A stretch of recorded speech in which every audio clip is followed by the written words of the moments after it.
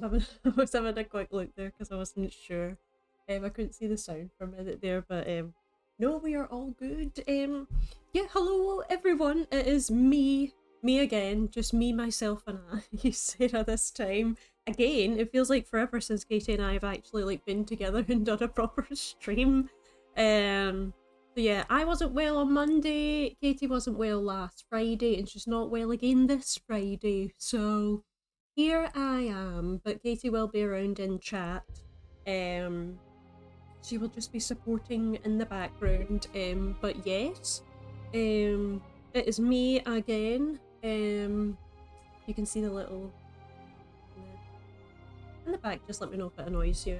I like to have it on. But yeah, I am here. I'm Sarah. I can't remember if I already said that.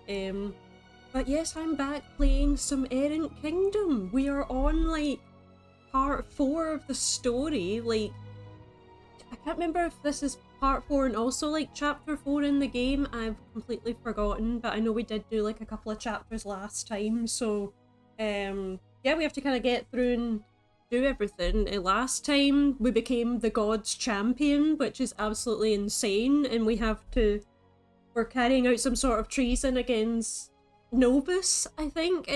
So great. But also we started our romance route with Maja, so that's been going quite well.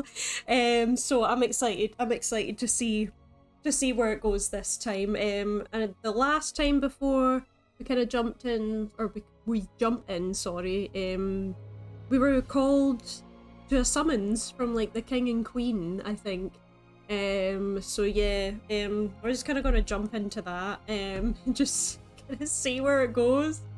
Yeah, here we are. So this is like, yeah, this is where we kind of left it off last time, being like summoned by the king and queen.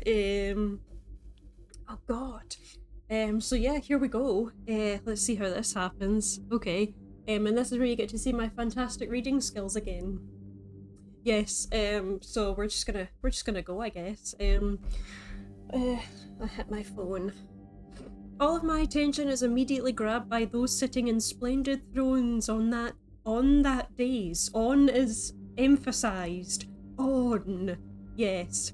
Faces I don't know, but by their crowns can have no mistake about who they are. I mean, like, if you don't know them by now, like, what you doing? Do you know what I mean? Like, you're you get sent here from another kingdom to help out this kingdom, but you don't know where you're going. Do you know what I mean? Like, you should at least know. But yeah. I can't remember if I click or if I hit the enter button to progress, so yeah. I'm here ready for more Errant Kingdom. Good, I am glad, as am I. They smile, their eyes fixed on me. I was about to say fixated, and I feel my heart turn to ice. Great. Which I was gonna say which one is Thaddeus, but I can kind of guess. Unless the Queen has name of Knight Thaddeus, then I mean it would suit either one of them, to be fair. So you get to hear my regal voices. Knight Sarah Steelboat. Yes, this is the voice I've gone with for the king. How good of you to join us. Come forth and be welcomed. I don't know if they're like putting on airs and graces just because like I'm here, if I've actually like messed up somehow, do you know what I mean? Like, I don't know. As if beckoned, I approach. Oh yeah, and then Queen Adora regards me, and every warm feeling I've been trying to cling to fades away with the single word that falls from her lips. Kneel! Kneel! Jesus. Okay. Yeah. I feel like I have to. I feel like I have to. Yeah. Oh, that's the end of part 4, everyone. Thank you so much for coming to the stream. The end of part 4. We have just kneeled in front of the monarchy, and we are 5 minutes in stream, and now it's what? But who put the auto move on? I did not click anything to progress. Excuse me, I was not ready. I was getting ready for the next part. I know, GG, good stream, right? Thanks everyone for coming. It's been 5 minutes. I'll see you later. Cheers. Neil, she says. I suppose I should save because we are now at chapter 5. I was about to press quit again, which would have left the game, and that's fun. Hold on. Glimmer! Okay, I've got it. I've got it. That's how I get into my queen. That voice and the way she stares at me. We must not be. It's fine. I immediately feel my body tense, everything inside me screaming, danger! Oh god, but surely I'm safe in here with such an audience. Jesus Christ, we have an audience. It's never good when you've got an audience and the king and queen are like right there, do you know what I mean? Like, we've done something, we've messed up somewhere. Right, yeah, we're not entirely sure. I don't hesitate to obey her, as one would not. Accustomed to taking orders and standing to attention, yeah. My knee bends, my armour creaking loudly as I sink to the ground and stare up at the king and queen where they sit upon their thrones. Well, they're not really sitting anymore, are they? They're standing up. This kind of view is a rare one, even for a knight like me, and there's something thrilling about the sight of it. I wouldn't be thrilled after what they're going to be saying to us, but never mind. The power that they radiate, the way that they have an entire kingdom cradled in the palm of their hand, exactly. They've got it right there in their hands. Everyone pays attention to Adora and Thaddeus, the two royals. There's something else too. Something other. We don't have a word for it, it's just other. Like a gentle current has settled beneath my skin that thrums and vibrates, my heartbeat quickening. Is it magic? Oh my, have we been under a spell? Has someone put us under a spell? Something deep and dark is at work here. Oh yeah, I forget we've got the brand on like our back, so maybe that's what it is now that we're in front of royalty. Adora raises a single brow. You see, you know, like my eyebrow raise. An amused smirk ghosting her lips, and I realise that the Vithrian ambassador still stands at my side, defying the Queen's order. Oh no! Hold on. Emma! You hesitate, dear ambassador. Yes, this is how the Queen is going to sound. I daren't look, daren't move, but I hear an unmistakable gasp falling from their lips, and then I feel it. Something sharp and cold breaking into my mind. Something not unfamiliar to the way I felt when Novoth spoke to me. Oh, something's happening. Something ain't right. Then I can hear her, but her lips don't move an inch as her eyes flicker between the ambassador and myself. You are not the only ones blessed by the gods, Vithrian. Oh, Jesus Christ. Canidros's insignia burns upon my shoulder and goose flesh prickles across my skin as her words wash over me. Goose prickles, that's the first time I've heard it be referred to as that. Does she know? We've been made. It's over. It's over for us. GG. Well done, everyone. There is no corner of Novus that we do not see. Of course not. That smirk on her beautiful face turns cruel and sinister. Look at that. Yeah, she's not happy anymore. Like, we've done...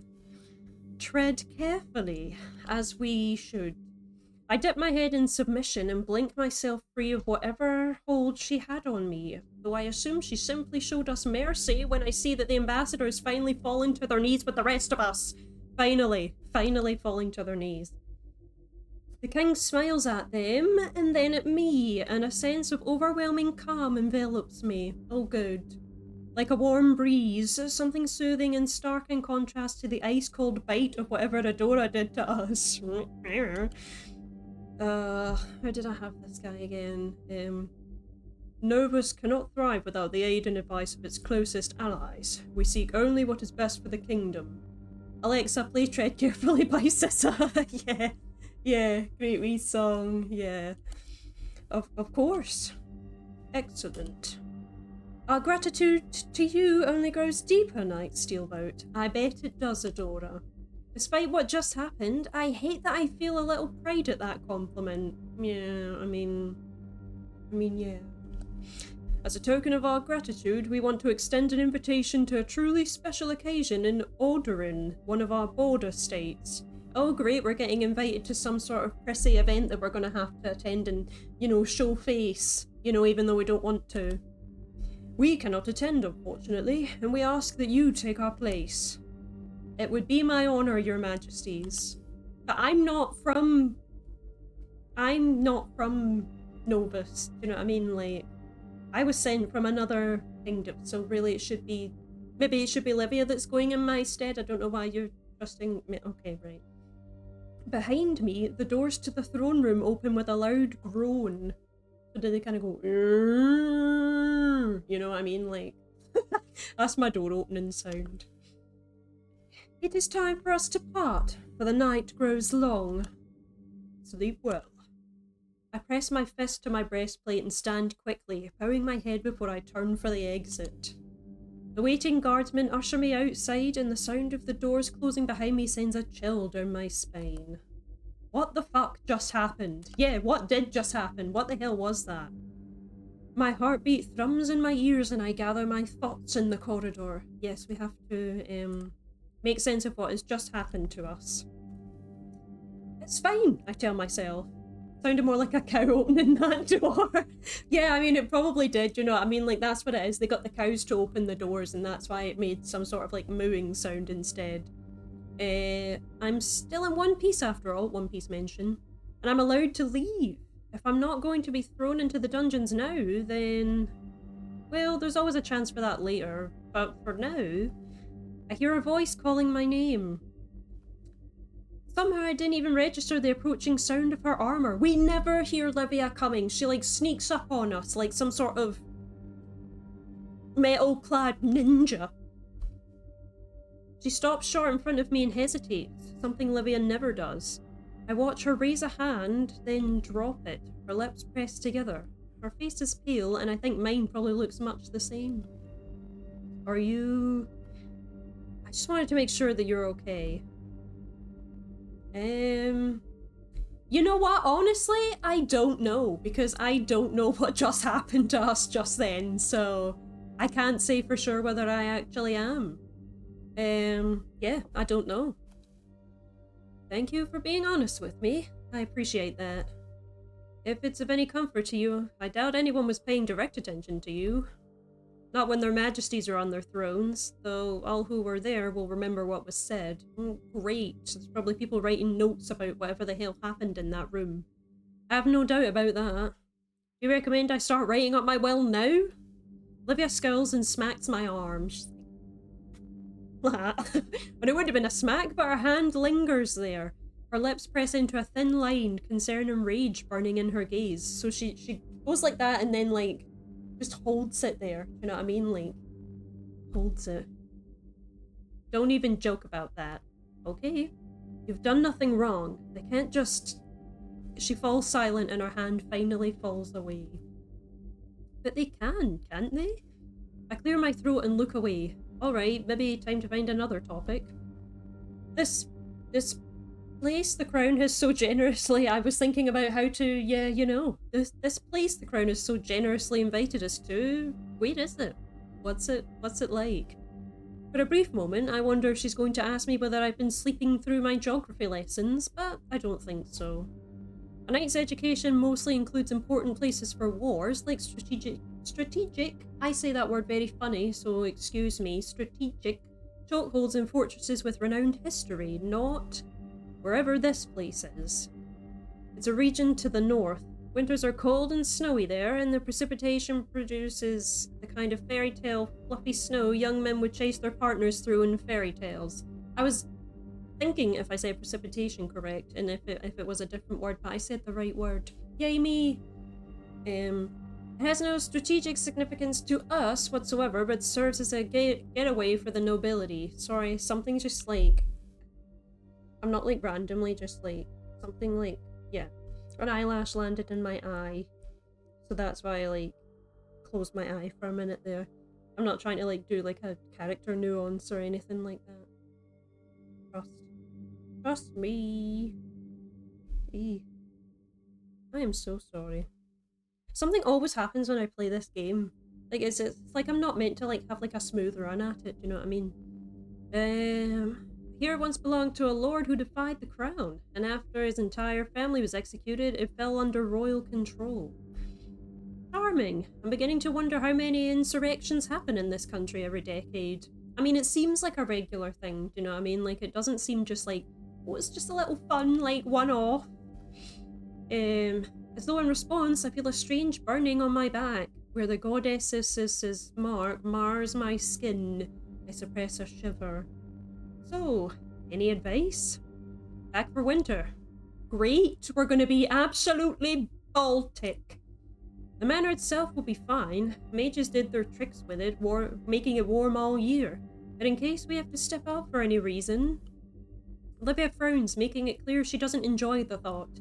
I don't blame her. The weather here in Novoth is almost unbearably warm, where home is pleasantly mild.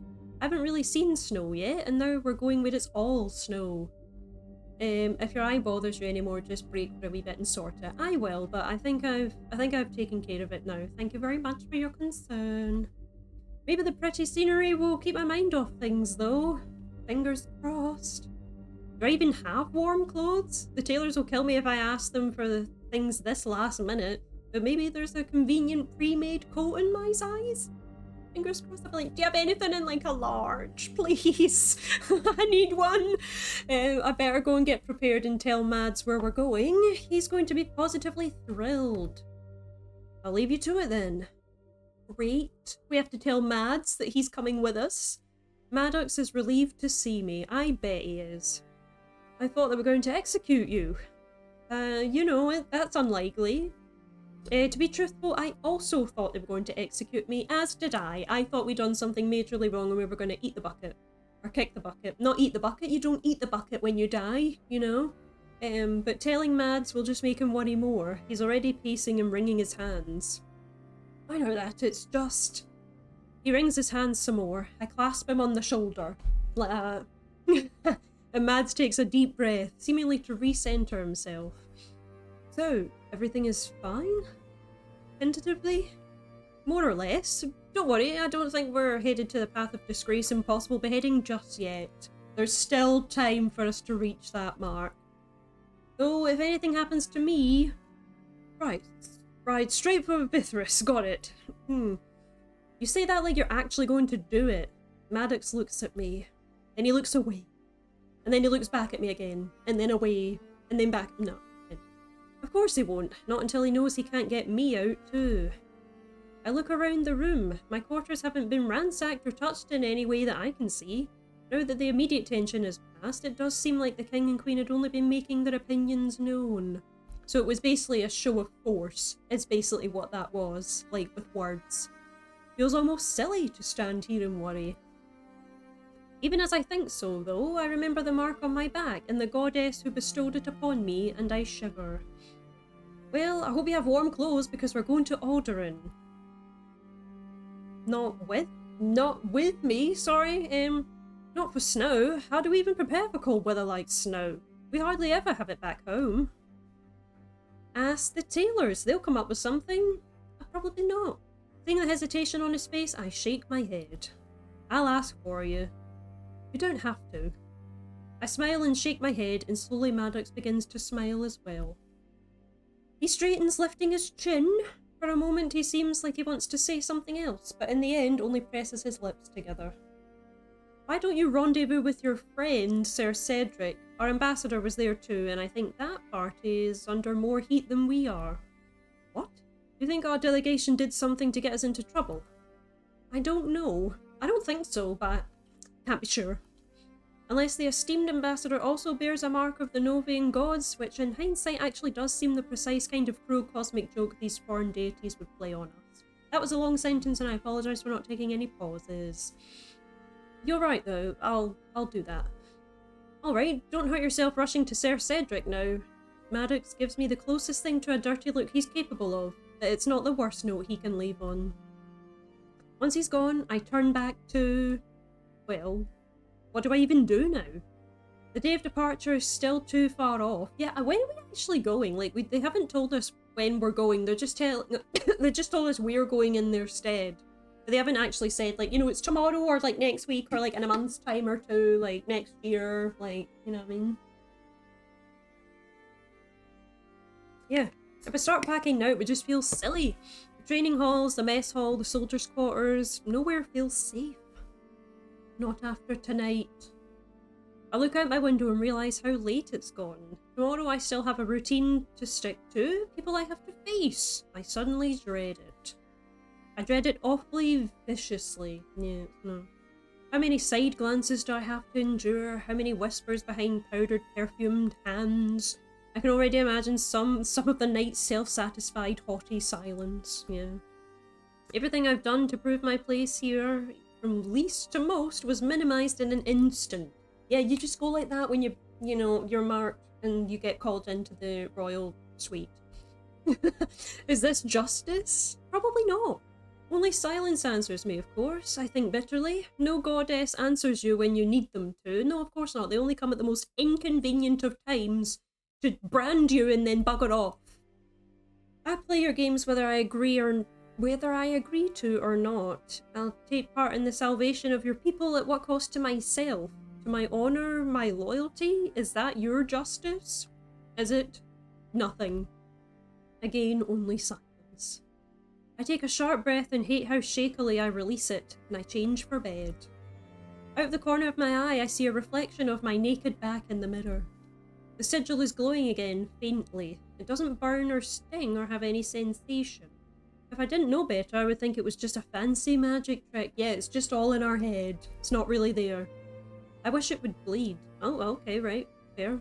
Anything but the damning sensation of a goddess being present yet blissfully ignorant to my voice. Even as I think so, however, I feel it. A gentle, distinctively not mine feeling of reproach. A wordless reminder for patience. Obviously, something is planned and this sigil will probably come in handy, when the time comes. If there's even time to wait. Oh, fun.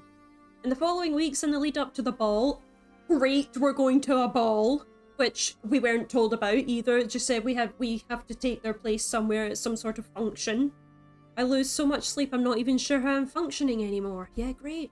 I attend my drills, I train, I patrol the streets of the capital, and life goes on. Vanessa, life goes on, Nina.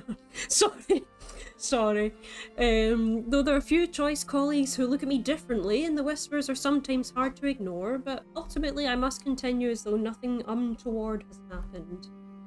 Canidrus remains silent, and I remain scared and alert. Preparations are made. I don't dare leave the castle again. And then it's finally time to go to Odorin. Odorin? Don't know. And we're back in a caravan again, yay! The caravan's interior is comfortably warm as I swing myself up and on into its embrace. Sinking down into its plush cushions and shutting the door almost feel like the agonising weeks-long wait to get to this point was worth it. Almost. From the window, I can see knights sent to escort us staring at me. They look away the moment we make eye contact, and that's just as well because I'm going to be them one of them. I don't think I can bear their glances. The fact that I'm in here as opposed to some fluffed up guest, yeah, I'm adding words in the sentence, fight me, and they're out here doing the job I was supposed to do. I remind myself wearily that it wasn't me who decided I was going to have the fancy cushions and nice clothes for the trip. Yeah, it wasn't me, it was the royals that decided that. The castle steward has insisted when I came to pick up what they'd prepared for me. Royal orders, she said. What? I probably read that sentence completely wrong, I apologise, but yeah, we move on. Yeah, there's certainly no arguing with that. My brain is just, yeah.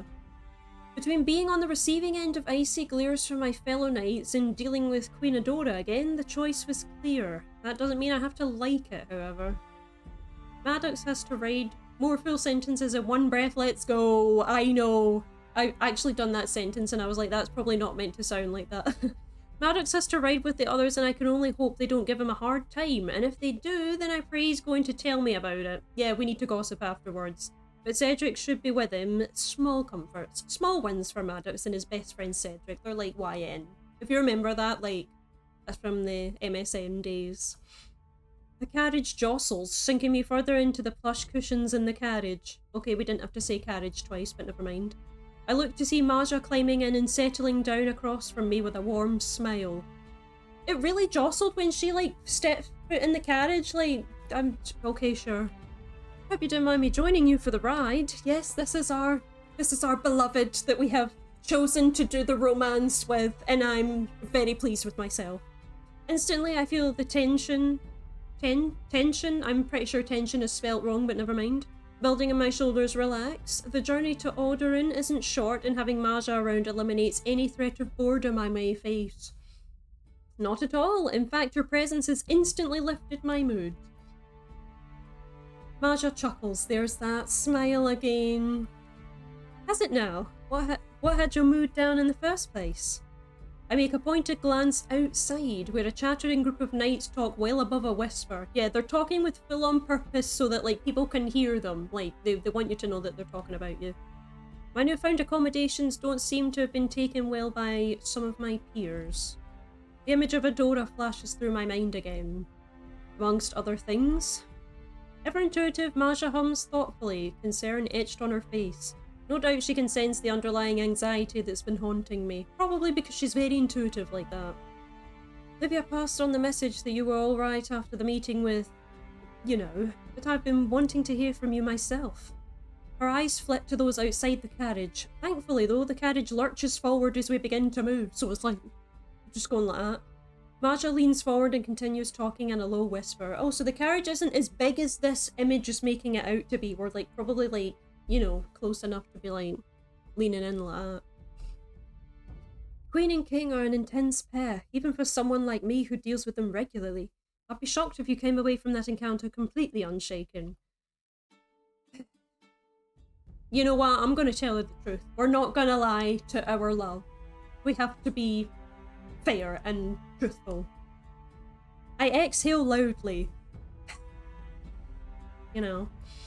Truthfully, I'm scared shitless. Yes, we are. Maja gives me a sympathetic chuckle. I don't blame you. You've been through a lot in your brief time in Novoth. That's a lot for even the strongest of knights. She reaches out and grabs my hand, her skin warm against mine. I feel like I'm being pulled in several different directions and every path is equally murky. You're handling the pressure remarkably well. Don't forget that I'm with you every step of the way. There we go, I made my own pause in the sentence. The relief that small statements gives me, sure, is palpable. Maja smiles and presses a chat. Yeah, she does that. I take the opportunity to lean in closer to her and steal a kiss of my own, this time on her lips. She playfully taps me on the arm. I knew what that word was, I just couldn't get it out because some things it's annoying my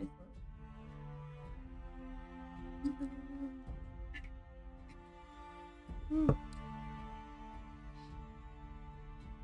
Now this is a dangerous game, sir. We have a long journey ahead of us. Do you really want to make it feel longer than necessary from anticipation? I can't help but blush at her words. She does have a point though. Yeah. We have to do one more for the road. We have to. May I ask for just one more kiss? To last me, of course. Consent is key. With a smirk, Maja takes a long time to think of an answer. Or maybe it's a short time and I just really want to kiss her and she's just proving her point. Yeah. I shall allow it. Thank you very much for, you know, allowing me to you know, feed my greediness. I don't waste any time. I take her head in my hands and press our lips together. No more visual novels for you after this one for a good bit. Bestie, it's hard, but like, it does out my throat, but like, it gets me there. Maja sighs softly as I deepen it, her hands holding onto my wrists. The moment drags on, but when Maja pulls away, it still doesn't feel long enough. The flush across her cheeks makes up for it though. We've made her blush. Lol, we love that. Yes. Well, that should last you even past Alderaan, I should think. We settle back into our seats. The sun streams into the carriage, and with the gentle rocking of the carriage, again, too many carriages. It's like fucking 21 carriages up in here with Beyonce. I can feel my eyes already begin to droop. The emotional and physical stress has come to collect, it seems. I stretch, stifling an embarrassingly large yawn. I'm not going to do a large yawn for everyone because that'll make everyone else tired. Maja watches me with a smile. You need rest. I wouldn't dare leave you with only my snoring for company, Maja. Actually, I don't snore, so I do tend to like move about a lot in bed, so like no one wants to be around that, because you'll probably get hit and wake up with some bruises because I've kneed you or something like that. Another yawn hits me, and this time there's no saving face. Your snoring would be better company than many of the people I deal with every day. Trust me, I'll be fine. Sleep. Those are the magic words. I let my eyes drift close, and soon after, I fall blissfully into sleep. I mean, good for you. Like, I can't fall asleep that fast, but like, fair. But fair. Oh, Jesus. Jesus, look at this room. Look at this room. Typically, I find myself thankful for my armor only in situations where it's actively preventing a weapon from entering my body. Yes. Today, though, I'm actively trying to hide as much of myself behind it because Alderaan is fucking cold. Yeah, we were told to pack for winter, and here we are, you know. Great. Horrifically, unimaginably cold. Excuse me, Livia rarely jokes, and I knew she wasn't. And I knew she wasn't when she warned me of the temperature, but I'm still surprised nonetheless. The palace lives up to the expectation built over the last few weeks, and I was quickly ushered through the large throng of people unloading from the caravan. Glad I said throng. Eager to be warm and grateful to no longer be rocked by rickety wheels hitting every rock and divot on the road, I happily let myself be led. Maddox finds his place by my side soon enough. Quiet servant even guides us towards our quarters. The rooms are spacious and ornate. Every detail oozes extravagance. The wallpaper, the bedding, even the writing desk has small gilded details. Maddox... fridges? I don't think he has a fucking fridge with him. I'm assuming that's meant to say fidgets. Quietly in the corners, I sink into the plush bedding and begin unlatching my chest plate. Yeah, Maddox, you brought a fridge with you? Like, good for you, bestie. Like a mini fridge, you need some, you know, refreshments. Like, I'm not gonna deny you of that, you know what I mean?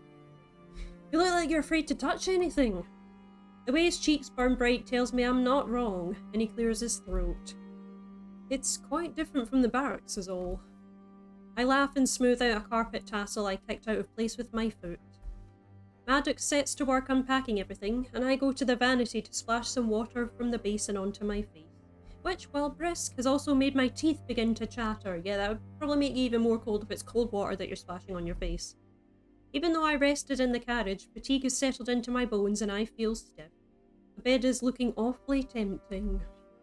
Just as I think about crawling under the covers and not leaving until supper, there's a faint knock on the door. Maddox quickly hops to and opens it to reveal a grinning Lucian. I straighten up. Oh, there they are! Ambassador Veritas, what a nice surprise to see you here. They glide into the room, settling on the exact spot on the bed I've been yearning for. We can't sit on the bed anymore. I never miss a good party, Sarah.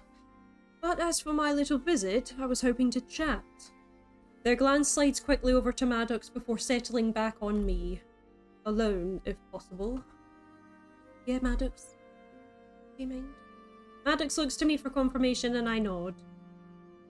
Lucian continues to smile at the squire until he closes the door, where it falls into their trademark smirk. Sure, I probably read that wrong. You've been a busy night, haven't you? I can feel the spot where Kanidras marked me prickle, and I fight the urge to reach for it.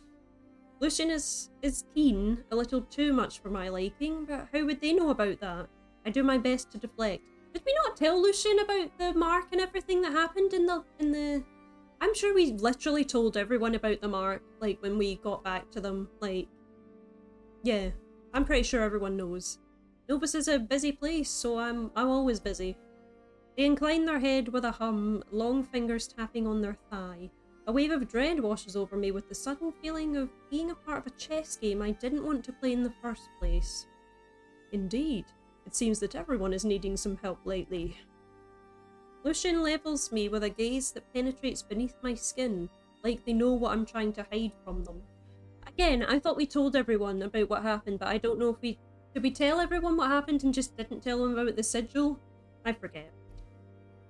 Including some less than mortal beings, yes? Their voice is quiet and even. It isn't coloured by accusation or disapproval, merely stating a fact. I swallow thickly and take a deep breath.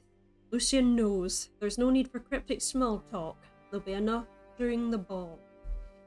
Yes, but I'm curious to know how you found out. The chuckle that escapes them is slow and smooth. I felt a shift that rumbled through Novus. Once you get old enough, you learn what to pay attention to. I put 2 and 2 together and got 26,000. Things have been in a constant state of motion since your arrival. Ah. Oh, don't look so disappointed, Sarah. There's lots I can do with my demon magic. Lucian wiggles their fingers for emphasis. I didn't mean to frighten you. You didn't. This is just a new situation. If I know what's coming, I can strategize. I haven't been planning on mingling with too many people if I can help it. You're very distrusting. A smart move, probably, but mingling is what you'll spend most of your evening doing. Oh, great. You'll be fine. Keep your wits about you and divulge only what you care to. I trust you to be smart enough to know what a fair trade of information is, should you find yourself in that situation. It's always better to let another talk and leave your ears open. It shouldn't be too hard. These sorts of people love talking about themselves. It's almost a hobby. This time when they smile, I match it. Outside, the clock tower tolls to announce the start of a new hour. Great. Lucian stands and makes their way towards the door. Before they open it, I stop them. Wait, about my benefactor. I keep my voice low. Oh, sorry. I have no idea who could possibly be listening here. You don't think she might have something useful that could help me make it through tomorrow? Lucian tilts their head this way and that for a moment. I'm sure all of this is part of some great plan that will only reveal itself at the most opportune moment. So, maybe. I don't know what I expected. Lucian rarely answers straightforwardly on a good day. Thanks. A curious glint flickers in their eyes as they watch me.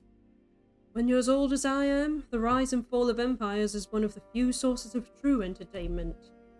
Something is stirring deep in the bones of this country. For someone like your benefactor to reach out means there's a potential outcome that few in this realm truly want, myself included. Call me selfish, but I quite like you mortals. There's something about your terminally short lives that endears me so.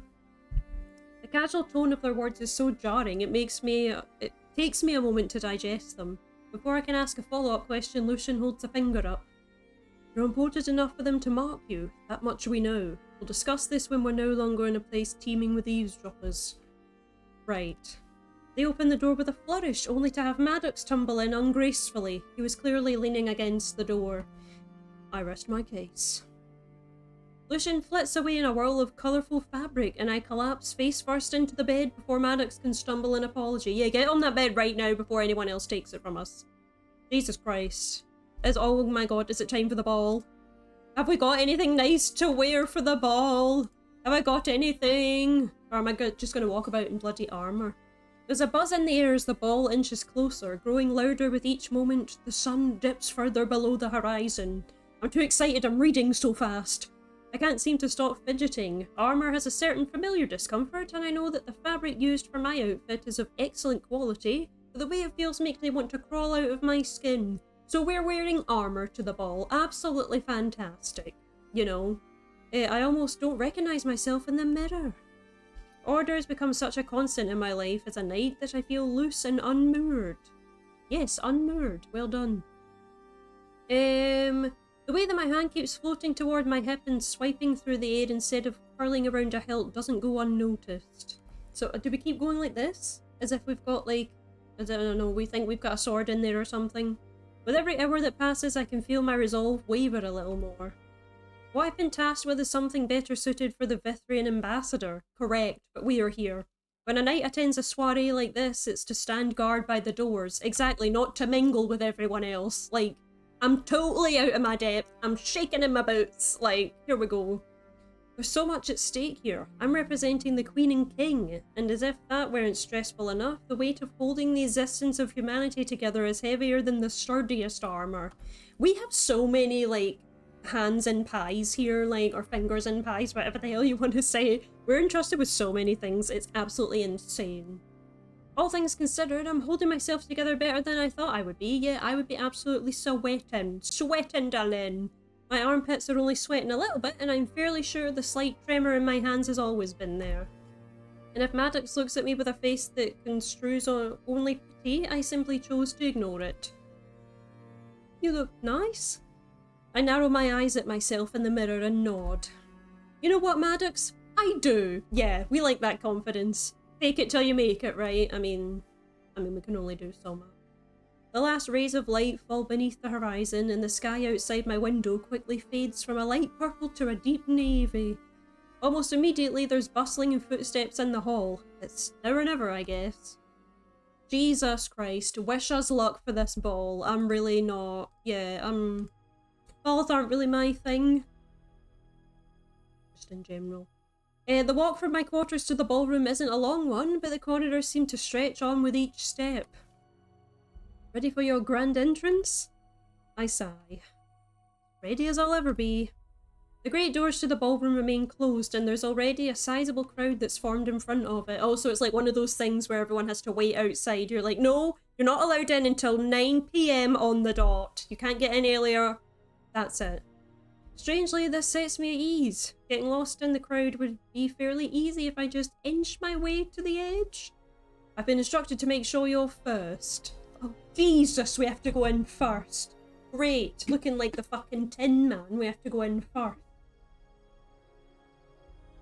I turn to face Maddox and feel a twinge of guilt at the way he flinches back at the look on my face. Seeing as you're the guest of honour and all... Shit. As if on cue, the throng of people parts and there's now a clear path before me. God, it's like I'm... Moses or something like that? That dude that parted the sea? Was it Moses? Yeah, it was, wasn't it? Yeah, that's him. I can feel their eyes on me as I walk forward. Try to keep my face composed, even though walking in these dress shoes has suddenly become much more wobbly and hazardous. Wait, are we wearing dress shoes with armour? Am I reading that right, or are we wearing something completely different? Do we have... No, if we like came out of our armour to go to the ball? Or are we wearing just like a breastplate or something? I don't know. I'm not sure. But, you know, dress shoes with a bit of armour, you know. I mean... Yeah. For the umpteenth time today, I miss the familiar weight of my armour. My question has been answered. We are now out of our armour, so we don't look like the Tin Man. We probably look more like the Scarecrow, fucking walking into this ball. A booming voice comes from behind the doors, announcing the Duchess of Alderaan. Yeah, I'm not in armour. I take one last calming breath, close my eyes, and I hear it. There you go, yeah. You want to hear my announcer voice? Presenting Knights Steelbout of Vithris, representing their Majesties the Queen and King of Errantis. There you go, that's my announcer voice. There's a loud whoosh as the large doors open in front of me, and I open my eyes to see the ornate ballroom before me. Great. This is it. The game starts now, like the first pawn that moves on the board. I keep my back straight as I walk forward. A different weight settles upon my shoulders, and I'm hyper aware that every move I make will be watched and categorized by... catalogued by several people, all waiting to see if I fail or succeed, if I make alliances or foes. As I make my way towards the Duchess's, I hear the Vithrian ambassador being announced, and for a brief moment I feel panic constrict my chest, making my heartbeat pound loudly in my ears. I'm sorry, that word threw me off and I just couldn't seem to read the next sentence that followed. Wouldn't they be far better suited to this task? My job is to strategize, to anticipate the enemy's move, to protect and stand guard. I think about the pawn in a chess game again, and then it hits me. It's so stupidly simple. I'm the sacrifice in all this, basically. You know what I mean? I'm not... Yeah, this game is just like chess. Some pieces are more important than others, move differently with different behaviours. Members of the core are no different. And I'm not really a pawn. Not really. I'm a knight. Exactly. We're not a pawn, we're a knight. There's a confidence that begins to settle into the pit of my stomach. As I walk towards the Duchess's, a smile curls at the corners of my lips, and it doesn't falter at their piercing gazes. When I step before them, I bow low and fluidly. I'm deeply honoured to be taking the place of their majesties for the winter ball. I've been looking forward to meeting your graces, and I look forward to strengthening the bond between our two nations. Wouldn't you love that if I came up to you and like just ultimate, you know, like regality, you know what I mean? Like, the two women continue to watch me for a moment, mulling my words over. I don't know how these people are going to sound, but Blazer Zimmer's good night, can you imagine? There's been a lot of chatter about your arrival. That's a horrible, like, and we're not going to do that anymore. We're excited to see what all the fuss is about. I don't know if these people are going to be main characters, so I'm not going to bother giving them a voice. The Duchesses are by no means unkind, but it's clear that they are sharp and cunning as well. It feels a bit like a bug under a magnifying glass, but without the threat of having my wings pinned. Well, I think it will be a fun challenge to exceed your expectations, your graces. Not gonna lie, Vesta, your introduction sounded sarcastic. I know, being like, I'm so honoured that I'm here, like, doing knightly things and taking the place of the king and queen. Like, I'm totally not wanting to be back in my armour and in my bed sleeping. Like, yeah. It seems to have been the right answer. Their faces soften and their smiles become a tad more genuine. Lisbeth gestures next to her and I take my place, watching as the rest of the guests are announced and fill the ballroom. This is something that feels more familiar to me. I stand still, knowing my station as guest of honour is to be standing at the right of the Duchesses. I let myself soak in this momentary comfort. I have a sneaking suspicion that this is going to be the easiest part of the evening. See, if we have to network, I'm going to hate it. I see a flash of white over at the opposite corner of the ballroom and I squint, desperately hoping to prove my suspicion wrong. I am, however, met with disappointment. Don't know why I'm still surprised, honestly, because wherever Lucian is, how did I do it? Raiden seems to follow. I hear Maja and Livia being announced and bring my attention back to the doors. Maja always has this glow about her, but tonight she shines. It's clear that she's in her element here, the smile genuine and making her eyes sparkle. Livia, on the other hand, looks like an extension of my own dread. Yeah, we're both there like, woo. Whatever smile she manages to give the occasional dignitary is sharp and small, making no effort to hide the fact that she'd rather be fighting in a monster-infested den than mingle, and I couldn't be more in agreement. Time seems to slow for a bit as people keep filing in, the din of hushed conversation slowly growing louder than the announcer. I recognise a handful of names here and there, nobles I've interacted with back in Novoth. I continue to observe people, some already a little drunk from whatever they've had back in their quarters. Oh, people pre-drinking! Yes! You need to do a pre-drink before you get to the main event, you know, that's what, you need to be a little bit tipsy going into the event, you know, if you have to mingle and all that. I prefer to do some pre-drinks myself. There's one name, however, that makes me snap my attention towards the front of the ballroom. Oh god. Presenting former Knight Commander of Errant and the hero of Alderaan, Sir Eric Nystrom. Game, don't start this with Eric again. So many times, this game has tried to get us to fall for Eric, and it's just not. It's not happening. Like, step away from this line of thought right now, game. Eric looks happy as he comes closer, not something I've really seen from him before. And something about it makes this situation seem a little less daunting. Wait a second. Eric shouldn't be here. He's quite literally the country's most notorious exiled former Knight Commander. Besides the palace in Novoth, this is the last place he should be. Oh no. He's finally cracked, hasn't he? He meets my dumbfounded stare and laughs, but the Duchesses burst into hushed giggles next to me. What a kind lad, showing up year after year for us. I'm pretty sure he'd make it here come rain or shine. He only seems to get more handsome every year. No, he doesn't, Dorothea. You shut your mouth right now, you lying woman. Dorothea cackles as Lisbeth gives her a teasing poke in her side before covering her laugh with a fan. So she's like, didn't hate them. We're not too distracted to notice that Eric and I continue to watch each other carefully, and the two women hum conspiratorially. Great, they're going to start a rumour that we're seeing each other. That's just what we need. The person that I would least want to have a rumour around being in a relationship with is right there. It would seem that our beloved Ser is known to those outside of the realm of Errantus, Even in Vithris, there are great tales of heroic Ser Eric that are told to young aspiring knights. Yeah, kid on that you learn about him from night school. Whatever responses they were preparing are cut short as Eric stops before them, bowing low. In a move that can only be described as chivalrous flirting, he kisses each of their hands that they eagerly extend, so they're like, know that way that you do when you're like, ooh. I must say, I always look forward to winter, even if it is just to be in the company of such lovely hostesses. Your graces honor me with another invitation to your beautiful home to enjoy the festivities. A laugh threatens to bubble out of my throat, but I tamper it down. I'd be scoffing at him at this point, to be honest.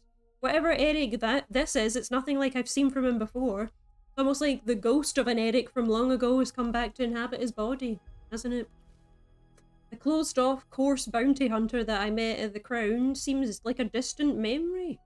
This Eric is refined, graceful even. My heart tightens at the sight. It's almost like seeing what life for him would have been like if he hadn't been forced to abandon the world he knew. He moves to stand at the left of the Duchess's, clearly the other guest of honour for the night. We continue to pass looks to each other as the last of the guests are announced, and the doors close with a solid, loud thud. As the sound echoes around the now silent room, all eyes are drawn towards the Duchess's. That's going to make me say that for the rest of this time, and I'm going to, Knowing that I'm also in everyone's line of vision makes my cheeks burn red, and I pray that it isn't too noticeable. Welcome, everyone, to Alderaan. We're so delighted to have you back in our home once again. Winter is always a harsh season to weather. The cold forces us to prepare ahead our food, our shelter, but in Alderaan we have always found strength in our icy lands. Winter brings a finality to the world that allows for the ushering in of new adventures, new ideas, and new alliances.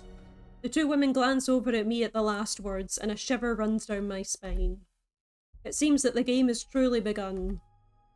How can we appreciate the rebirth of spring without the clarity of winter? The cold brings us in, brings us closer together on nights such as this, so let us revel in each other's company. Great. The wine is flowing, the fires are warm, and there are dances to be had. Please don't make me dance with Eric. Please don't make me dance with Eric. Please don't make me dance with Eric. I would rather dance with anybody else than Eric. The crowd erupts into applause and the music starts up, lively and fast tempo. Closing my eyes, I take a steadying breath before I toss myself into the fray. When I open them, Eric is gone. Only a wisp of golden hair flickering at the side of my vision to hint at where he's gone. If I had to guess, he's probably speeding over to the Merry Mischief members that have cloistered on the balcony. Probably a smart move. It's difficult to think of an outcome that would bring anything convenient or good from their arrival, besides some entertainment. Sure enough, Eric is on them within a few moments. I take another glance around at the room before heading that way myself, just so I know what kind of antics I should prepare myself for. Constant vigilance and all that. Raiden notices me quickly, impish grin growing wider as I approach. Lucian seems amused as always, but I don't miss the way their eyes glitter a little bit more with Raiden and Rue around. I always change this dude's name so it's never going to be clear. Look at all these fancy dressed people. Look at them all. They all look very smart. They all look amazing. Lucian in their human form, or their mortal form as they like to call it. Hear ye, hear ye! Novoth's most esteemed knight has decided to bless us with their presence. He turns to look at Eric, who raises a single accusatory brow and flinches back in fake surprise. Oh, Eric! Didn't see you there. He clearly did. I would say you win the Best Knight award, but, you know, Knight has to be a current title. Eric just rolls his eyes and grunts. I want to know how you managed to finagle your way into this place? Sure. Raiden scrunches up his nose. That depends. Are you required to get me in trouble for anything you might hear that is illegal? I don't respond, just level him with the most unamused look I can muster. So I'm going to say no then. I remain silent, getting a small bit of satisfaction as Raiden's fingers twitch ever so slightly. Lucian and Eric laugh at our little standoff before Raiden scoffs and dramatically rolls his eyes. Did you really expect me to miss such a delicious opportunity to watch the juiciest bits of political intrigue play out before my eyes? For shame, sir. Watching people balance on societal tightropes is a form of entertainment that has been around for millennia. We wouldn't miss it for the world. It's pointless to try and refute that, even though gossip and court secrets have never been something that really appealed to me. And I can't deny that knowing my friends are here is comforting, even if it has the potential to cause more havoc than I would personally like to see. Lucian's comment sticks with me though, and I start to feel that anxiety creep back in. Playing this game has consequences that ripple farther than I can think through. Fair enough, I suppose. Exciting as it might be for you, there's a wrong gap in there, sorry. As exciting as it might be for you, or there's an E in there where it shouldn't be. As someone who has to walk that tightrope, it feels much less exciting. Something tingles in the back of my mind when I look at Raiden again, and a question pops into my mind that I should have considered much earlier. Please tell me that's the only reason you're here and not for a job. Raiden gives me a look that almost convinces me that he's been innocent his whole life. Almost. Sarah, I'm afraid I need you to be more specific. You see, I have a very diverse portfolio of skills that can complete an untold number of jobs. Was there one in particular you were referring to? He really thinks he's clever, doesn't he? I think you very well know what I'm referring to. The grin that unfurls on his face is dripping with mischief. If you're asking if I'm here on murder business, the answer is, unfortunately, no. At least for the time being. If people seek my services, what kind of businessman would I be if I said no? He says murder very loudly, and I narrow my eyes at him. You're funny. Thank you. Not the finger guns. The finger guns. Really, this guy with the finger guns? Alas, my fair knight, murder is not on the itinerary for me this evening. Tonight, I'm in the business of secrets. Reconnaissance is arguably my sexiest skill behind dagger wielding. He wiggles his scarred fingers for emphasis.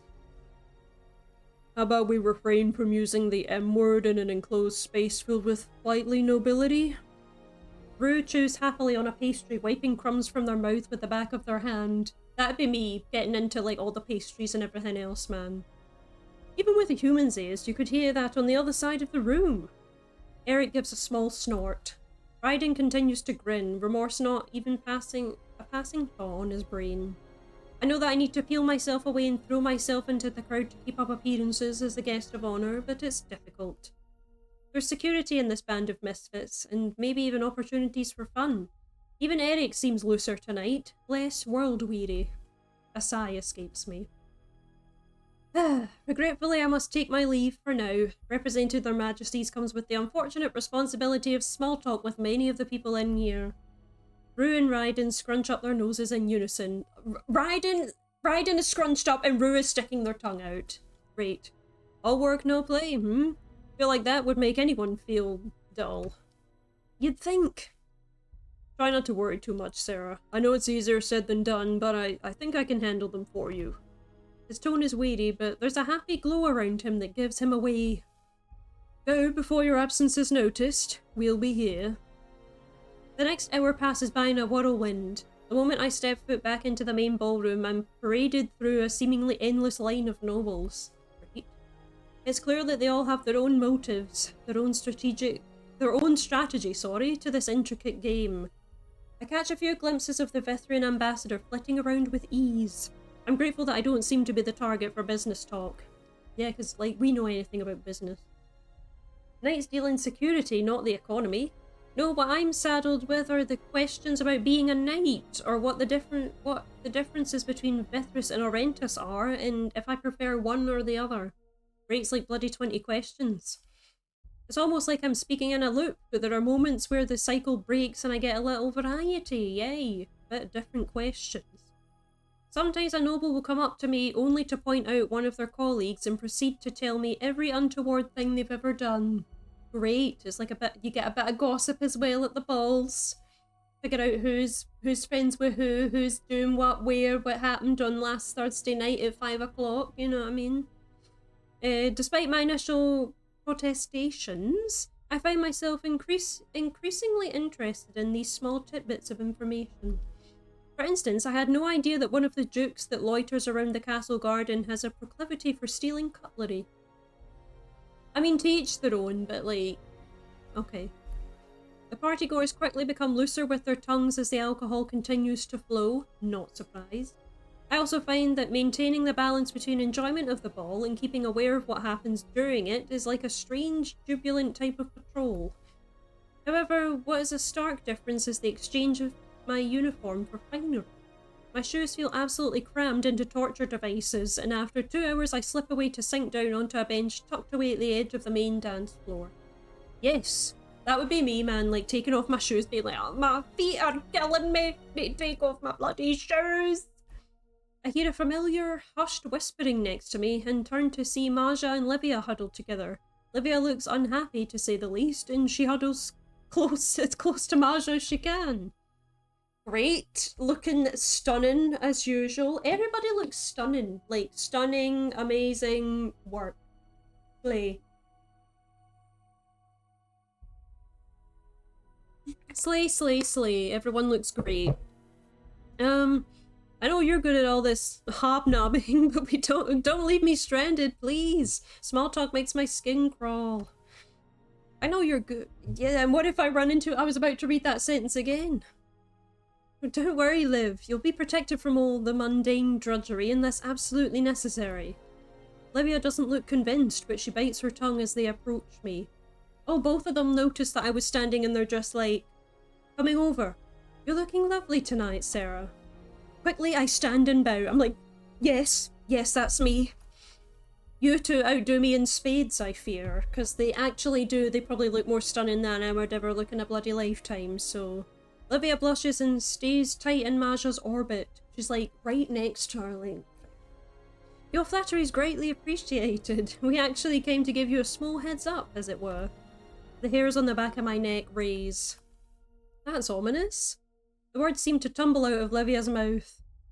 The Marquis's triplets are looking for you. Me? I don't think I've ever spoken to them. I know, it seemed a bit odd to us too, but we didn't want you to get caught off guard. Or we didn't want you to be caught off guard, even. I was also hoping to pull you away for a brief moment, if you have it. She looks to Livia, holding up a finger to indicate that we'll be right back. There's a flash of fear in the Knight Commander's eyes, but she stays put as Maja pulls me to the side. Livia's like, don't leave me! I need you to be with me at all times! But we see Maja winking right there, so... Oh yeah, here we go. It's a tight little nook, but it gives us just enough to cover... Sorry, that was my hair that came off there. Molting! It's a tight nook, but it gives us just enough cover for her to press a passionate but quick kiss to my lips. You really do look stunning, Sarah. Thank you very much. Thank you very much. I can feel my cheeks heat. I should be the one paying you the compliments. Never have I seen such beauty. Oh, your eyes shine like sapphires in the candlelight. Is this the Aristocats? What's going on here? Your lips are as soft as a rose. Baby, I can compare you to a kiss from a rose. I fucked that up majorly. Me did something. What did me do? Me did something. Welcome back. Welcome, welcome, welcome. What did me do? Maja gives a twinkling laugh. Alright, I get it. There's a brief pause and I tuck a stray hair behind her ear. Eric's here. Maja nods. Me beat 4250 aggressive mode on FNAF Maniac Mania. Yay! Congratulations! Woo! This is my like celebratory woos for you. Yeah. When you play, I don't know, when I've not got so many other things that I want to play. This is when I'm gonna play it. But now I'm playing through a visual novel, so I'm trying to make my way through this, and then we will see. So I'm not sure what Katie and I are going to play after Date Everything, so we'll have to decide on something, but we will play it eventually. We will, and we will try and match your crazy aggressive 4250 aggressive mode, but I cannot guarantee that I'll be any good at it. I don't think he's missed a single year. Yeah, good luck. Thank you very much. I'm very proud of you for achieving that mode. It must be very hard. I've been waiting for the right time to speak with him, but I'd be lying if both Livia and I weren't somewhat hesitant. She smiles. Having him here feels right, though. She holds out her hand and I take it. With a small squeeze, she guides us back to Livia. Livia's like... Livia like nearly had a panic attack. Her smile fades into a small frown. Before we leave you, one last thing. Katie has responded quite nicely to you, Crazy, just in a little bit there. Be wary of your words when you speak with the triplets, Sarah. Those three are adept listeners, especially with the things that go unsaid. So yeah, we have to watch how we're conducting ourselves, not just what we're saying to these triplets. I genuinely haven't a clue what they would speak to me about, because, yeah, it could be anything really. They're generally harmless, but I wouldn't underestimate them. I nod. Maja loops her arm through Livia's and starts to head back into the throng of people, and I'm left alone again. I'll find you again when I can. It's like a longing, like, I'll be back for you, my love. Maja's smile sparkles. I look forward to it. I bet she does. Only a few minutes, I try to tell myself, just enough to prepare myself for the moment just to prepare myself for the whatever it is the triplets need from me. I'll just close my eyes for a moment. Jesus, okay, yeah, sure. These are the triplets that have to speak to us. An assault of artificial floral fragrance slams me back into reality and I crack an eye open. Only to find the Marquis triplets looking down at me. Great, we're already being like, they're like, peasant, you know what I mean? Like, or while Rhea and Umbriel do behind their fluttering fans while Callisto smiles sharply under their veil. Do we already know their names? Like, how do we already know their names? Have we met before? Have we met in a past life? Is that what this is? Have we met on like a side job? Jesus, I hadn't thought about what accents to give them. Sorry to interrupt your little cat nap. Can you imagine they're all just Geordie? You've been quite the commodity this evening. Everyone has you at the top of their conversation card. I'm just going to give them a generic English accent. I missed that bit. I can't put my finger on it, but something about their presence unsettles me. Still, I rise to meet them and bow my head politely. The triplets are notorious for knowing everything about anyone. Their time in the castle is spent learning gossip, spreading gossip, or making their own. Snakes in the garden that one learns to tread carefully around. Exactly, they all look like a bunch of bloody snakes. My duties have thankfully kept me from having to step into their orbit too much, but they make their presence known in the castle nonetheless. Surprisingly enough, I haven't heard a word about them all evening. It seems that everyone is wise enough to keep in their good graces, yeah, because they'll probably spread some sort of bloody rumour. As you have given to the majority of these characters. Yeah, bestie, do you want me to give them all Geordie? I mean, they don't look like Geordie, do they? Or they don't look like bloody Yorkshire or whatever, or Manchester, or... You know what I mean? But now to have triplets find me with the explicit intention of conversation is worrisome. Sure, I'll entertain them. Sure, why not? I put the most genuine smile on my face that I can fake and stand to meet them. I so rarely get to have the pleasure of your company back home, my ladies. It's an honour that you would seek me out. Did that sound a bit more genuine this time? Nobody looks like an accent, that's very true. You can't look like an accent, you just have one, don't you? So, yeah. You do you, yeah. I didn't plan for 3 extra characters to have an accent in. This Errant's pleased hums from the triplets and Callisto's smile softens. You certainly liked it. You certainly like to keep busy, and we're grateful that you spend so much time in the service of Novian citizens, especially as a foreign envoy. A glimmering compliment. Thank you, my ladies. I don't wish to waste any of your time since you've spent some looking for me. Is there something I can do to help you? I don't ignore the way Callisto's grin sends an unsettling spark down my spine. She's a formidable player of the game, and I need to step very carefully. We're keen observers, my sisters and I. It hasn't gone unnoticed that there are some uninvited individuals in attendance. My eyes flit towards the balcony where Rue, Eric, and Rye are still gathered. Gee, so they weren't invited, great, so they've basically party crashed a ball. How fun. Not just your little ragtag group either. My head snaps back towards the triplets and I swallow thickly. Your observational abilities are far more than keen, I'd say. Under different circumstances, I'd consider recruiting you. What other people are you referring to? In unsettling unison, the triplets' heads tilt. Patience, dear knight. It's quite obvious to everyone that this isn't your normal habitat. Take a moment to look around you. Where we stand, there are at least 4 eavesdroppers. Sure enough, a small group scatters beside us. Whatever they need to tell me is important enough that it can't be shared openly. I can feel my hackles rising? Sure. My body going on alert like it would just before a fight. Night Steelboat. We'd like for you to play a little game with us. But I'm not entering into like a Saw type situation. I'm not, like, you're not being like, you know. I forget his name. What's his name? What's his name? The little... Billy.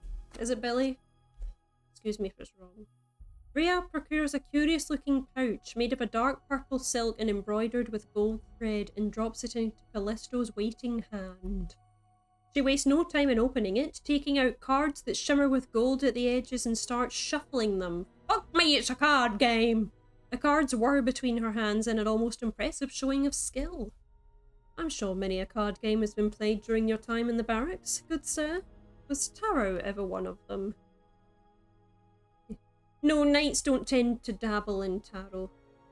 Jigsaw, yeah, but like the puppet has like a proper name. The puppet's like proper name is like Billy or something like that.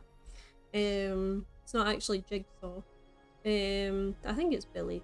Rhea and Umbriel watch with sharp smiles as their sister continues to shuffle the cards. I'm afraid most of the games in the barracks involve some sort of wager, ma'am, so no. Don't tell them that you're used to wagering because they're gonna get us to give up something that we really love and it's gonna be Masha and I'm gonna cry. Callisto purses her lips and nods with a contemplative hum. Divination is something people over the course of history have tried to turn into a science. In my opinion, it's much more of an art form and tarot is simply one of its best tools. It's hard to bite my tongue at her little speech. The last thing on my mind this evening is a silly card game preempted by a history lecture. Its origins lie in parlour entertainment, a game to delight guests at a small gathering or party. However, throughout time, people have turned to the cards for many reasons. Yes, I'm sure they have. Relationship advice or seeking divine intervention. Our next words are pointed and sharp. Or gaining insight on events that have not yet come to pass. Do they know that I'm branded? Like, can they sense, like, what's going on? Instantly, I feel myself on high alert. The triplets coming to speak to me is odd enough, but there's something about the way Callisto speaks that's nothing short of ominous. Yeah, it's like she can see my future and it's damned. Clearly something strange is afoot. There's evil afoot.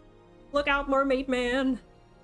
I can't decide if it's good or bad that the women have decided to speak with me about this. Why me? Could it be information that seems like help from the surface that ends up stabbing me in the back later on? Who knows? To be fair, this wouldn't be a necessarily shocking revelation. I've literally met a goddess and walked away with my life and body mostly intact, so I shouldn't really be surprised here. With a final flourish, Callisto finishes shuffling the cards. She spreads them out in her hands like the fans her sisters hold. Here, dear, pick one up for me, good night. I reach out and pull one from the right side. Doesn't really matter which one I choose, right? That's where you're wrong. It really matters what card we pick and we're going to bugger ourselves. The chilling smile Callisto has on says otherwise. Fool! Excuse me? I pointedly ignore the giggles bubbling out of Rhea and Umbriel and fight the overwhelming desire to roll my eyes. If I have to play this game, surely it shouldn't be this painful. Callisto ignores her sisters and plucks the card from my hand and shows me the illustration on the other side. A man, joyously about to walk off the edge of a cliff, scrappy dog in tow. The card, sir. The first card in the deck. The Fool signifies the start of a new path or journey. However, she flips the card on its head. As with all the cards, the reverse position stands as a warning. The fool can be a positive driving force, but it can also signify recklessness or hesitation. I wonder what kind of journey you find yourself on this evening. Callisto's words rattle in my brain as I look at the triplets, trying to wrap my head around what's been said, trying to get any further clues from their body language. The fans are more effective than I originally thought. Damn, I should have brought a fan with me and just held it above my face. The card itself is of no use either. A few months ago I would have understood the message of a new journey. Now though, I can't help but feel as though I'm smack dab in the middle of whatever plan Canidrus has laid out for me. Surely this can't be the beginning. Unless... Gesturing towards the cards, I lean in closer to the triplets and whisper. I'm getting the sense that if I'm to understand any of what you're telling me, I have to give something in exchange. Is that correct? The grin on Callisto's face turns nearly wolfish, and Rhea and Umbriel's eyes sparkle. Glad to see you're catching on. I knew it! I knew the... Smile stretches across my face as I fight off a massive sigh. This certainly wasn't the direction I was hoping this evening to go in. Well then, I'm happy to be of service in any way you need. Callisto laughs, simultaneously icy and sickeningly sweet. So eager. Don't be so quick to acquiesce until you hear our requests. Requests? Plural? More than one? Surely it should just be one request. Like, just because there's 3 of you, you don't get multiple requests. Yeah, exactly. Suggesting multiple favours. Fuck! I grip my teeth and take a deep breath, releasing slowly. And what would those be? Rhea speaks up, almost startling me. I hadn't expected her or Umbriel to say much of anything. If you don't mind, you may start with me. I have a moderately simple request. Umbriel rolls her eyes and Callisto's mouth sets into a thin line. Very reassuring. Very well. I smile at the other sister. What is your request, Lady Rhea? Her cheeks pink as she clears her throat, and I can hear her smile as she speaks. We've noticed that you've become quite close with Sir Eric Nystrom. If you ask me to, like, do something with Eric, you can absolutely get the hell out of here because I'm not absolutely doing nothing with Eric. No, thank you very much. I'm almost impressed with how much information on me they seem to have and how closely they've kept it instead of spreading it around the court. Almost. That's correct. It's such a shame that we can no longer see him around the castle. I used to watch the way the sunlight shone, Jesus Christ, on his hair while he trained the knights. Jesus. Freya! I can't see Callisto's eyes, but I can still feel the heat from the glare she gives her sister, who elbows Umbriel away from her and continues. Anyway, I kindly ask for a lock of his hair. No, you won't be getting that from me. I blinked several times as I tried to understand her request. A lock of Sir Eric's hair? Yes. You're serious? Her eyes narrow. Quite.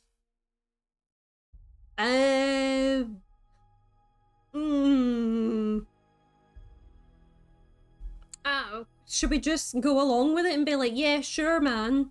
We'll get you, I think, yeah, sure. This isn't the most ideal situation to say the least, but if my training has taught me anything, it's not to look a gift horse in the mouth. Information seems important, and I can't let that slip away. Fine. Callisto's mouth forms a small O in surprise. That's it? No further questions? Do I want to ask any more? No, you don't. No, you don't. I haven't decided yet. Callisto slips the tarot cards back into their pouch and tucks them away into a hidden pocket on her gown. The dress has pockets! This is what every woman needs, is a dress with pockets. I wait a little longer to see if she has any further instructions.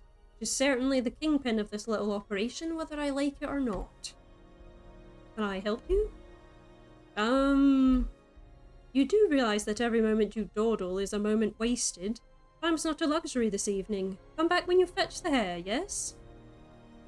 And with that, they scurry away, their skirts swirling behind them. I can hear Callisto scolding Rhea in sharp, hushed tones. I blow out a puff of air and rub my temples. Jesus. Eric is going to love this. What did I say to the man? Like, just give me your hair? Like, do you know what I mean? Like, end of part 5. Woohoo! We reached the end of part 5. Great, now it's part 6 and we're back with Eric again. In the ballroom, having a grand time. Great, Eric.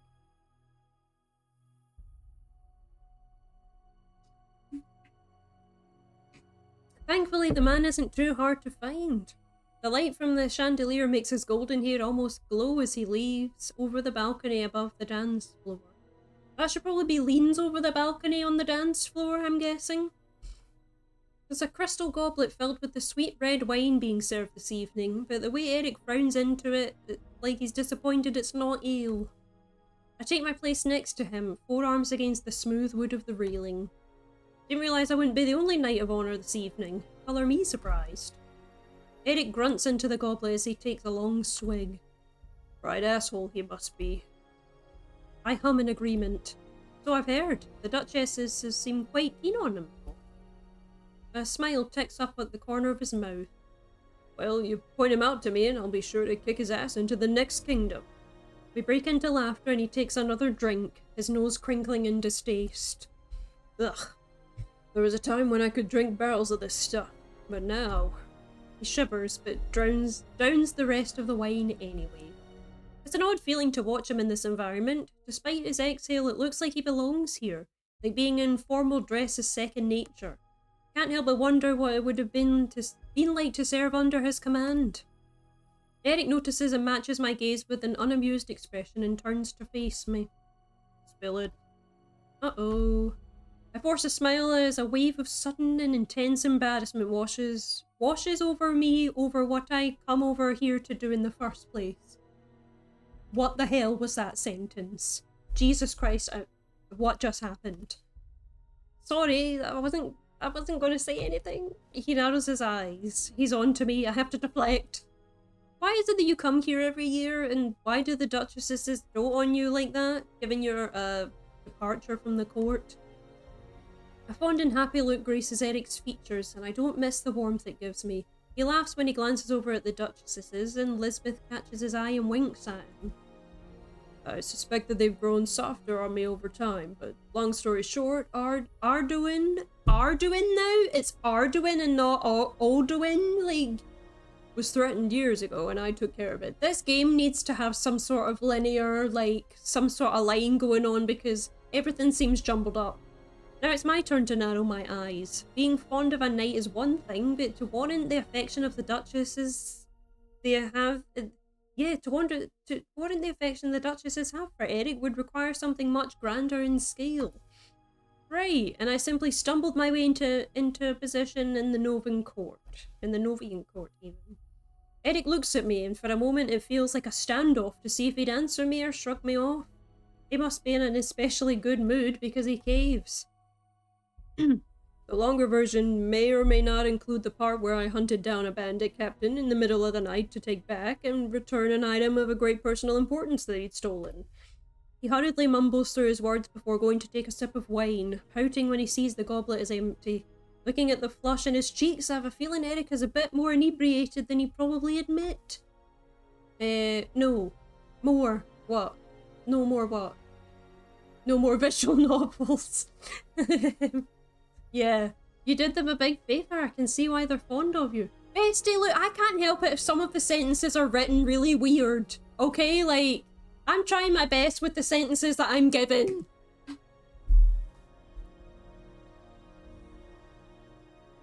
Eric shrugs. It was an incredibly stupid and brash thing to do, and I chastised one of my men for doing the same. I'm not sure I would do it again now. I give him a pointed look. You absolutely would. His answering grin is sheepish. In a heartbeat, yeah.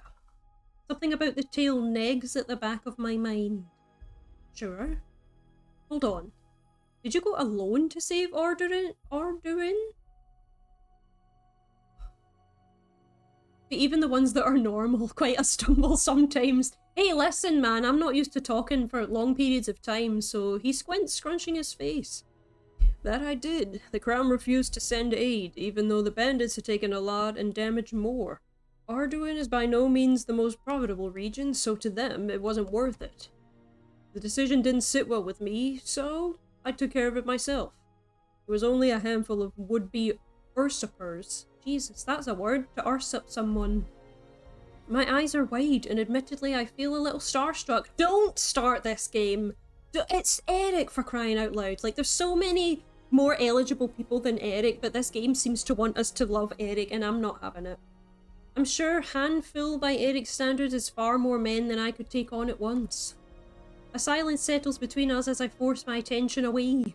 The party bustles beneath us, but I can't linger. I have a favour to take care of. I have a confession to make, or well, it's more of a request, but I didn't come over here just to chat.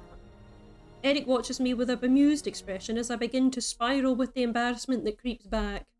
My eyes stay fixed on the dance floor. Murder on the dance floor. To hide the immediate flush in my cheeks at what I'm about to ask. My throat threatens to close on me. Game? What do you mean game? I don't know. Game? Game what? Oh, you can't make me love Eric. Oh, that was like an unfinished sentence. I was like, what's going on? I was like, what do you mean game? Sarah? The words blurt out in a rush. I need a lock of your hair. Eric's brows furrow lower than I've ever seen them, and he searches my face like he's trying to suss out if I'm joking or not. Did Ryan put you up to this? He did not, and it is somewhat of a time-sensitive thing, but I promise it's important. More furrowing. I'm assuming this isn't for you. Who are you giving it to? I finally look at Eric and immediately realise my mistake. I can't look away, and if I say anything that isn't the truth, he'll surely know. My voice shakes as I answer. One of the Marquis's triplets? Eric runs a hand over his face and he suddenly looks very tired, bedraggled even. It's not Rhea, is it? She used to come to the training grounds and just stare. I swallow thickly. I won't tell you it's not her? The stare Eric fixes me makes my back straighten like I'm at attention. I can only imagine how fierce he was during his time as Knight Commander. Thankfully though, his expression melts into something closer to mild annoyance. It's important. I nod before he's even done speaking. Very. It's a long story, but they say they have important information. But you know how it is with nobles. Everything comes at a price. Which is your hair. The sigh he gives is tired, defeated even, but he nods anyway. Fine. He quickly procures a slim knife from somewhere in his jacket. Okay, did they not do a search on everyone that came in to make sure that they didn't have any weapons? Jesus Christ, what kind of ball is this? Reaching back, he pulls a strand of his hair from the nape of his neck. He hesitates just for a moment but slices the knife through before he can second guess himself. Eric drops the hair into my open palm with a wary expression. There. You have no idea how grateful I am. Thank you. A large hand waves me off. Don't mention it. Seriously, don't. Especially to Ryan or Rue. They can never know about this. I give him a salute before I trek towards the triplets, but not before shooting one last comment back to Eric. Full disclosure, it was Rhea who asked. Yeah, great, fun, love that. My feet carry me away quickly before he can protest, and I disappear into the thicket of partygoers in front of me. Here we are with the triplets again, great. The triplets turn to greet me as I approach, as if they were expecting me. Well, of course they're waiting for a man's lock of hair, for crying out loud. Rhea is vibrating, her hands gripping her fan so tightly her knuckles bleed. Jesus Christ, she really wants that bloody bit of hair, man. I'd be like, calm down, calm down. Her sisters look incredibly unamused. Yeah, this is clearly her fantasy and not the sisters. Before I'm able to say a word, Rhea holds out an open silk sachet and clears her throat. Just pop it in here, please. Jesus Christ. I tilt my head and give her a very fake smile. You're an eager one. Who's to say I don't have it? Rhea snorts, earning a hissed reprimand from Callisto. Bold of you to think I haven't mastered the ability to know exactly where Sir Eric is at any given time. Rhea, please, leave a shred of dignity, if not for yourself, for us. I hold out the lock of Eric's hair and nearly flinch with how fast Rhea snatches it from me. Callisto takes a deep, calming breath. I don't know. I don't want to know what she's going to do with that lock of hair, and I'm fine with not knowing what she's going to do with the lock of hair. You know what I mean? But this also means that we have 2 more favours to do. Are you quite satisfied? Rhea doesn't even bother to answer, too busy holding the little pouch to her nose, inhaling deeply and tucking it away in her dress. Definitely won't be mentioning that to Eric. Now, back to the task at hand. Callisto pulls out the tarot deck again, the gilded edges shining as she shuffles and offers me 2 piles. I thought we'd already done this. I thought 1 card was it and then that's it. I take the top card from the left and hand it to her. She hums thoughtfully. The tower. Card that most people fear above all others. Her voice is surprisingly serious, with no hint of sarcasm or snark woven in. Lucky me. The tower usually appears at the precipice of great upheaval and chaos, both personal and societal. Each word hits heavy like a hammer. Something tells me she's manipulating the cards, purposefully showing me the ones that are the most relevant. It's less than a comforting thought. Yeah. Don't fret, sir, for you see, I pulled the card in the reverse position. One interpretation is a resistance to change, but another is avoiding disaster. That is not horrible. Small flicker of hope sparks in my chest. I wouldn't have hope for anything with these bloody women, do you know what I mean? Whatever you're doing, whatever path you're on is the one you want to stay on. But remember, this can change depending on your actions. When she smiles, it's actually genuine, and I can feel myself breathe a little for a change. If there's one thing I've come to appreciate, it's avoiding disaster. That was actually reassuring. Thank you, my ladies. Shall we move on to the next item on the docket? Before Callisto can utter a word, Umbriel snaps her fan closed and uses it to point at the dance floor. Please don't make me do a dance. I'm really not. No one wants to see me cut shapes on the dance floor because it's not going to be pretty. Let's be honest. It's going to be a nightmare. Let's be real. Fate would have it that my dance card for the evening has yet to be filled. I'm saving it for a specific someone. It seems easy, does it now? A little too easy. I see. Well, no need to beat around the bush then. I give a small bow and offer my hand to her. Harmonious giggles, yeah, it's not going to be me that she wants to dance with. Escape the triplets, and my cheeks immediately heat as I realise how I've misread the entire situation. As lucky of a lady I will be to have you as a dance partner, sir, I had someone else in mind. I was hoping you'd be able to persuade Ambassador Veritas to join me for a dance. Honey, let me just tell you, they're no interested in you. Just let me say that right now, they're not interested in you. You can try, but you've got a rough challenge ahead of your head, especially, you know what I mean? You know. Yes, of course. Very well. An intense, highly awkward silence overtakes us, and I scramble to think of something to say. Don't fill the silence, just go.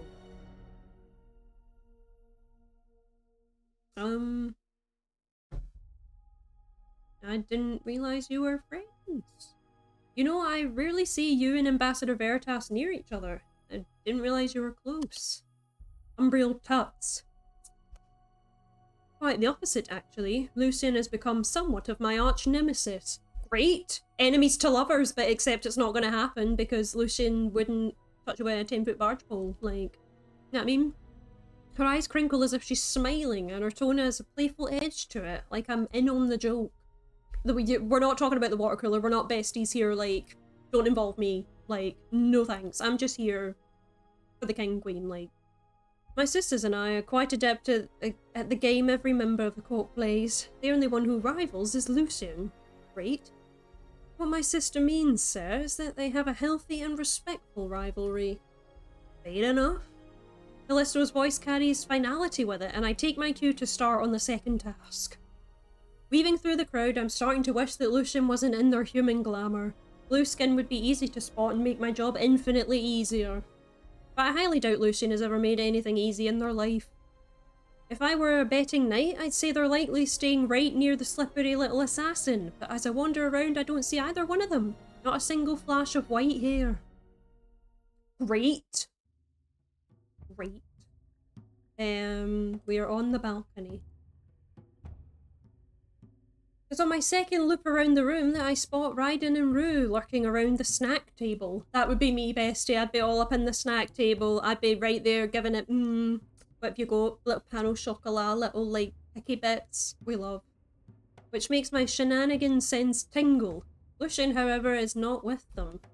The two of them grin as I approach, their mouths and hands full with various sweet and savoury morsels. Crumbs fall freely from Rue's mouth as they speak. Sarah, you having fun?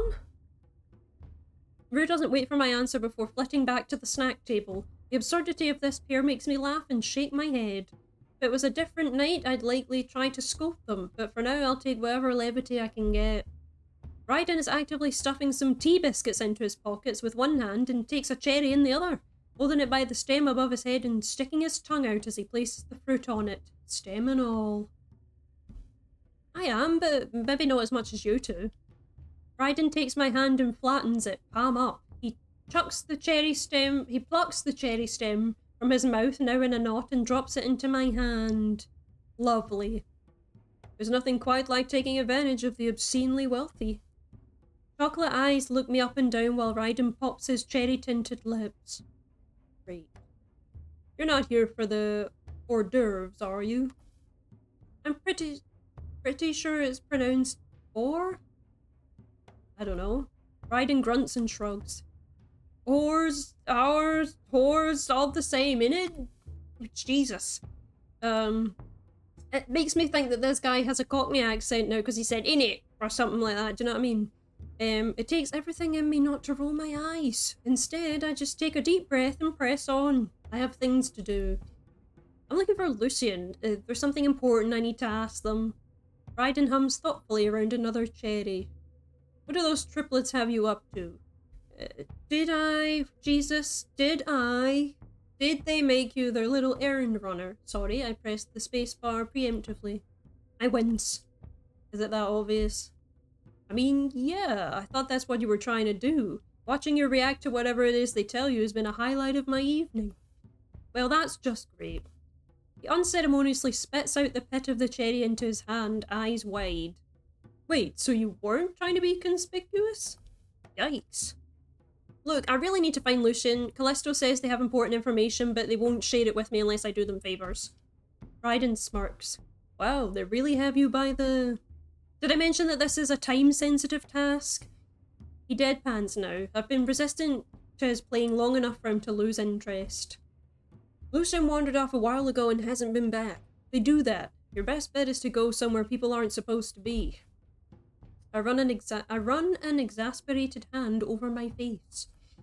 So now I have to add trespassing to my list of tasks tonight. Lovely. Thank you though, Ryden. I appreciate the help. No problem. And Sarah?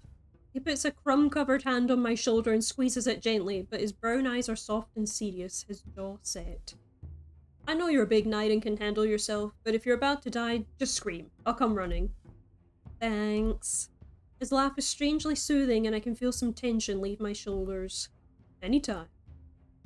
He turns me towards Lucian's direction and Rue gives me a wave as I pass by.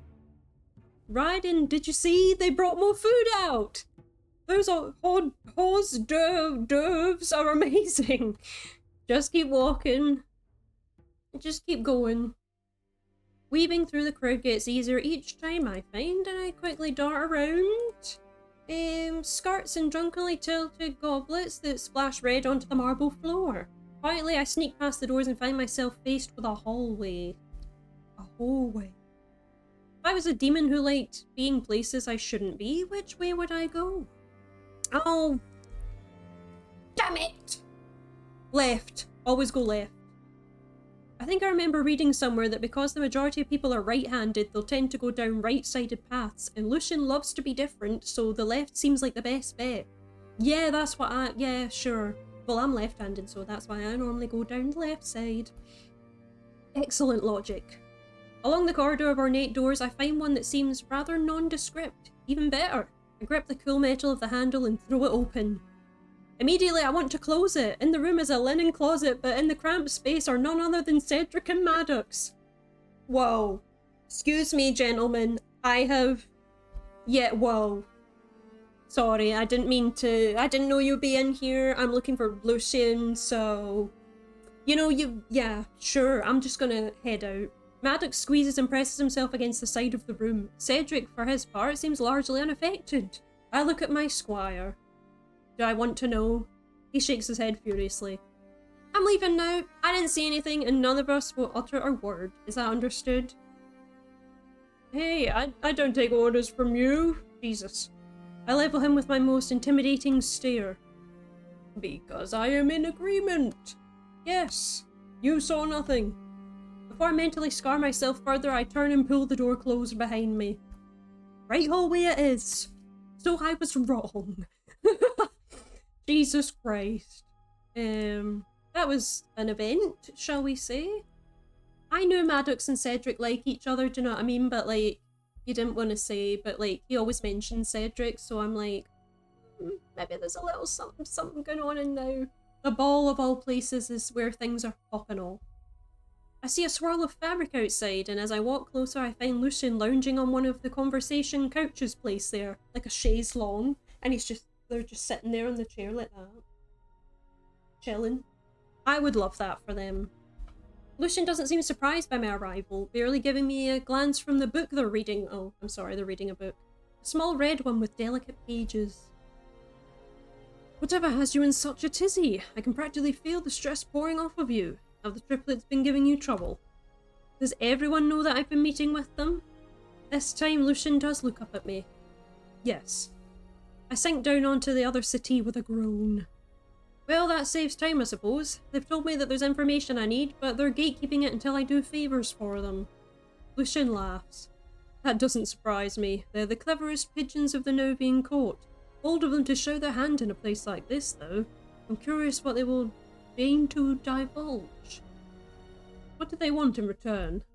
Safe and away from the horde of nobles, I dramatically roll my eyes, the relief of it instant. They wanted something different each, of course, and I've been on a wild goose chase most of the evening. Rhea's request was interesting, to say the least. Lucian leans forward, smelling juicy details in the air. They love a bit of goss, and I'm all about it as well, Bessie, me too. Unfortunately, I've been sworn to secrecy on that one. Lucian hums. No matter, I'll find out in time. I have my ways. What about the others? Callisto's saving herself for last, but Umbrio would like to dance with you. Lucian's impeccable facade cracks at this, their nose crinkling and their mouth turned down like they drank soured wine. Of course she does. I'm not very fond of Umbrio, you know. She's one of the few mortals I've ever lost a competition to, and one about gossip at that. I mean, imagine Lucian losing a competition about gossip. I am shook. I'm shook. Lucian, pick up your game. I learned to abandon pride long ago, but that loss stung. My voice drips with sarcasm when I respond. I can't even imagine. They chuckle at that, jewellery clinking faintly as they wave their hand. Clearly she wanted to cash in her favour in full view of everyone who's anyone. I'd probably do the same. Consider your task done, Sarah. And just like that, a burden lifts itself from my chest. Thank the gods for small mercies, I suppose. Thank you, Lucian. Truly. Lucian hums thoughtfully as they stand, brushing the front of their robes until they smooth out. No problem at all. I'd gladly suffer through a dance with her if it means helping you. They take a deep breath and glance back at me with a look I can't quite place. The air's alight with an interesting energy, sir. Can you feel it? Can you feel it? No, I can't. Is it good energy? They shrug and smile. I think that remains to be seen. Exciting, no? And they're gone. They're gone before I can even start to process their cryptic farewell. The temptation to just stay on this city, curl up and sleep is almost too strong to ignore, so I do, and then that's the end of the game. But the nervous feeling in my gut returns before too long. I need to push through. One more task, that's all, and this'll be over with. We're back. We're back in the hallway. Are we going to bump into Maddox and Cedric again, I wonder? The din of the ball grows louder as I make my way back. I take my time mulling over the information the triplets have in my head. So much has happened in my time in Novoth that any number of things are possible. Do they have knowledge about the Queen and King? Is it to help with the betterment of Novoth, or is the information for me personally? I'm not even sure how they acquire their secrets in the first place. It's likely that everyone who calls the palace home has an entire network, a flock even, of birds. The low rumble of a man speaking stops me in my tracks. The noise seems to come from behind the door on my left, which is slightly ajar. It wasn't like that when I walked down here. And just like that, my training comes crashing back to me. I move as quietly as I can, pressing myself to the wall by the door and leaning my ear close. I recognise Nazir, but the other voice is foreign to me. Looking in doesn't help much either. They're shrouded in shadow and the crack in the door isn't wide enough to get any other details. Damn! Damn! We know it's Nazir, but we don't know who Nazir is with. Damn.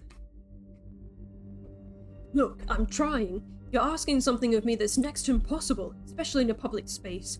I'm not even sure if I want to. I can't. Nazir whirls round and I jerk away from the door, hurrying down the hallway as quietly as I can. Alarm bells are clanging loudly in my head and my whole body's on alert, like I'm about to be sent into battle. Something else, too, a feeling that washes over me that makes my chest tight. It felt like when I was with Canidrus at the end of the encounter when everything began to fall into chaos. Oh no! I couldn't breathe, not with that fear and anxiety closing in around my throat. This can't be a good sign. I don't stop walking until I'm back in the ballroom, steeling myself to maintain composure. Lucian and Umbriel have already begun their dance, which is good. My priority, though, is to find Maja. Yes, absolutely, because we've just found her brother, sitting in this bloody place. Thankfully, this proves fairly easy. Maja always has this special glow around her, not only in her magic, but also with something that is distinctively and undeniably her. She's just that amazing. She's magnanimous and magical, and it draws people to her. I.e. me. Me. I'm very much drawn to Maja all the time. She catches my eye, concern crossing her face, and she mutters something to the Viscount she was talking to and makes her way over to me. Oh, she put a coat on because it's like cold outside. That makes sense because I forgot we were in a cold place. Sarah, what's wrong? I offer my hand and jerk my hand to a more secluded corner nearby. I offer my hand and jerk my hand? Sure. Swift as ever, she doesn't miss a beat. She lets me pull her into a small alcove and lean in close. Have you seen your brother this evening? Masha's brow furrows at the mention of Nazir and her mouth tilts down unhappily. I'm not required to keep constant taps on him, you know. And the lack of tact I've developed a habit from my profession bites me in the ass once again. Apologies, I know that you aren't. I don't need to know though. I do need to know though. Have you seen him? Her expression softens. Yes, he's been on the outskirts of the party like he always is. Why? I know that doesn't come from me, so... I was going to find Lucian and I heard and saw him behind a door that wasn't closed all the way and I couldn't figure out what he was speaking about, but he seemed upset about something. The Archmage is silent for a long moment. You didn't see who he was with? No, the energy he was giving off was unsettling though. I'm not sure whether or not to mention how it reminded me of Canidrus. Someone overhearing that a goddess came and told me I need to save the country is definitely not a good scenario to imagine. Masha sighs and places a comforting hand on my arm. I'm sure he was simply doing his job. There's lots of information to be gathered here, especially if you're a spy master. I'm forever grateful for the calming aura Maja has, and I can feel it wash over me, my heart rate slowing down a little.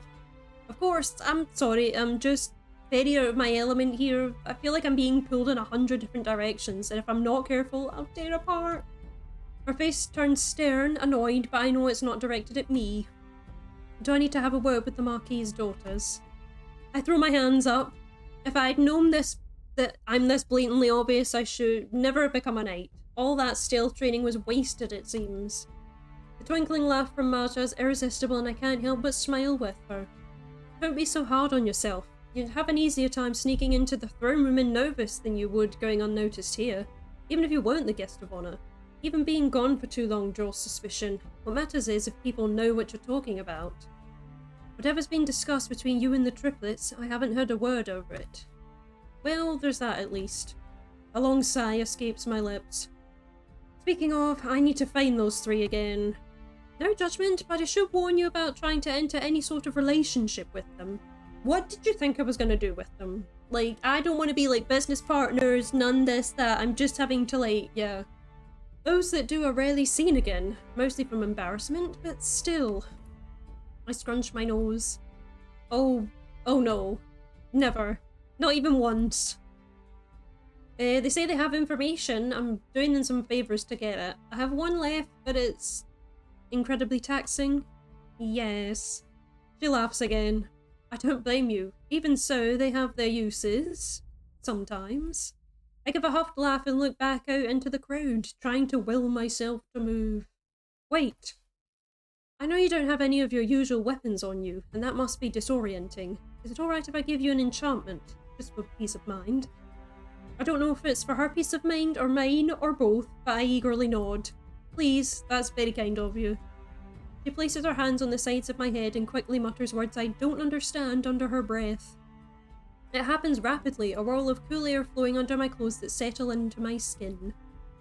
Well done, it's pretty potent, but also fairly undetectable. But don't go putting yourself in between dueling swords, please.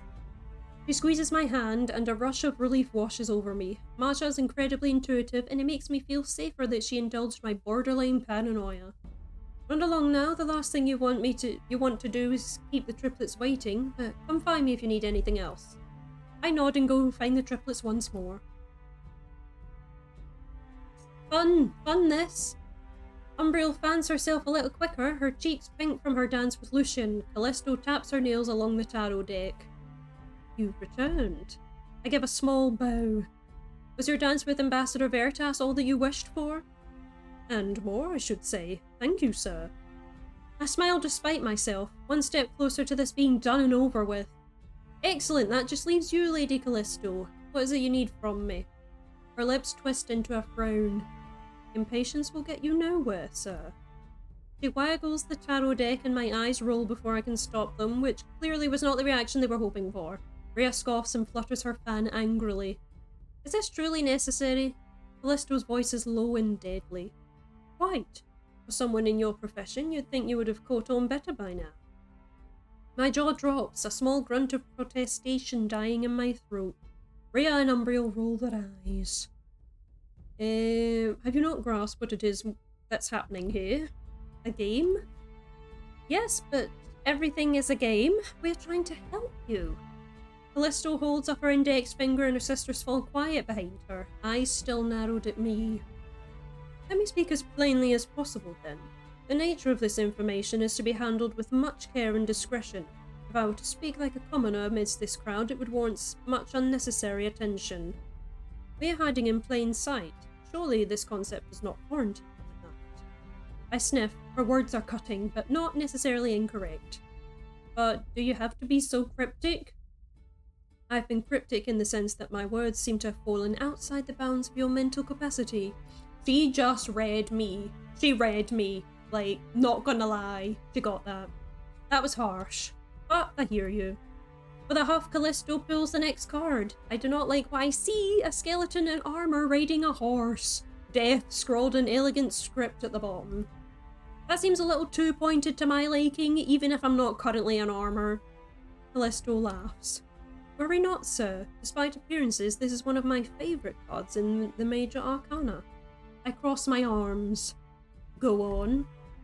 The more negative aspects of Death Reverse may signify, once again, hesitancy to change. The top right, how it was pulled, is a large indicator that a time of endings is near, but with a new journey coming up to meet you.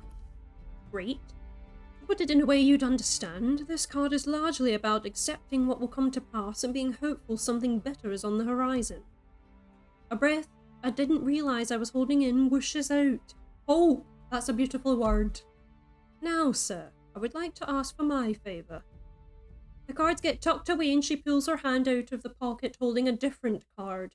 Smaller, with the insignia of a serpent wrapped around a dagger and blood-red ink in the centre. The same insignia found inked into Rye's shoulder. Great! Some sort of assassin lingo shit going on. Callisto presses the card to my palm. Your next task will be to fetch that white-haired friend of yours. There's a conversation I need to have with him.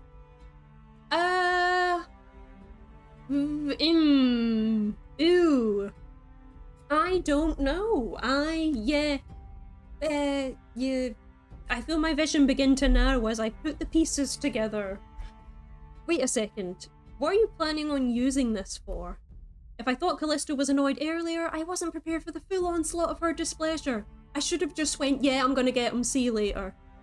You're smarter than this, surely. We both know what that card means and what your friend does for a living. Murder! It's simpler to ignore the reality of Raiden's profession when I interact with him, but that's what he does, which goes in direct conflict of my job. My voice is thick and raspy with the threat of tears. I can't let you do this. Legally, you know I can. Ask me for something else. Anything else? Please? I sound like such a wimp. Rhea and Umbriel's fans hesitate in their fluttering, and they cast each other an unsure glance. Their sister, however, seems determined. I'm under no obligation to give you my reasoning, but believe me when I say I don't ask this of you without good cause. She's being kinder than she needs to be, which gives a little comfort, but not much. I'll be back then. My feet move slowly as I head back into the crowd. Jesus Christ, she's wanting to murder someone. My strategy is to start at the refreshment table, hoping that Raiden and Rue haven't become bored with gorging themselves, but that doesn't seem to be the case. The table is near empty, and so the spaces around it. Great. Yeah, I know. You know me, I don't cry, bestie, so that's why I wouldn't be close to tears, because, yeah, I'm not going to be crying in front of that woman. Do you know what I mean? She can't see my weaknesses. I spot Eric in the crowd, but he's deep in conversation with Maja, and I daren't interrupt whatever important conversation they're having. Lucian is talking with an old burly Earl, looking equal parts amused and disgusted, their eyes focused on the man's outrageous mustache. There's a clasp of a strong hand on my shoulder, and I spin around to find a very uncomfortable looking Livia. Great. Out of your element too, huh? I nod, sighing heavily. Extremely. I'm so used to structure that being thrust into an event that is purposefully unstructured with no weapons is our worst nightmare. Exactly. Livia grumbles, her hand absently floating over the place where sword pummel should be. I don't like feeling this vulnerable, or this sober. Her gaze drifts off me and on to nothing in particular, her voice lowered to a whimper. Am I in hell? Is that better? Is that better? Did that sound a bit whimpery? I happily assume this question was not meant for me. Did you fill your dance card or whatever that everyone apparently has but me, because I suck at dancing? She chuckles slightly. Dance cards are real, but none were passed around tonight, so don't worry. And no, I haven't. These bloody bloated nobles aren't worthy of my time. But I did dance with Maja. Oh great! Once. And only because she made me. Livia sways as she gestures with the goblet in her hand, and I get the sense that Livia is less sober than she's letting on or cares to acknowledge. I can't say I blame you. Livia's eyes flit away from me again, this time razor focused, and I follow the line of sight to Eric. I shouldn't say anything, but curiosity gets the best of me. Have you spoken to him? Her gaze is sharp as it snaps back to me, and I feel as though I'm about to be reprimanded, but only for a moment. The edges of her face soften, and her bottom lip quivers for a fleeting second. She's sad. Her voice lacks its normal cutting edge when she speaks. I don't think we have much to say to one another. I'm not sure he even wants to speak to me. There's a pause, and she clears her throat. Or maybe I'm too afraid to find out. The air between us stills, and I try to find the right words to fill it. I think you may know the answer, and I can tell you with certainty that he's proud of you. So proud. So proud. So proud. He's so proud of you, bestie. She gives a quiet, stuttered breath and she blinks a few times. I'm relieved that she doesn't press me on how I know. Right, that doesn't change things though. Doesn't change... There's a deep pause and a silence spreads again, but less awkward and definitely a sign that she needs some space. I'm going to... She frowns into her empty wine goblet. Get a refill? Precisely. She lifts it up at me and begins to walk off. See you around, Sarah. I need to get some air and regroup. Finding someone who's an expert in hiding in plain sight is tricky. I hope that he never challenges me to a game of hide and seek. The balcony beckons for me with its open air and sparsely scattered people. I take a deep breath and I step out onto it. There's a press of lips to my ear, and a scarred hand drops the fist that instinctively flies up to punch whoever's behind me in the face. That was a sentence.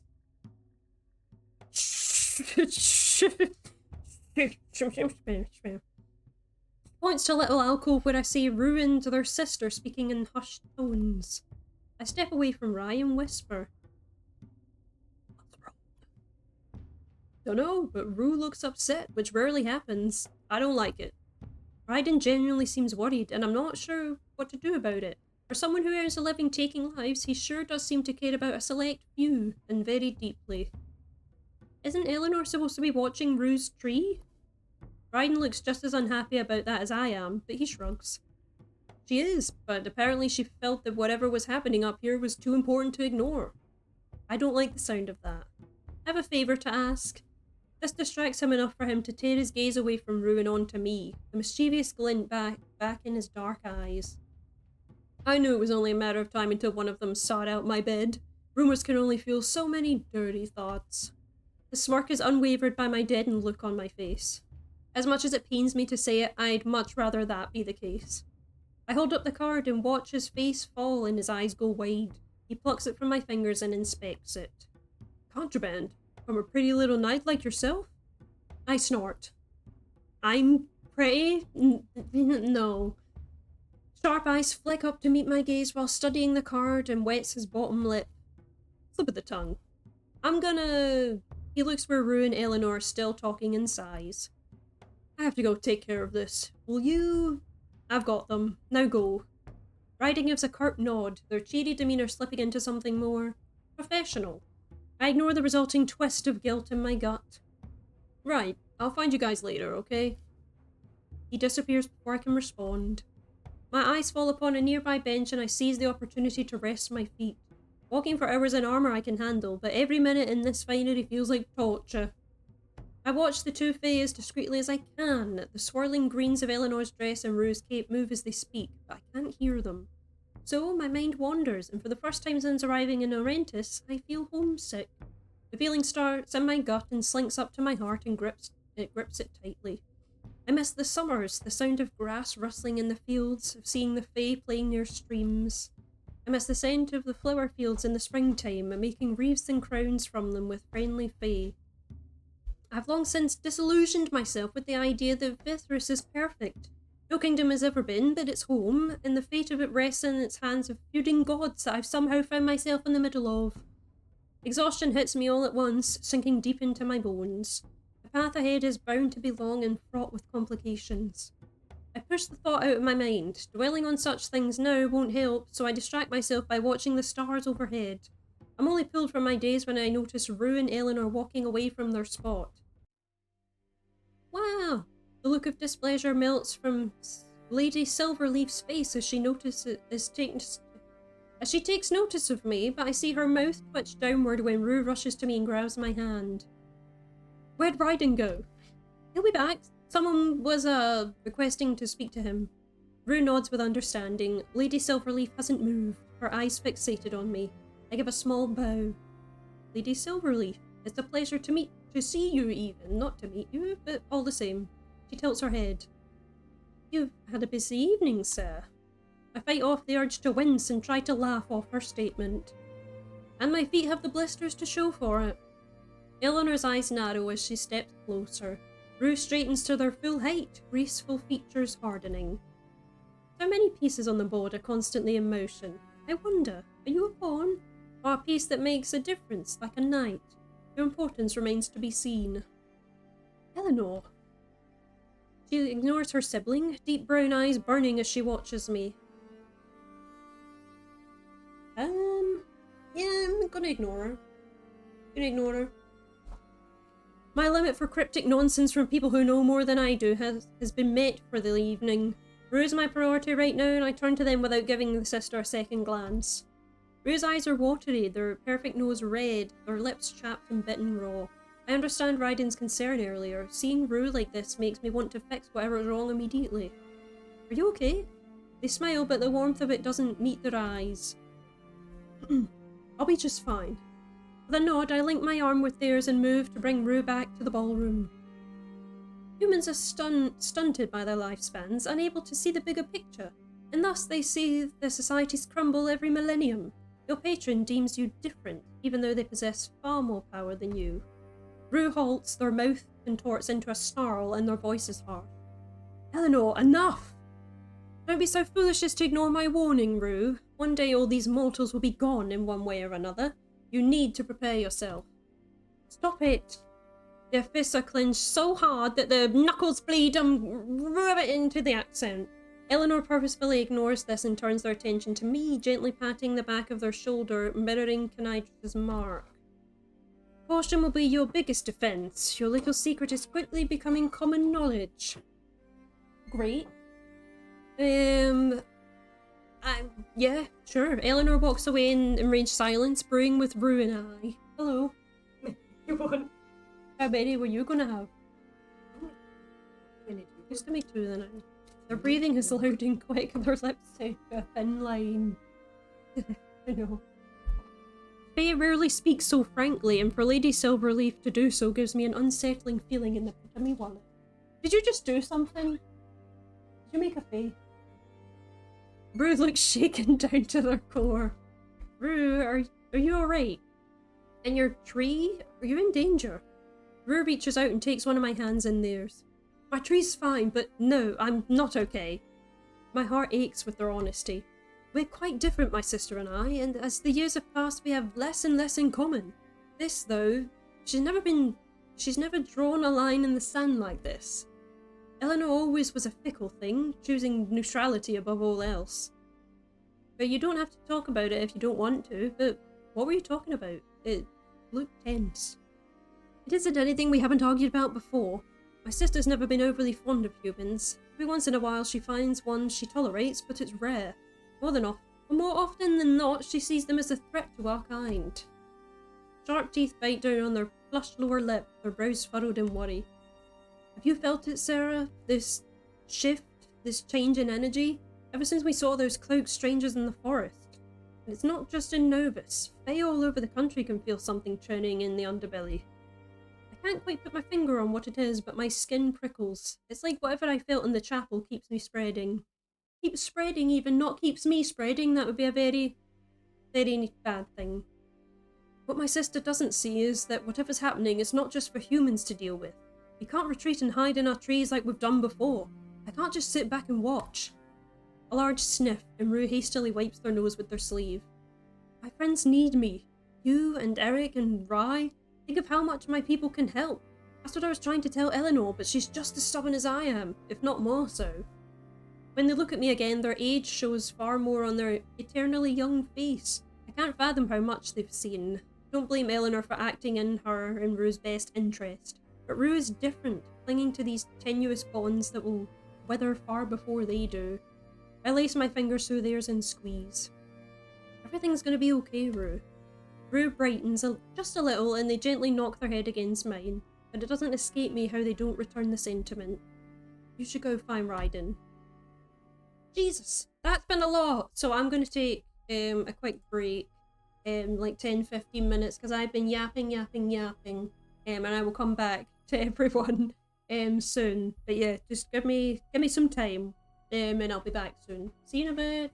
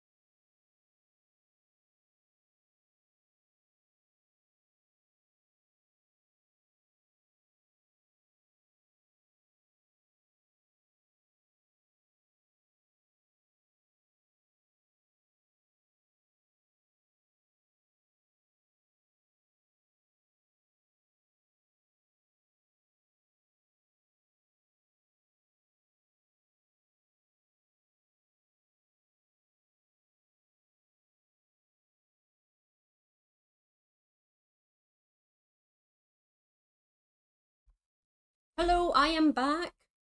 Yeah, I was gonna take a bit of a slightly longer break, but then Nirvana joined the chat, so I was like, I don't wanna keep Nirvana waiting. So, we are back. If you're just joining, hi. I'm at a ball trying to do favors for 3 ladies to try and get information from them. So yeah, that's fun. Cool.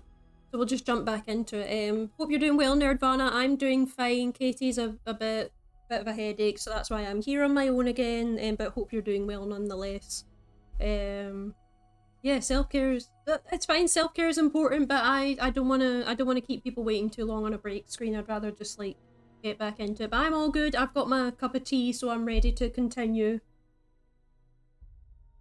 Just needed a quick break because I've been talking for quite a while.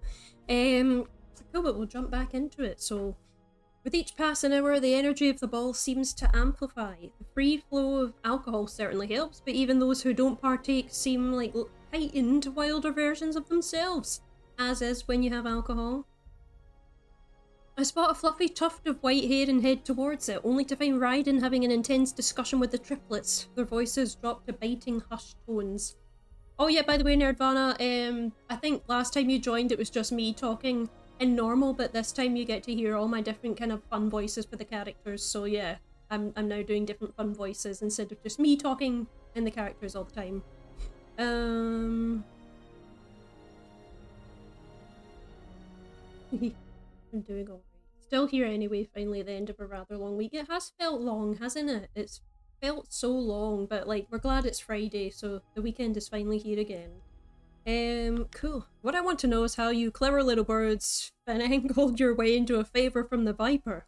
This little card is one of the rarest items in all of Novoth. Jesus, Callisto purses her lips. I'm under no obligation to tell you anything other than the details needed for you to do your job. Shit.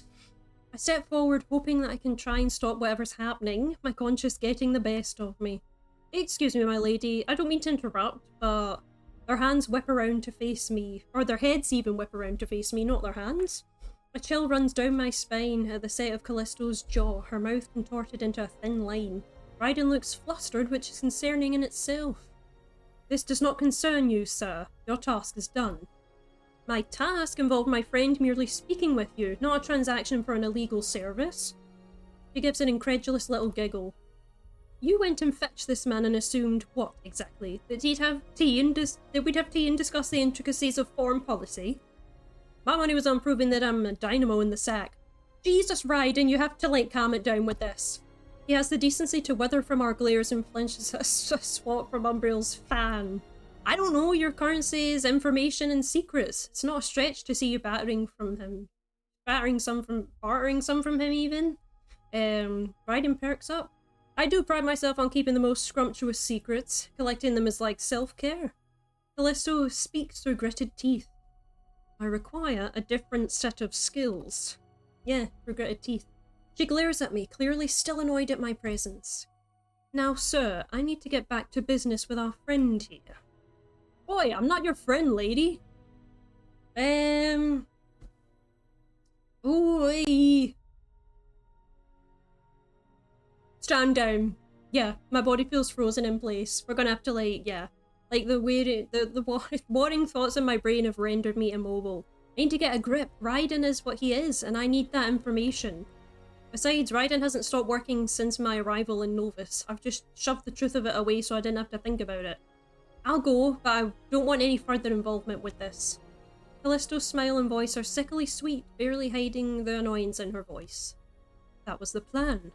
Before you interrupted us. I nod, feeling more awkward by the second. Just promise me you aren't going to do anything, tonight. I'm starting to think you believe I'm an imbecile, sir. Raiden poorly stifles a snort. No, I was just making sure. Raiden looks at me and smiles, genuine care in his eyes. Don't worry, sir. I'll come find you when we're done. Alright. I beeline for the server carrying a tray of wine goblets and snag one.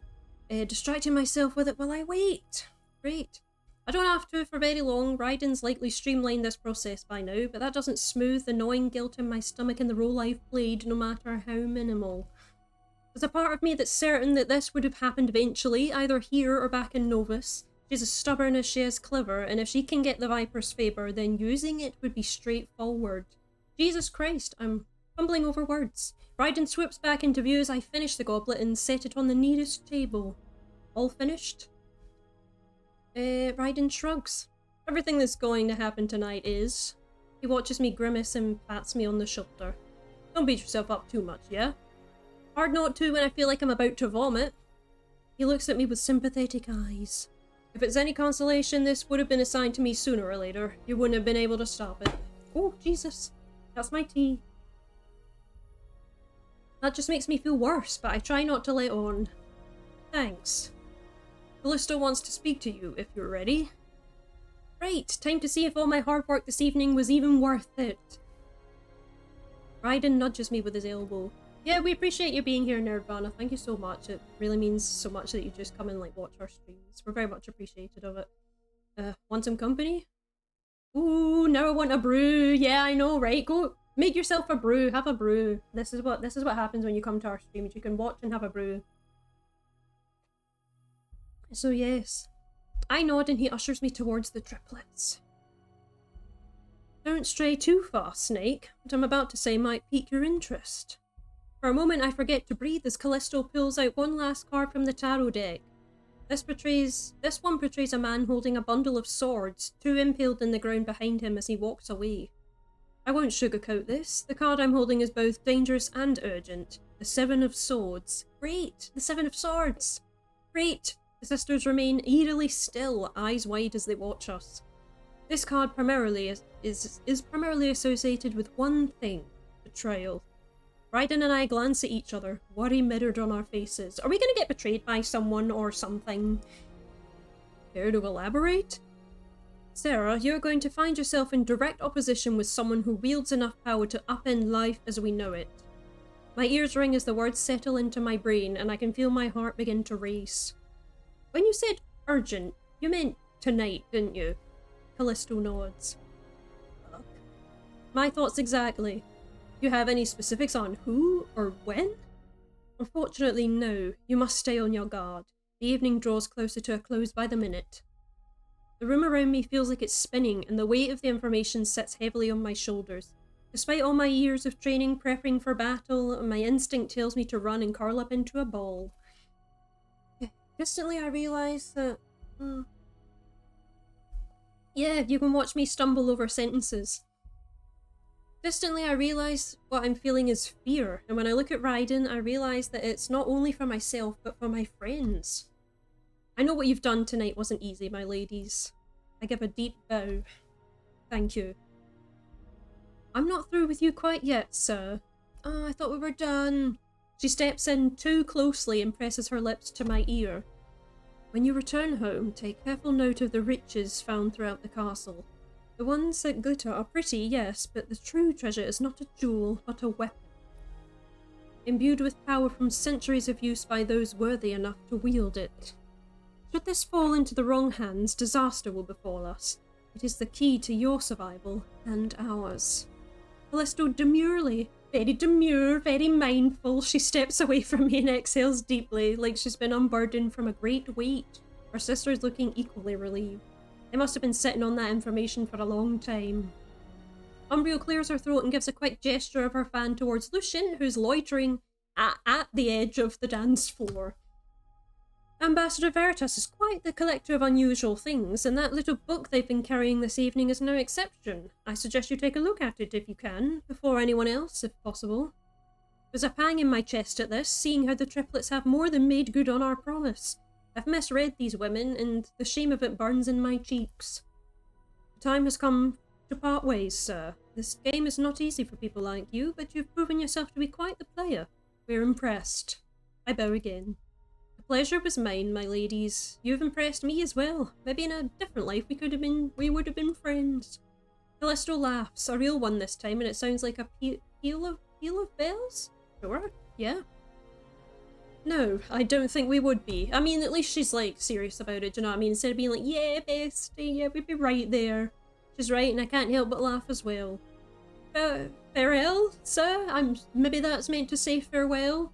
Farewell, sir. We'll be watching. If you play your cards right, you won't lose. The triplets curtsy in unison and fade into the crowd without another word.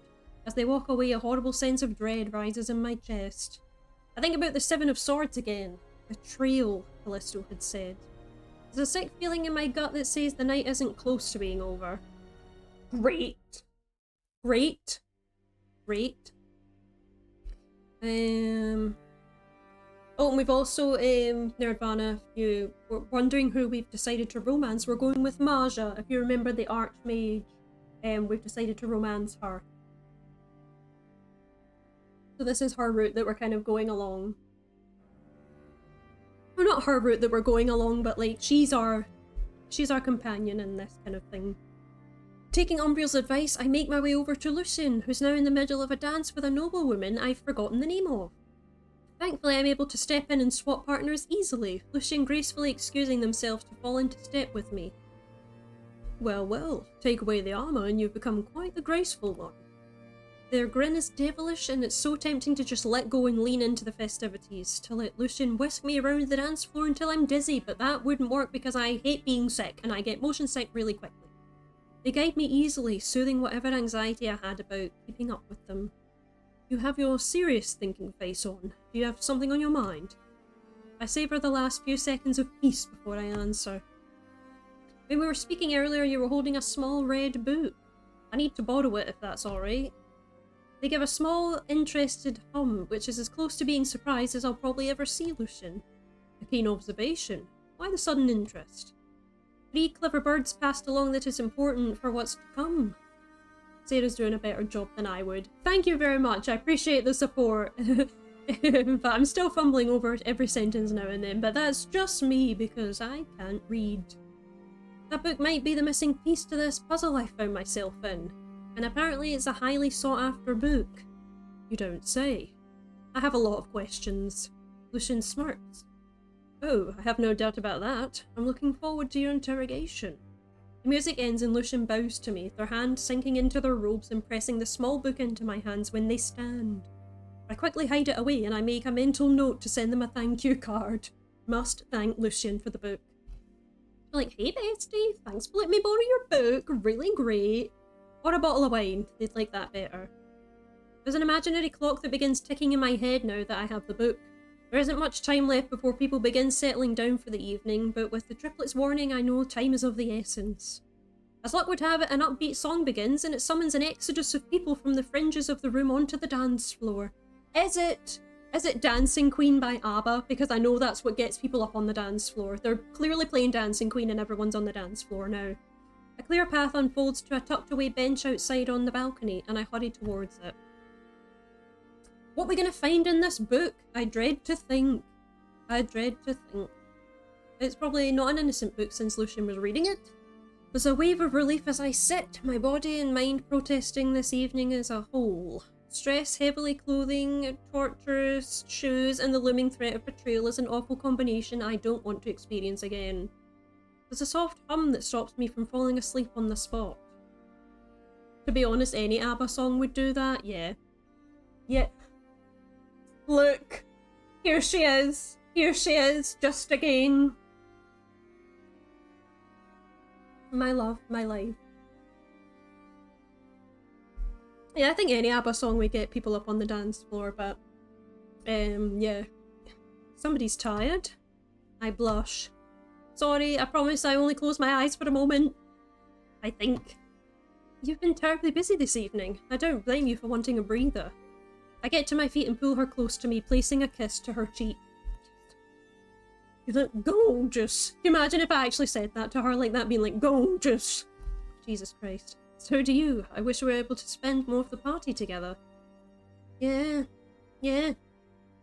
I'm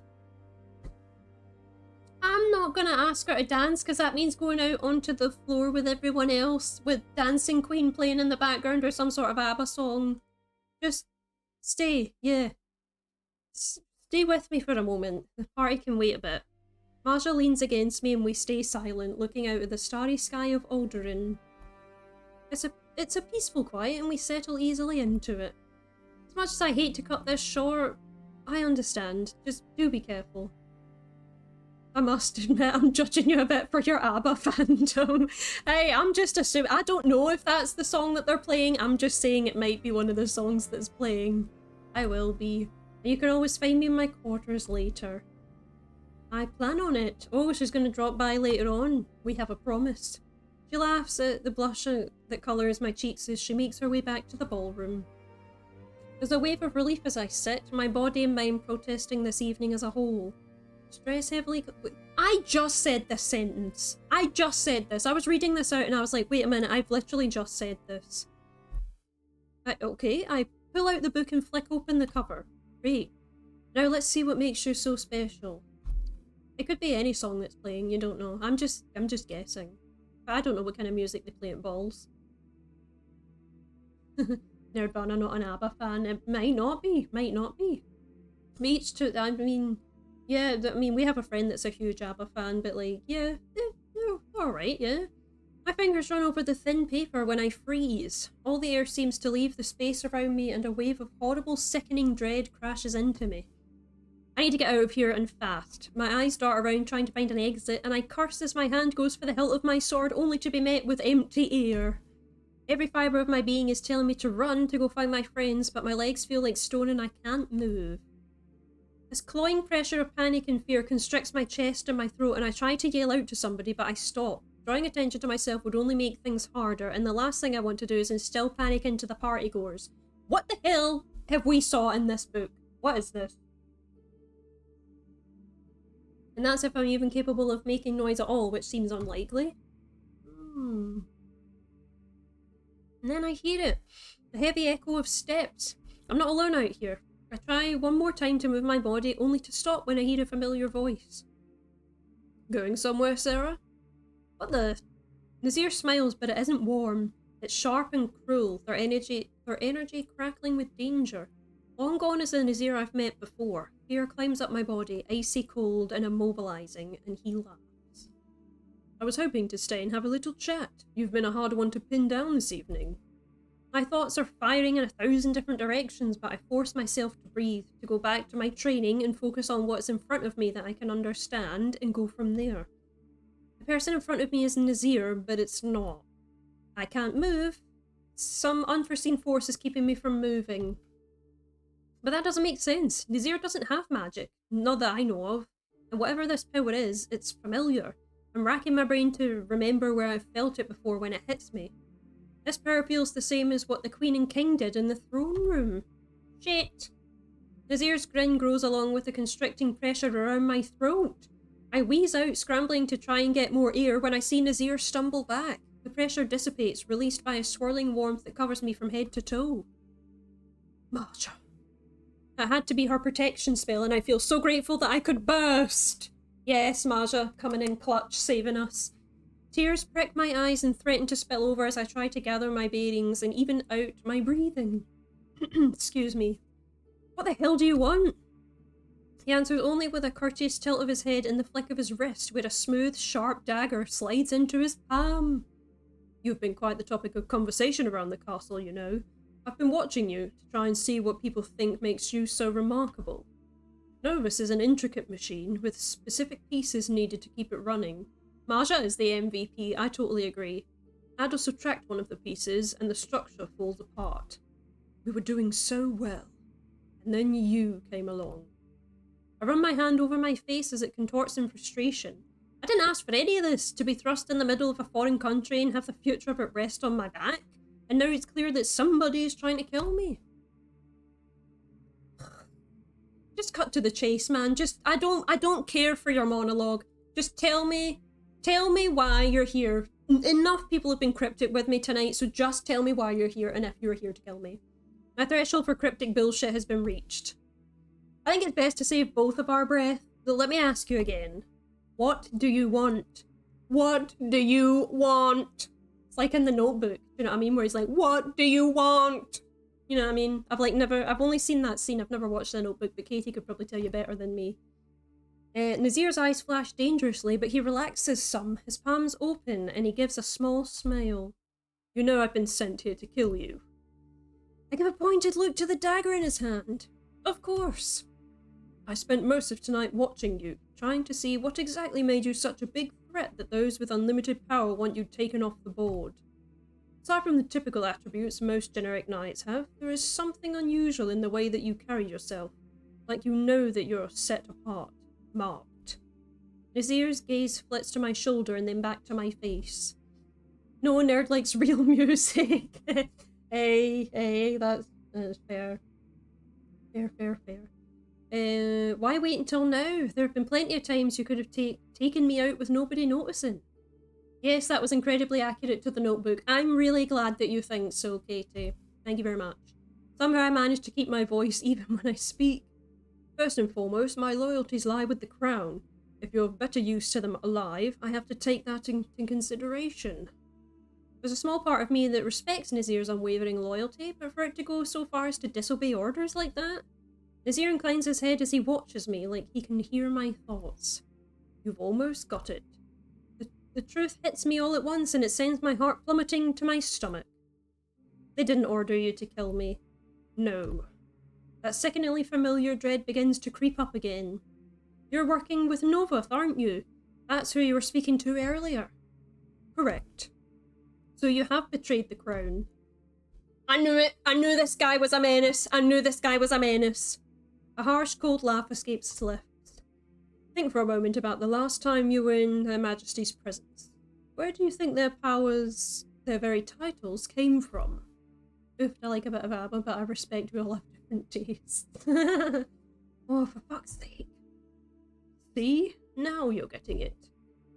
As for the task at hand, I have to say, I'm a bit impressed. You've managed to do some impressive reconnaissance, despite your conspicuousness. You did well. And that makes you a potentially valuable asset. Killing you would be a waste. You could be a tremendous aid to our noble cause. And what cause is that? A destroyed world that's filled with pain and suffering? Only a monster would want such a thing. There's a shift in the air, then, disorienting and icy cold, drawing all the air and energy towards Nazir. I've read that wrong. His eyes roll back in his head before shifting to an icy black glow. What the hell is happening? When he speaks, his voice isn't his own. It's like hundreds of voices rolled into one. It's Sarah's Steelboat. I can't, make, a thing here. ABBA serves its purpose, as long as its purpose is to make me leave a room. Fair enough, man. Fair enough. A loud bang distracts me and I look over to see Livia running her shoulder into an invisible barrier. Eric feels around it, trying to find a way in, and Maja stands behind him. She glows bright with her magic, her eyes focused and her mouth moving rapidly to try and get to me. The relief from seeing them doesn't last long. Nazir, or whoever is possessing him, steps forward. Oh, wait. It's clear to me now who's looking at me, but I'm too afraid to admit it to myself. You doubt my cause. I'm just going to make it sound more foreboding. You know what I mean? My cause? You know who stands before you. Say it. I kid, each to their own. I just tend to land on the heavier side of the musical spectrum. Hey, that's cool, man. Like, everyone has different music tastes. We all don't like the same thing, otherwise we'd all be boring. So if we like different things, that's cool. People like ABBA, people don't like ABBA. People like heavier music, some people don't like heavier music. I'm cool with whatever, like, yeah. You do you. That's what I say in life. Their name feels like acid on my tongue. Novoth. Great. An evil smile unfurls across Nazir's face. Novoth is my city, and I watch it carefully. I've witnessed regime changes, dynasties rise and fall. The old world must die for a better one to grow. This is the inevitable truth of the mortal world. We're trying to make it sound foreboding. The fatal flaw in mortals isn't their lifespans, but they can only think so broadly. Think of a forest. What happens when a fire ravages it? Does it stay a blackened wasteland of ash? No, the life that grows is far more lush and beautiful than what came before it. The rulers of Novoth are wise enough to understand this. The mortal whose form I take does as well. Tell me, if you had the chance to usher in a new, greater world of enlightenment and peace, would you take it? What? What? That's absolutely valid. Like Sarah said, if we're all a fan of the same stuff, the world would be boring. I bet Novoth is loads of fun at parties. I know, right? He certainly sounds like it. Certainly sounds like it, or they certainly sound like it. I don't know. They're a god, so they certainly sound like it. Novoth slaps their fingers. snaps their fingers and a bright light blinds me for a moment. When I'm able to focus again, I no longer see Arduin, but another place entirely. It's beautiful. Beautiful. Fields green and ripe with crops, bustling respectfully the city is. Free of poverty, a glittering castle on the hill. It's a world most people can only dream of, but Novoth is offering me a chance to make it reality.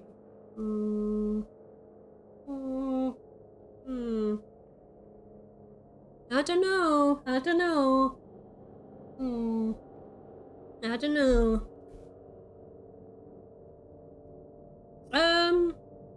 No. Bugger it, no. I'm not going to be swayed, demon! Your shoulder burns as the mark flares and the illusion comes crashing down around me. Around me! Yes, it does. Don't think I'm so easily fooled. All of that is a lie. I'm in there. I've got it. Is it now? I have the power to make all of this happen. Mortals don't. I can feel Novoth's presence extend towards me, trying to wrap itself around my limbs. You're wrong. People change the world all the time, for the better, but all you bring is ruin. Novoth grows angrier and the pressure around me increases, but despite the exhaustion on her face, Maja's magic holds. Livia seems nearly frantic and Eric's cool facade is cracking. Everyone's having a panic right now, so this is fun. The crown is so obsessed with power and glory that they're blind to your obvious treachery. I know you better. Your empty promises mean nothing to me. Novoth snarls. You insolent little cretin. Cretin? You dare to insult me, a god? Your time is up, little mortal. With a cry, Novoth surges forward, dagger raised, and I am unarmed. There's a blinding pain in my shoulder and I gasp, sinking to the ground as a burst of energy pushes Novoth away and I get hurled back into the wall. The impact sends the breath from my lungs all at once. No! There we go. My vision is spotty, but I can see Novoth move to put the distance between us. I love that a god just paused to check the pronunciation. Yeah. In my world, gods always check their pronunciation. Do you know what I mean? There's a rumble and a swirling dark cloud begins to form behind them. With one final look of murderous rage, he sinks into the swirling mass and disappears. Gods have to be foreboding, do you know what I mean? And if that means checking their pronunciation, then so be it.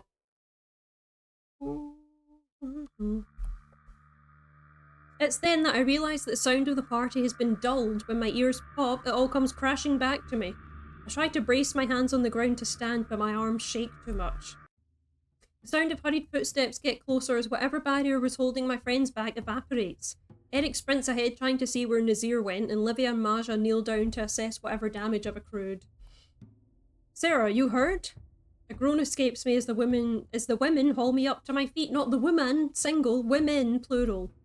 I've had worse. Yeah, try and brush it off. Livia and Maja look at each other skeptically. A familiar warmth wraps around me. It relaxes me. It's Maja's magic again. That definitely helps, though. Livia steps in front of me, her blue eyes searching my face. Don't strain yourself, but we need to debrief. I snort. Debrief, like I just finished patrol, you know what I mean? Well, to keep it simple, I pause. What's the best way to tell your friend that her brother tried to murder you, but only because he was possessed by an evil, omnipotent being? Ah, to be in the arms of two women. I know, right? It's like, it's a fantasy. It's a fantasy. Novoth is the one who gave the Queen and King their powers in return for their loyalty. Great! So the kingdom is run by people who, you know, are underneath a god. Yeah, an evil god. Nazir is loyal to the crown. Novoth told Nazir to kill me, and in his defense, he didn't want to, but Novoth possessed him. I lightly tap on my shoulder, wincing at the tenderness of the skin. But can I just decided to pull through, so, all in all, I think that went pretty well. You know, he nearly killed me, but, you know, it went pretty well. Maja and Livia stared at me. How have I not noticed this? It's not your fault, Maja. I'm getting too many accents going on here. Livia looks at me. You can't go back to the palace in Novoth, Sarah. I know. I look back towards the ball. There's no hint that any of the people inside even noticed what happened. You know, they're still dancing away to whatever song is playing in the background. They don't have a care in the world. I'm grateful in a way, but seeing this display of power has me shaken. Shaken in my boots. I think I'll be safe tonight, at least. I'm still going to stand watch, and don't even think about stopping me. My half-formed protest dies on my tongue. You'll have to fight Maddox, I'm afraid, unless Maddox is busy with Cedric. You know, I take a step but I wobble dangerously, and Eric and Livia each grab an arm to steady me. Eric, do not even bother grabbing my arm. I'm fine in Livia's strong, muscly arms. Thank you very much. I got it. You definitely don't. Soft, warm hands rush up to cup my face, and Masha's bright blue eyes meet mine. I wait for her to mutter a spell or incantation, but it doesn't come. She just searches my face and looks over my body like she needs to be absolutely sure I'm not harmed. She zeroes in on a small scrape on my arm, holding it up and tutting softly.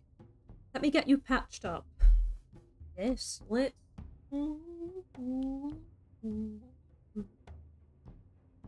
I want to tell her that it isn't serious, but she looks so fiercely determined that I daren't stop her. The others don't protest, muttering goodbyes as she ushers me back to my quarters. As we walk, I feel my legs begin to weaken as the adrenaline fully leaves my system. Masha stays in step with me, looping my non-scraped arm through hers to hold me steady until we get to my room. No comment. I can have my fan. I'm allowed to singly say that, being a single person. Yeah. Cool, we're back in the bedroom. She sets me on the bed and begins fluttering around the room, grabbing the water basin and a fresh cloth and holding out her hand expectantly. I give her my arm and she begins to clean it, dabbing lightly over the scrape. We don't speak as she continues to treat my minor wounds, the only sound coming from her wringing the water out of the cloth and the occasional sniffle. When she finishes, she sits by me and takes my hand in hers. I was so worried for you back there. I never felt so helpless before. The thought of losing you. I nudge her gently with my shoulder. But you didn't lose me. I'm here, in one piece. One Piece mentioned. Again, this is twice that One Piece has been mentioned. Mostly. Her bottom lip wobbles, her eyes shiny with tears that threaten to spill over. But you almost weren't. You're a brilliant fighter, I know, but I want to keep you safe. You're so important to me.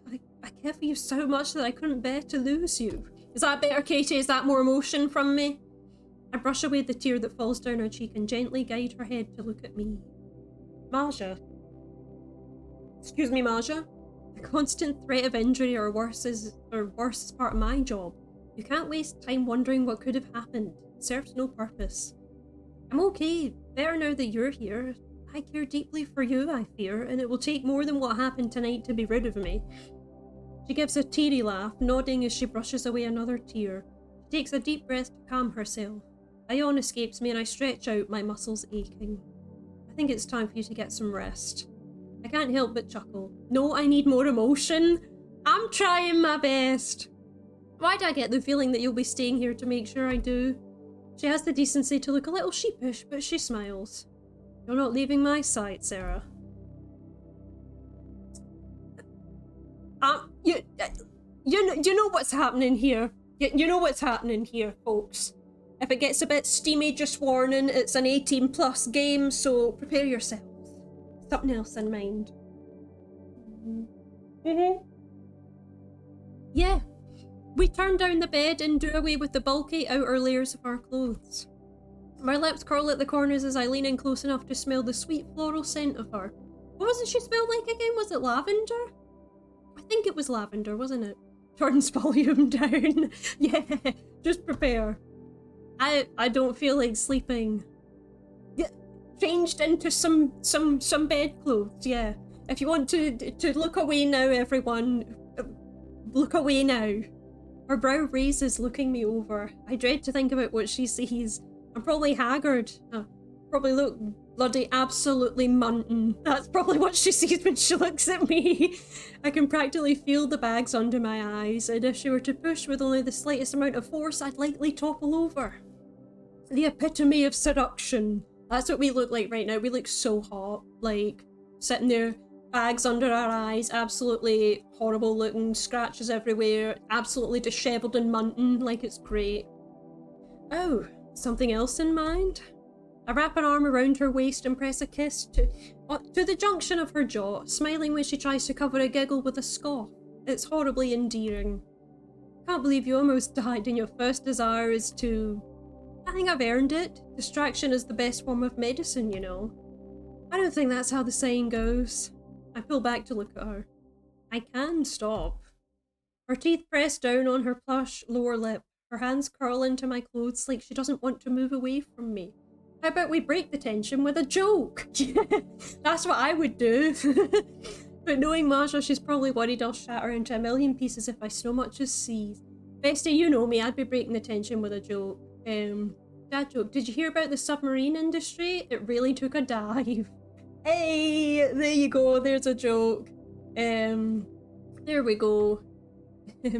I want you always, but I also don't want you to push yourself. I think that would be me, bestie, breaking the tension with a joke. I'm not going to break. If you want me, you can have me. There's a rush of an exhale and Marja surges forward, kissing me with enough force to send me back on the bed. I laugh at her startled expression, but before she can even think of apologising, I pull her in to kiss her again and again until our breath run ragged. Having Marja like this is better than I could have imagined. I take my time in learning her, all of her, and it's never enough to have the feel of her skin against mine as I drink in the small sounds that fall from her lips. Ears, everyone, this is maturely rated. She's magic, every bit of her, and I'm blessed to be able to see her like this. When I flip us and see her below me, okay, we're doing the switch, that's fine, we're a bit of a switch, that's fair. Our hair fanning out like a halo, the outside world fades away. All that exists is us, together, wrapped up in magic and something more, like an invisible tether. We are tethered together just like Imogen and Laudna. It's an invisible tether. Marja's touch leaves sparks skittering along my skin, and it's fitting. Around her I become better, more complete. We topple over the edge together and I lose track of where I end and Marja begins. I hold her tight as we come down. There you go. Neither of us knows what lies ahead, but for tonight we're in our own world. Happy, sated and whole. I think we can... The finale! The finale! Is that it? Is that it? What? Is that... What the fuck? Is that it? What? Is this the finale chapter? Is this the final chapter? Are we here? Are we needing it? Oh, wow. I think this is like this is the final chapter. Holy hell. When I wake up in the morning, I have a few blissful moments of peace before it's swallowed by a dark and inescapable sense of dread. Whatever rest I was able to get last night seems to drain instantly. The path ahead of us is too murky to know exactly what I'm going to face, but I know it isn't going to be easy. The temptation to stay in Alderaan, to shirk my responsibilities, and to stay in the perceived safety of the castle. Well, that... At least that was somewhat safe for being 18 plus. It was, thankfully enough. I pack up my things with efficiency, Maddox insisting to take my trunk to the caravan himself. The castle is bustling respectfully again as everyone prepares for the journey back to Novoth. Servants and squires do the heavy lifting, and the nobles collect in small gaggles to pass on the last crumbs of gossip. There's a prickle on the back of my neck and I turn to see the triplets watching me from a window in their carriage. Jesus Christ, they're all... Yeah, like that. Are we nearing the end though? We are, bestie, because it said final chapter. It said final chapter, so this is like the final bit, so I feel like I just have to kind of go with it. It isn't malicious, if anything, it's bordering on kind, and I swear I see Callisto's mouth tick up in the slightest of smiles. You should maybe just finish it today, that's what I'm saying, yeah, we'll just finish it today, I think. I did approach the Duchesses to bid my farewells and to thank them. Their faces brighten as I draw near and they smile happily. I hope I was able to meet your expectations, your graces. They giggle a pleasant chirpy sound. Oh, I'd say you handily exceeded those. Watching you was quite entertaining, to be sure. But then what are you going to do? I don't know what I'm going to do. I don't know when it's... I don't know. This is the thing. I can feel my face turn red hot. Don't forget about us up here, Sarah. Alderaan will always be here. We'd be there for our friends. The meaning behind their words doesn't miss me. I bow low and bid my farewell before turning towards the caravan. Hey, we're in the caravan, everyone. Yay. I mull over their words. I've learned too much in my time in Novoth to chalk things up to mere coincidence, and to think the Duchesses didn't have an idea of what went on within the walls of their castle is foolish. Something has been simmering, and now it's about to come to a boil. Clearly, I'm not the only one who can feel it. Something in the air. Maddox materializes next to me, as he does, and ushers me into the proper coach alongside Livia, Lucian, and Marja. I'll be riding horseback with the other squires, so I won't be far behind. The young man has hardly left my orbit since this morning. I can only imagine what he went through last night, losing sight of me only to discover I'd nearly died. As far as my coach companions, I fear I don't have a choice. They trust no one but themselves. I fear Ghost of Yotei is pretty good. Yeah, this is the thing, man. Like, see, watching Peeps play it, like, yesterday, it actually convinced Katie and I to, like, get the game. We were like, you know what? That looks really good, by the way. So, I don't know. Might be. Maybe. We'll see. I was never a big fan of long journeys, and this one seems more fraught than any before, including my initial trip from Vithris. My anxiety increases as the distance to Novoth grows shorter. Not only have I rejected the Queen and King, but I've essentially told an all-powerful, omnipotent being to piss off. Yeah, gods stare us in the face and we're just like, piss off! Piss off, what are you gonna do? Returning to Novoth is like throwing myself into a feral lion's den. Obviously I can't just waltz right back into the castle, that only leads me to being smited. I can feel myself stare off into the distance as I imagine a large lightning bolt striking me and only leaving behind a scorched floor and a small pile of ash. It may be on the list for a wee stream, that it might be indeed.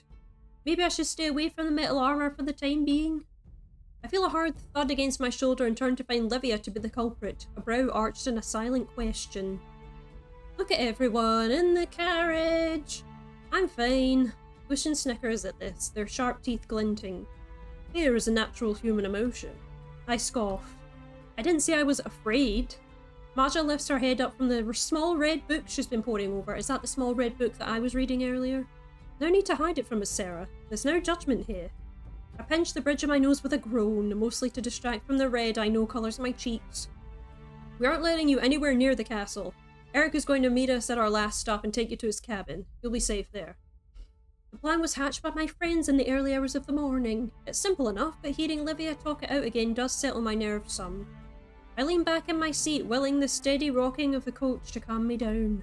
But it doesn't last long. Marja snaps the book closed and clears her throat. We need to come up with a plan before we stop. Livia, who's been carefully inspecting her sword after an evening parted from it, pauses and narrows her eyes at the Archmage. We've hardly been on the road for an hour and you're already plotting? Marja breezes past the comment and holds up the book. This small book has been a treasure trove of information. This, along with the Marquis's triplets insight, clearly points to an object that we need to find. Now that your presence in the castle will be prohibited, that's putting it gently, we must find a way to get Sarah into the castle. With a flurry of blue swirls, the book opens to a page with an illustration. More specifically, the throne room. Every sentence, a dark pit of dread grows in my stomach. The throne room is the heart of the castle, and it's always occupied by their majesties, guards, or both. Are we sure it won't be the armory? Callisto deliberately made reference to a weapon. I'm in the armory every day. If there was anything of note in there besides blunt, rusty swords, I would have seen it by now. A weapon capable of defeating a god isn't in there. Yeah, well, that's fair. Well, it sounds like the thing is nearly ancient. Could be blunted and rusty. Her nose scrunches and she shakes her head. No. Make sure you let me know when. I really got the taste for it last night, but don't have a PS5 to play it myself. We will definitely let you know when if we do Ghost of Yotei, but yeah, it's definitely on the list and we might have to stream it. Yeah. No. It's valuable. It won't be kept in the armory. Marja's right. The throne room is your best bet. Which begs the question. She crosses her arms and looks at Marja expectantly. How the hell are we going to smuggle Sarah in there? There's nowhere else in Novoth that's as heavily guarded aside from the royal bedchambers. I would know. I'm going to have a bit of a lurk now. Food's ready. That is fine, thank you very much. Have a nice lurk. We appreciate you coming in as always and hanging out with us. So amazing. Yeah, thank you so much. Have a good meal, whatever it is you're having. Always appreciated. Lucian doesn't look away from the window when they speak, almost like they're speaking to themselves.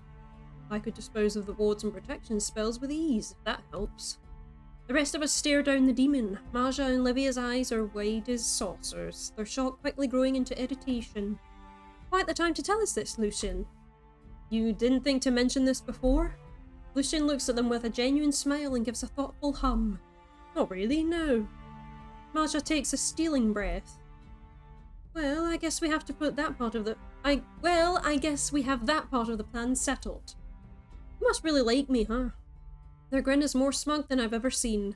I take matters of national security very seriously, Sarah. Lucian pauses. That's all very well and good, but it doesn't help us getting Sarah physically into the throne room. Well, you're in charge of the guards. Can you send them away for a while? Yes, but it isn't that simple. The doors to the throne room are locked when not in use. The guards are easy, where there's a small bump in the road.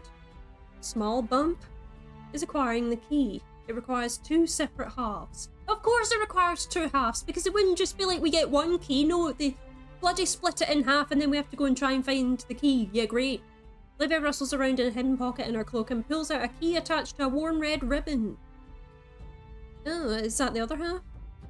Is that one half of the key? Are we already halfway there? As an Eye Commander, I'm required to keep this on my person at all times, but the other half stays with the Queen and it never leaves her side, even when she sleeps. Jesus Christ. So yeah, we have 1 half, but now we have to have the other from the Queen. Shit. I look at Maja. Can't we just magically make the door open? Yeah, can we not like cast knock on it or something and then it'll just open? I waggle my hands for emphasis. Just magically make it open. That's a liability. What's the purpose of keys when any mage can just magic their way in? Security precaution. Can't make it too easy for mages or regular humans. Can't argue with that. Thankfully, a white-haired solution comes quickly to mind. So, we just need to get the other key. That shouldn't be too much of a problem. A loud cackle escapes from Livia. Sorry, but you don't find that a problem? I'd love to hear why. We have one of the Serpent Guild's best assassins at our fingertips. Raiden sneaks into the castle all the time. I'm sure the throne room won't be too much of a stretch. Livia glares at me, her left eye twitches slightly. Tell them, Lucian, they helped Raiden make off with one of the Lord Ellington's prize ferrets once. Now Lucian and Livia are both giving me dirty looks. At least, that's the rumour. Right. Lucian opens their mouth, but Livia shushes them with a hand held up. I'll deal with you later. Maja breaks up the tension with a small clap of her hands. That was easier than expected, but a plan won't do us any good unless we know when to put it in motion. At this, 3 pairs of eyes fall on me. I swallow thickly, my mouth suddenly dry, and I wring my hands. You didn't get any information about a timeline?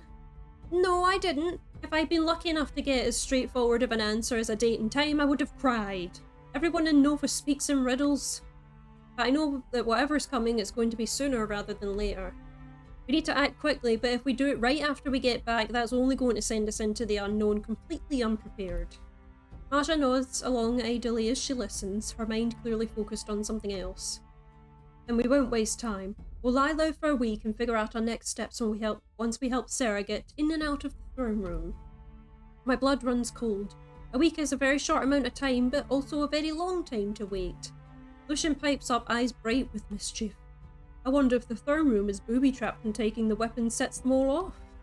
Maja doesn't skip a beat, clearly used to their antics. I can assure you it isn't. Lucian sighs wistfully. A shame.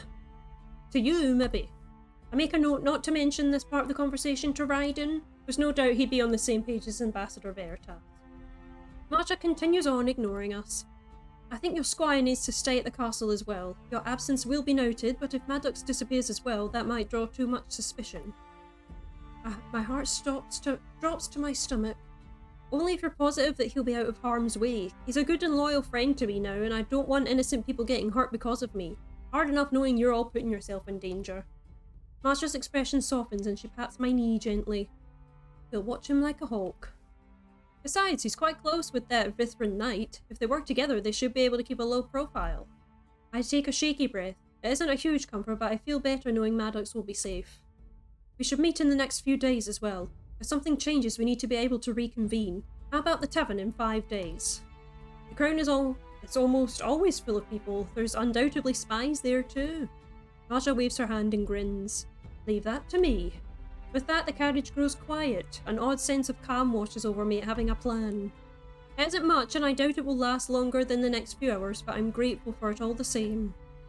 I close my eyes as I'm gently jostled by the coach, and it isn't long until I doze off completely. Fun, fun, fun. We've got a plan in place, we're falling asleep, we're doing things, we're getting the keys, and we're getting this weapon that we've been told about. I feel a cool hand on my arm and I jolt awake, nearly knocking my head into Livia's, where she leans over me. We've stopped. You need to go meet Eric. I nod, rubbing my eyes and getting my bearings. Peek out of the window. Everyone is streaming out of the carriages in the opposite direction, hurrying into a nearby inn to refresh themselves. I've never been happier that my plain clothes are, well, plain. It'll be easier for me to go unnoticed now that I'm no longer in bright, noble finery. As I make my way out, my 3 companions poke their heads out of the door behind me. Stay safe, please. Tell me what Eric keeps in his cabin. He's never let me in there. Lucian flinches as Maja swats at them. Go now, we'll touch base with you when we can. Great, we're going to Eric's cabin, yay! Just what I want. With a nod, I turn back and walk into the forest in front of me. I move quickly, trying to channel Rue and Raiden as much as I can, and I will my steps to be as quiet as possible. It isn't long until the caravan is fully out of my sight, the dense cluster of trees shielding it from view. It's now that I realise that I could very easily get lost in here, but I push down the panic that starts to creep up my throat. I just have to push through. Rue found me early in the morning to tell me about a specific river that cuts through nearby. Once I find that, I can follow it to Eric. Oh great! Oh great, here he is! My body instantly relaxes when I hear the babbling of flowing water, and I give an excited yelp when I see Eric and his horse shortly after. Don't be excited to see Eric. Don't be excited to see Eric. I should actually save now because we're in the forest. We are never excited to see Eric. We are never. You made it. Raiden was worried you'd get lost and end up eaten by rabid possums. Possums? Not, you know, a bear or any other carnivorous beast. Eric shrugs. I didn't give him the chance to explain himself. That's probably for the best. Eric's horse lifts its head from drinking in the river and nickers softly. Okay, yeah, fair. He looks up at the patches of sky shining through the dense canopy. Is that supposed to be Snickers and not Knickers? I'm trying to figure out what the hell that word was. The dense canopy and nods to himself. We should start heading out. The sun is going to set soon, and I'd like to be as close to my cabin as possible when that happens. He pulls out a carrot from his pack and points in a seemingly random direction with it before feeding it to the horse. Feeds it to the horse! Rue left earlier than the rest of us and laid out a path that leads directly to my property. The area Eric just gestured to is incredibly unremarkable, and if Eric hadn't said there was a path there, I would never have assumed there was one. Where is it? I don't see any trails or markings for us to follow. Eric chuckles as he offers his hand to me to help me get onto the horse. Don't accept his hand! Don't go on! Just get on the horse yourself, you don't need Eric. It's marked, but only in a way I can see. He looked at the river and showed you his soft knickers. I know, right? Like, that's... I don't want to see Eric's knickers, or, you know what I mean? You know what I mean? You can get out of here with that stuff. Rue made sure that there won't be any prying eyes or ears that might send word back to Adora and Thaddeus. Taking one horse was less conspicuous, too. People like to use the word conspicuous here in this fantasy world. I make a mental note to buy Rue the sweetest treat I can find at the market the next chance I get. If I get the chance. Nope. I'm going to stop that line of thinking right now and focus on hurling my leg over the back of the horse instead, which I'm sure makes me look terribly ungraceful. Eric settles into the saddle in front of me before pulling his long hair up and tying it into a haphazard bun with a small piece of leather. Oh great. Be honest with me, you don't get sick of the compliments about your hair, do you? Eric laughs boisterously, his head tilted back before he looks at me with a grin. Honestly, never. A giggle bubbles out of me at a rare show of confidence. Yeah, I mean, dude, the hair, I've seen better hair. Do you know what I mean? Like, I mean, it's okay. So the irritation is an act? I'm never telling you your hair is nice ever again. Just wait until Raiden hears about this. He raises a brow and kicks his heels in, sending the horse jolting forward. I tip back dangerously, but before I tumble off the horse completely, a strong hand pulls me back up by my arm. Dude, absolutely not. What were you saying? My hands shake as I wrap them around his waist, holding on much more tightly than before. I mean, sure, we couldn't just like grip the saddle with fear or something like that. We have to hold on to Eric's waist. Nothing, my good sir, nothing at all. Eric focuses on the path once more, and with a laugh, slows the horse to a brisk trot. Yes, just like that. Going up and down on the horse like that. Imagine that's what we'd be doing. But I've never ridden a horse in my life, so I have no idea. I have no idea. Page 11! Jesus, we're on page 11. Page 11 of saves, everyone. We make excellent time, reaching the clearing of Eric's cabin only a little while after nightfall. I'm doing this because I think my tea's gone cold. Before the sky became an inky black. We only stopped a handful of times for water and to rest the horse before continuing on. Great! I've hardly taken a step into the cabin when I'm nearly tackled in a flurry of red and white, Rue and Ryden muttering a barrage of comments. When the sun went down, I started to think you'd been eaten by possums. I wait a moment for Eric to give a gruff retort, but he seems to have evaporated and disappeared into his room. I have to admit, there's a part of me that wants to know about your apparent phobia of possums, but I get the feeling that it's better that I don't ask. Rue nods solemnly and holds a finger to Ryden's mouth before he tries to speak. You're better off not knowing. Their expression melts in an instant and they scoop me up in a warm embrace, and I can feel some of the exhaustion melt off of me from it. We're so happy you made it back safely. Thanks in no small part to you. Her sharp teeth glint in the candlelight as their smile widens. Helping you is easy, Sarah. Ryden has moved to Eric's door, his forehead thumping against it while he whines. Eric, open up! I need to check you for possum bites. They carry rabies.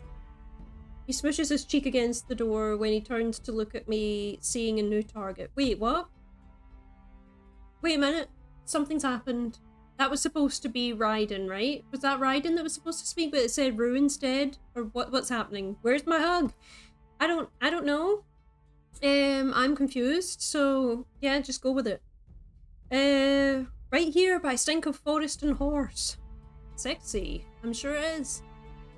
Rue, sensing that my legs are wobbly from riding, ushers me to sit down at the small table and I sigh in relief. My legs throb as I stretch them out. I want nothing more than to shove my face full of food then promptly pass out, but I have to get everyone on the same page first. So, about what happened at the ball. Ryden and Rue draw nearer, the Fae perching cross-legged on the table and Rye sprays his legs out on the floor. Eric slips out of his room at this and settles into the chair next to me. Eric, can you just, move a little bit? Thanks. If we're going to move forward and stop whatever's coming at us, you all need to know the information I received from that night. And while I was on the coach back from Orduin, we hatched a plan. The red book sits heavily in my palm as I pull it out from my pocket. To the surprise of no one, Adora and Thaddeus are working together with Novoth to do something which I will safely assume means the end of the world as we know it. Great, I'm sure there's a song about that. And hearing myself say that out loud makes it far more terrifying, but I think there's a way we can stop them. I'm gonna stop you right there. I look at him, brows furrowed in confusion. Eric nudges him a little harshly with his boot and Ryden hisses dramatically. Right, not the time to fuck with you. Duly noted. Please continue. Ryden narrowly misses a swat to the back of his head from Eric, much to the older man's chagrin. That's Katie's favourite word, chagrin! That's the second time it's been used, Katie. Rue gently plucks the book from my fingers and flicks through it while I get the conversation back on track. I didn't think much of it at first, but the one thing that's mentioned in here that I think could be of use is a sword. One that holds a lot of power that's been passed down by royals from generation to generation. Eric grows still at this, his brows furrowed in the middle. He gives an amused huff. That's one of the oldest stories in Errant, which is as good as a myth these days. Chagrin, yay, chagrin! Sir Ewan existed, but the stories have snowballed over the centuries. I hate to say it, but the Grumpus is right. Even I was told as a kid in the guild, if there's something that cool in the castle, I would have stolen it already. Or more likely, if such a thing existed, then the Queen and King would be making a grand show of having it.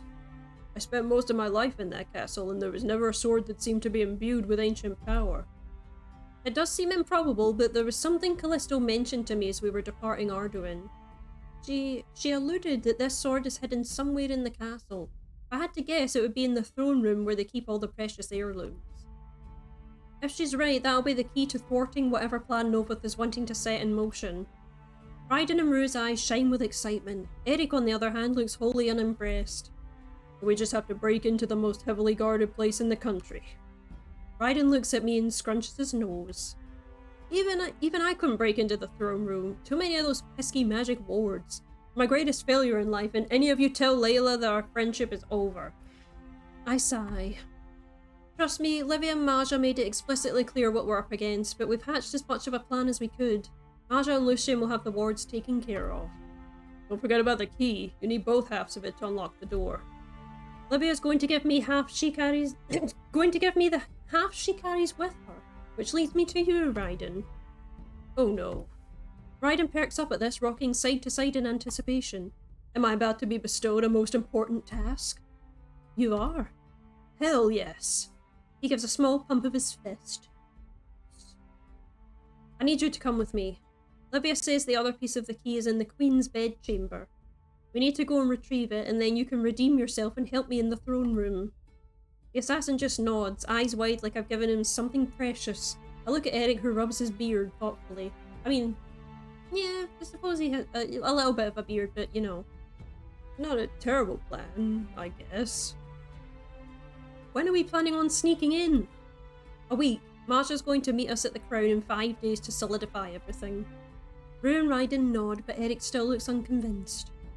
What's wrong? You said it wasn't a terrible plan. The plan isn't so bad, no, but we're risking a lot for a sword from a children's tale. The foundation of this plan isn't on firm ground. Do you really think a piece of metal is going to help us against an actual god?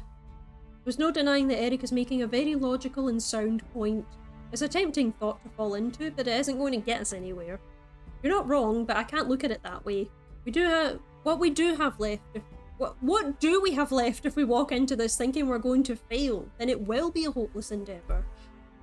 I'm not foolish enough to know that the odds are widely stacked against us, but they still will be whether or not we get this sword.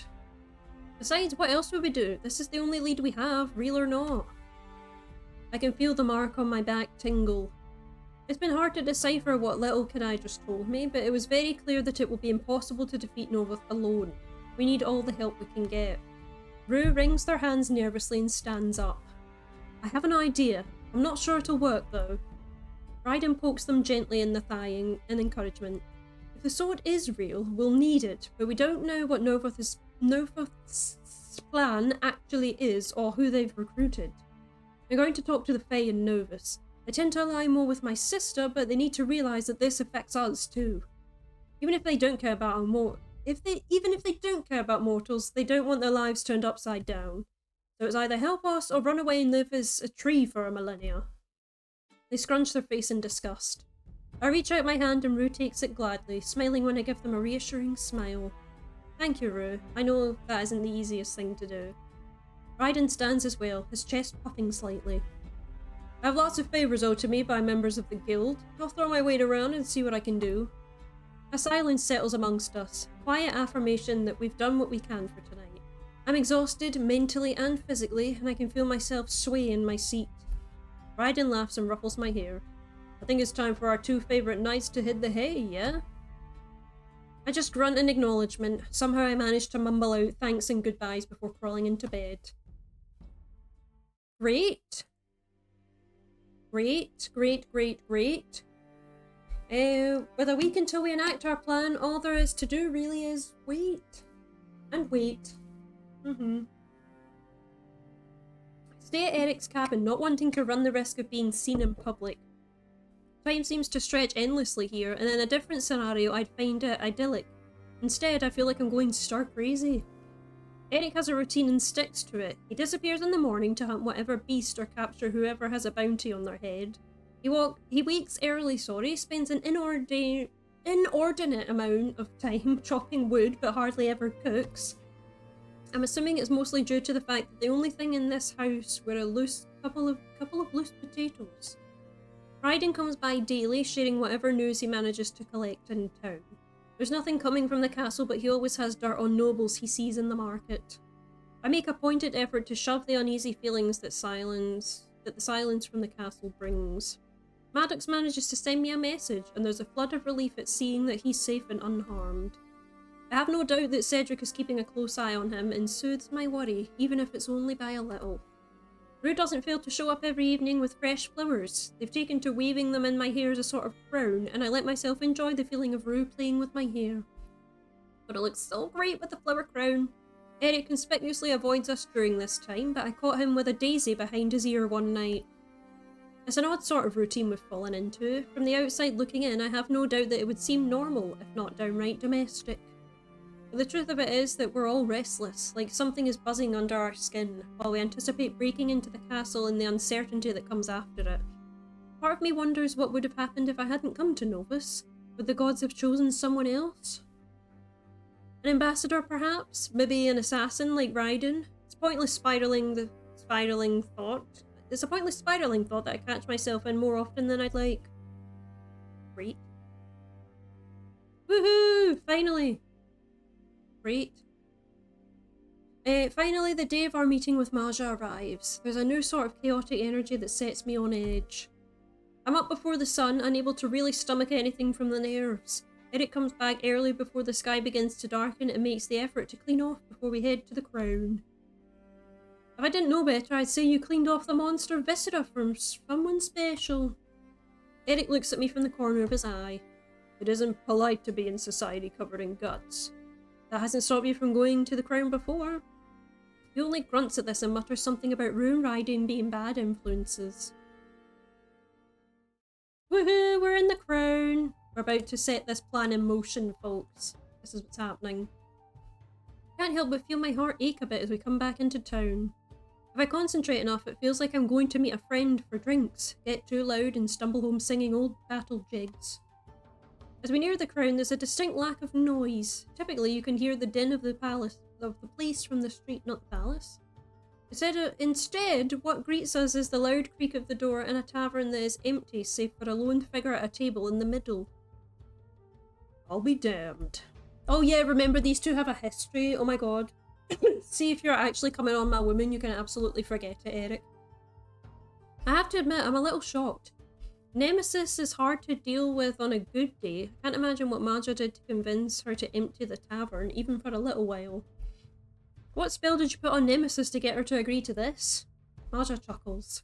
Sometimes coin can do things that no magic ever could, but we don't have much time and there's much to discuss. Please tell me you have good news. Maja gives a tight smile and my heart sinks. I don't have much of it, but while your absence in the castle has been noticed, there haven't been any rumours flying about over your whereabouts. I do what I can. I know, stay away from her, Eric.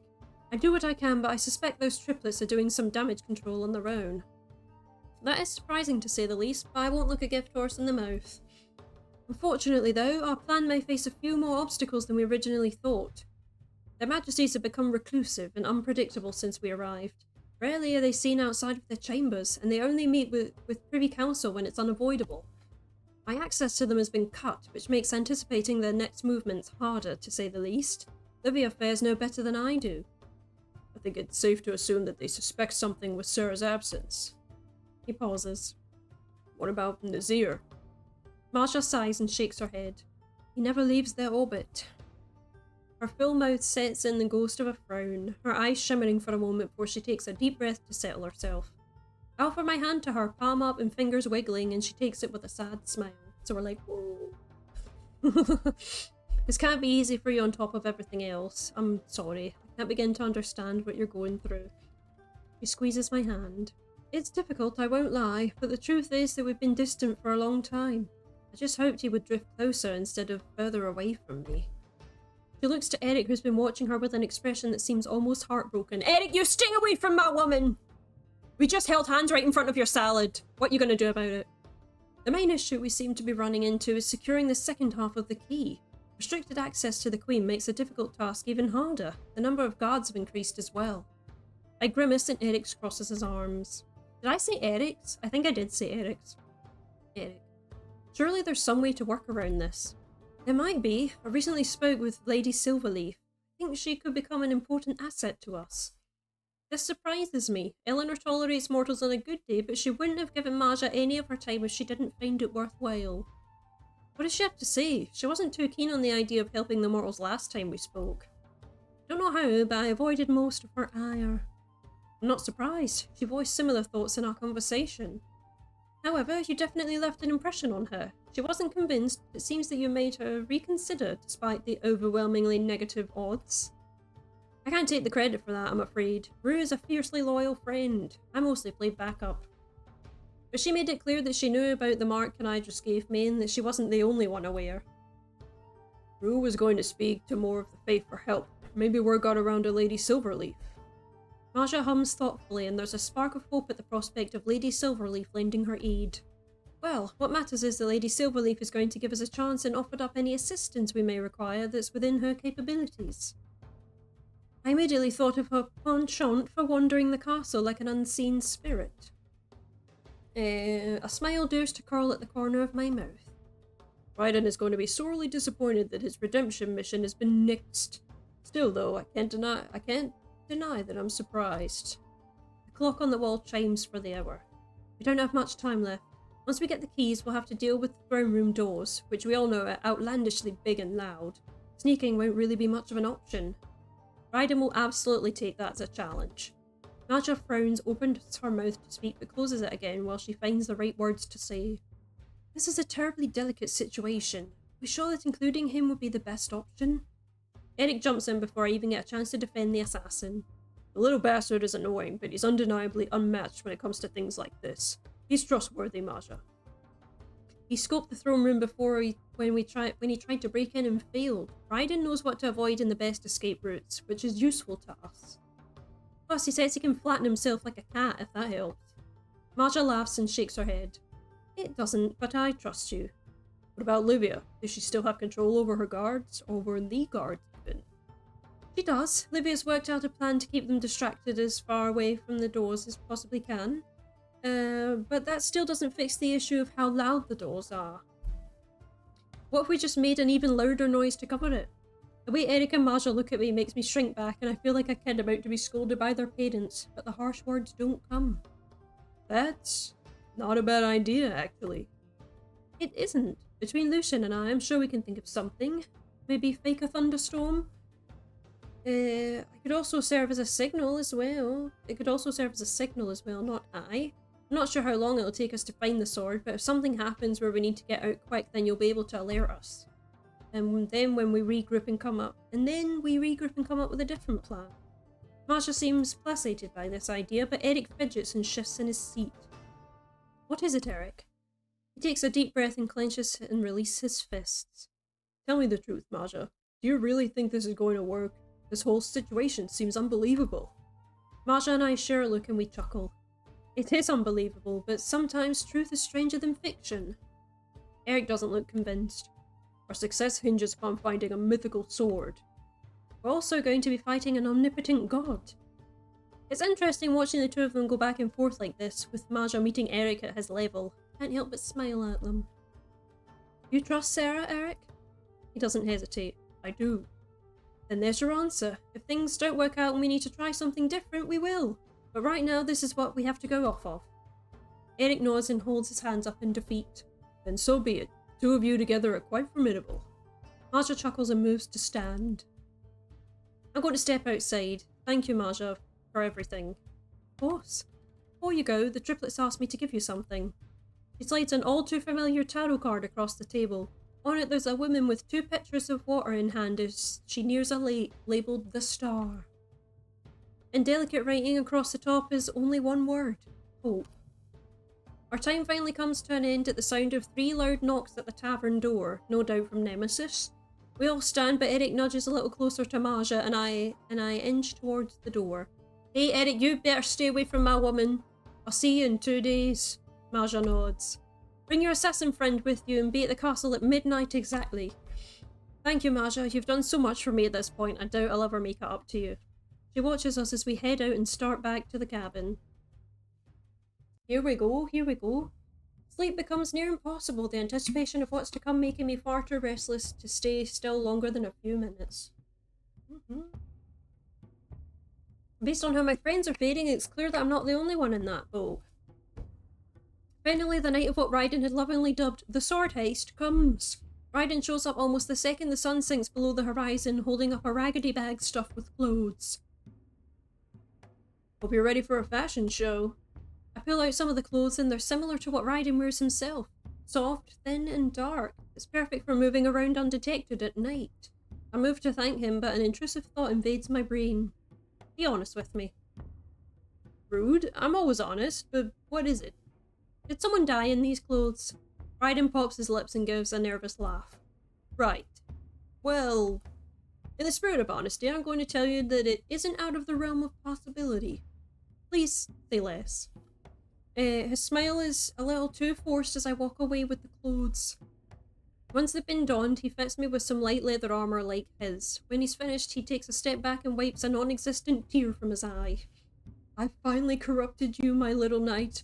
Your father is so proud, aren't you, Eric? The look Eric gives Raiden makes the younger man back down immediately. No. I'm sorry to disappoint, but I'm not going to be killing anybody, Rai. He waves me off. Yeah, that's what they all say. He pats over himself, reaching into pockets and muttering through a checklist like he's trying not to forget anything. Right, we should get moving. We've got a date with a sexy magic sword and it'd be untoward to be late. I nod. Despite my years of training, the high stakes tonight send a wave of nerves shuddering through me. Yeah, shuddering through me even. Eric notices and puts a warm hand on my shoulder. You've got this, Sarah. I mean, even if I can't, I kind of have to. Eric chuckles. Fair enough, I suppose. Here. He hands me a short sword in its scabbard. It's a weapon! I hadn't even realised I'd been without my own sword since the ball. Most of my belongings are back at the castle. Thanks. With that, Raiden and I head out towards the castle. Woohoo! Oh, Jesus. Heading out towards the castle, everyone. We set a quick pace, the urgency of the situation settling in from the moment we leave the cabin. We weave easily through the forest in the town, easily. Okay, I don't know why I had to say that twice. We easily do it, easily. Easily. Pretty easily. The moon almost at its peak in the sky when we arrive at our destination. Raiden takes a moment to wander around one of the outer walls, tugging on various vines that cling to the stone. He makes a happy noise as he finds one he approves of, jerking his chin up to the window. Great. I hoist myself up behind Raiden and I'm still surprised at how quickly he moves. My training definitely helps me, but I'm no match for him. Not that it's a competition. At least, to me it isn't. I win. His voice is chipper and as I ungracefully step into the room, Raiden beams at me, hands on his hips. It takes me a moment to realise where exactly I am. My room in the castle. I look at him with a raised brow. You're such a sap. I know. Layla says it's one of my worst qualities, but I think she meant the opposite. Great. I'm going to keep saving every time we come to a second load room. In the distance, the town clock strikes midnight, cutting our conversation short. Wordlessly, we begin to make our way to the throne room. We pass through relatively easily, doing it easily, only having to hide in side corridors a couple of times easily and wait for all oblivious guards to walk by easily. The path to the throne room is a bit of a labyrinth. I suspect it's a power play to dizzy guests and throw them off guard before they have to deal with the Queen and King. Just as we're about to descend to the next level, Raiden grabs the back of my shirt and holds me still, putting a finger over his lips when I turn to look at him. He points to my left and I see Maja and Lucian waiting for us. I won't deny the relief that floods through me at seeing them, but I can tell that they're just as stressed. There's an odd look on Lucian's face and they're usually aloof. Maja looks almost surprised. You're on time. Raiden and I look at each other. I think training beat the tardiness out of me. And it's in my job description to be punctual. He grins. Get it? Because I'm an assassin. I elbow him in the side. Maja looks mortified, but Lucian just chuckles. We got it. Right, well, we've taken care of all the wards for you, but there's a small caveat. It would be foolish to think that Maja here is the only one that's keeping an eye on the wards of the castle. You need to be keenly aware of time. The wards will need to be back on before anyone catches on. That's what I'm going to say. And that's the sentence that I'm going with. The air between us grows still as the reality of the situation fully sinks in. It's now or never, and we've only got a small amount of time to find the sword and escape. Livia's in position to pull the guards as far away from their posts as she can. We'll stay up here to give you more coverage. Great. Maja has devised a spell to have a loud roll of a thunder boom, but only in your area of the castle. You refuse to take the credit, so I'm being braggadocious in her stead. That is admittedly quite impressive. One day we'll find something you can't do. Maja chuckles. Oh, I'm absolutely rotten at checkers. She waves us on. There's no time to waste. We'll signal you when it's time to go. Great. Great. Raiden and I continue down the stairs, quickly advancing towards the throne room. We pause when we hear Livia speaking in her commander voice. I resist the urge to straighten up at the sound of it. You're keeping watch over one of the most important rooms in the castle and can't recall the last time a proper inspection was done? How can you identify any vulnerable spots when you haven't been looking? A shiver goes down my spine, my body conditioned after years of training even though I'm not the one getting disciplined. I can hear the armor of the guards clink softly as they shift, one clearing his throat before he mutters something like a sheepish apology. You two, come with me. We'll sweep the area together and maybe you'll learn how to do your job properly. Commander, we aren't supposed to leave our post. Well, your commander is ordering you to come with her. Do I need to repeat myself? There's more grumbling and then the clink of armor as the three of them walk away from the throne room. We take the opportunity to continue on, hurrying towards the throne room as quietly as we can. Turning a corner, we see the doors shining at the end of the hall. I'm still surprised at the grandeur of the doors, despite seeing them on a regular basis. The filigree inlaid within the doors shines in the flickering light of the torches lining the hallway. Raiden's eyes grow wide and he moves closer like he's a moth drawn to a flame. The cool metal sends a shiver through my body when I place my hand on it. I lightly drag my fingertips across the surface, searching for a place to put the key. Oh, shit! The key! I must have said that part out loud because Raiden's head whips towards me so fast I'm surprised his neck doesn't crack. Wasn't Livia going to give you her half? Yes, I have that half. His face falls, the skin below his left eye twitching. A wave of nausea hits me as I feel our mission slipping through my fingers in a huge oversight. Slipping through my fingers all the time. That's one for you, Nirvana. Just a little bit. My vision begins to swim, but a soft voice cuts through my panic.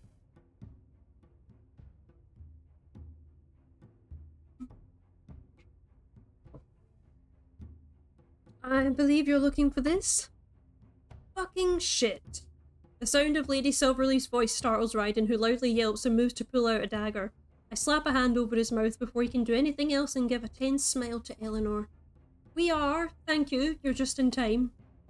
Raiden lets out a grunt and bites down on the heel of my hand and I snatch it away with a glare. Wiping the spit on my trousers, I hold out my hand and Eleanor drops the key into my palm with a look of thinly veiled disgust. We can't thank you enough for this. I'll admit that I was surprised when Maja told me you would help us. Her eyes glint with something I can't quite place as she looks over us, her face slipping back into its usual facade. Both my sibling and the Archmage came to me. I'd never seen Rue so determined and Maja put some things into perspective for me. Neither of them are fools and their belief in you and your cause swayed me. I let myself believe that I can see the corner of her mouth turn up in the suggestion of a smile. It is rare to see our kinds form bonds of trust. Even Rue chooses who they associate with very carefully. The mortal world will always be in flux, and while I do not concern myself with the fate of humans, I will always care for Rue. They are my priority, and their well-being is tied with your lot, for better or for worse. A low, deep rumble begins to sound, and I can feel it buzz in my chest. It's time to move on. Thank you again, my lady. She nods. Good luck. The air around her begins to shimmer, and in an instant she's gone. Damn. I run towards Raiden. Did you really have to bite me? He blinks, tilts his head to the side and purses his lips. No, but it was hilarious. My fingers twitch with the instinct to cuff the back of his head, but the glint of firelight off the doors distracts me. You can finish your weird courting ritual later. We have work to do. Raiden scoffs, but doesn't protest, peeking over my shoulder as I take the key and search for its place. The detail of the doors makes it difficult to see, and I feel time slipping as I frantically feel for a keyhole, a latch, anything that could work. I take a step back for a moment to try and reorient myself, not trying to get bogged down, and lazily swipe my hand near the handle of the right door. Some curved filigree, a slight divot in a straight line. Hold on. Keeping my finger on it, I look forward and see a small square outlined with a hinge. Pressing forward, it clicks open to reveal the keyhole. Oh, thank goodness. I was beginning to fear that we'd be here all night. I can only grunt in response as I slide the key in, holding my breath like I'm waiting for something to go wrong. There's another rumble of thunder as I feel the lock latch open, the loud sound thankfully hidden by Maja's handiwork, and Raiden and I hurriedly pull the door open just enough for us to slip through. Wow, we're in the throne room. I don't know how well this is going. What do you think? Do you think we're going to end up taking on the god? I have no idea. I don't know. Excuse me. We push the door closed with our shoulders, our breaths coming in heavy as we finally turn to look at the room in front of us. The two thrones sit in the centre, drawing your attention to it. It's clever, a distraction from everything that lines the back of the room. Let's get to work. It's a near gaudy display of riches. It's not quite a dragon sword of gold, but glittering jewels and various crowns and tiaras are proudly put on display. It's like they're daring us to take all of it. I flick his arm. Focus! As we traverse deeper into the throne room, there are hidden nooks and crannies that hide interesting items. There are impressive weapons that adorn the walls. There's a sword with a garishly bejeweled pommel that Raiden and I both lock eyes on. That's gotta be it, yeah? I grab the sword, my fingers gliding over the smooth jewels embedded in it. Giving it a few experimental swings, I shake my head. I don't think so. This is a rapier, not something that's meant to be used in battles over centuries. There's hardly a scratch on this one. Raiden yelps as I toss the sword to him while I continue my search. There's a number of portraits hanging on the walls, the judgmental stares of the subjects in the gilded frames sending shivers down my spine, like they know the grave felony I'm committing. The two of us begin looking on opposite sides of the room. I find myself pausing every few moments in anticipation of Maja's signal, making it difficult for me to really focus. After some time, Raiden and I sigh in frustration, in unison even. No luck? For what we're after? No. But for my own personal gain? Absolutely. I slink down against the wall and thump my head against it. I can feel that the time we have to safely get out of here is dwindling quickly, and there's still no sight of this blasted sword. As I move to stand, I stumble. My hand extends out to me for stability, but instead of the cool touch of marble, it's a metallic bite of a sword. Oh great, yeah, sure, you're just about to give up and then you stumble across it. Imagine that. It was barely enough time to examine it before blinding pain burst from my shoulder. I scramble to find the pommel, my skin getting nicked on the blade, and I gasp. Sarah! The pain begins to recede, my vision no longer swimming, and I manage to hold out the sword in front of me. It's deceptively normal, a dull silver with scratches marring the surface. If I hadn't just sliced my hand open, I would have assumed the blade was dull. Holy shit! Raiden rushes up to me, ignoring the sword in my hand. He steps behind me and wrenches down the back of my shirt. Hey! Your shoulder was glowing. Are you okay? Did you get hurt? He looks down and notices the small droplets of blood sliding off my hand. Here, let me bandage that. Raiden! I stop him with a little tap of the blade on his shoulder, like a monarch dubbing a would-be knight. Raiden freezes, staring at the weapon resting on his shoulder. Wait, is this? I nod vigorously. This is it. I can feel it. The pain in my shoulder aside, I can feel that the sword is absolutely brimming with power. I've handled a lot of weapons in my time as a knight. Some of them just instinctively feel right more than others. But this is something else entirely. It hums with power in a way that almost feels sentient. Maja's signal booms, much louder than before, cutting our marvelling time short. Raiden hastily grabs my hand and wraps a scrap of cloth tightly around it before tugging at my wrist to get us out of here. Damn, damn, damn. We have the sword, now we must leave. We must make haste. We wriggle through and close the doors as quickly as we can, the echo of Livy and the guards closer than I feel comfortable with. Raiden locks the doors once more, and I'm eternally grateful for his nimble fingers. I blindly follow Raiden as we retrace our steps back through the castle, my mind reeling from the actual success of finding this sword. It buzzes in my hand. I want nothing more than to just sit and study it, but almost running into Maja and Lucian as we tear a corner snaps me out of my daze. Raiden holds the hand with the sword up and points. Look! Maja's eyes are wide, and even Lucian looks surprised. Are you sure that's it? I nod. When I touched it, my mark burned, and I can feel it. I don't know how to describe it, but it's almost like it's alive. I can feel the other three look at me with concern and skepticism, but they don't question it further. Lucian steps forward, holding a proper belt for me to slip the sword through. Thought you might need this. Thank you. Maja stills for a moment, looking behind her with narrowed eyes. I think it's time for you two to make your exit. Great. They trail us as we head back to the window we entered through. Maja puts a warm hand on my shoulder. It should be alright just to head back down, if we time the guards correctly. We'll send word when we need to meet again. Be safe. Don't do anything I wouldn't do. Maja eyes them warily, but says nothing as we haul ourselves over the railing. Raiden zips ahead, nimbly trailing down the greenery and jumping down the last 6 feet with a silent flourish. He watches me with an amused grin and mimes clapping his hands when I jump ungracefully down. You know, with a little tweaking, you'd be perfect for a life of crime. The smile doesn't fade as I ignore him and start heading back towards Eric's cabin. We keep a quick pace, slipping through the town and only slowing down once we see the familiar clearing in the forest. Eric paces between two of the trees, swinging his sword like a nervous habit. It slices silently through the air and he stops midway through a sweeping motion when he catches sight of us. He jogs to meet us halfway and puts a strong hand on my and Rye's shoulders. You're back. His eyes dark over us, checking us for wounds, and I see him... His eyes dark over us? His eyes dart over us.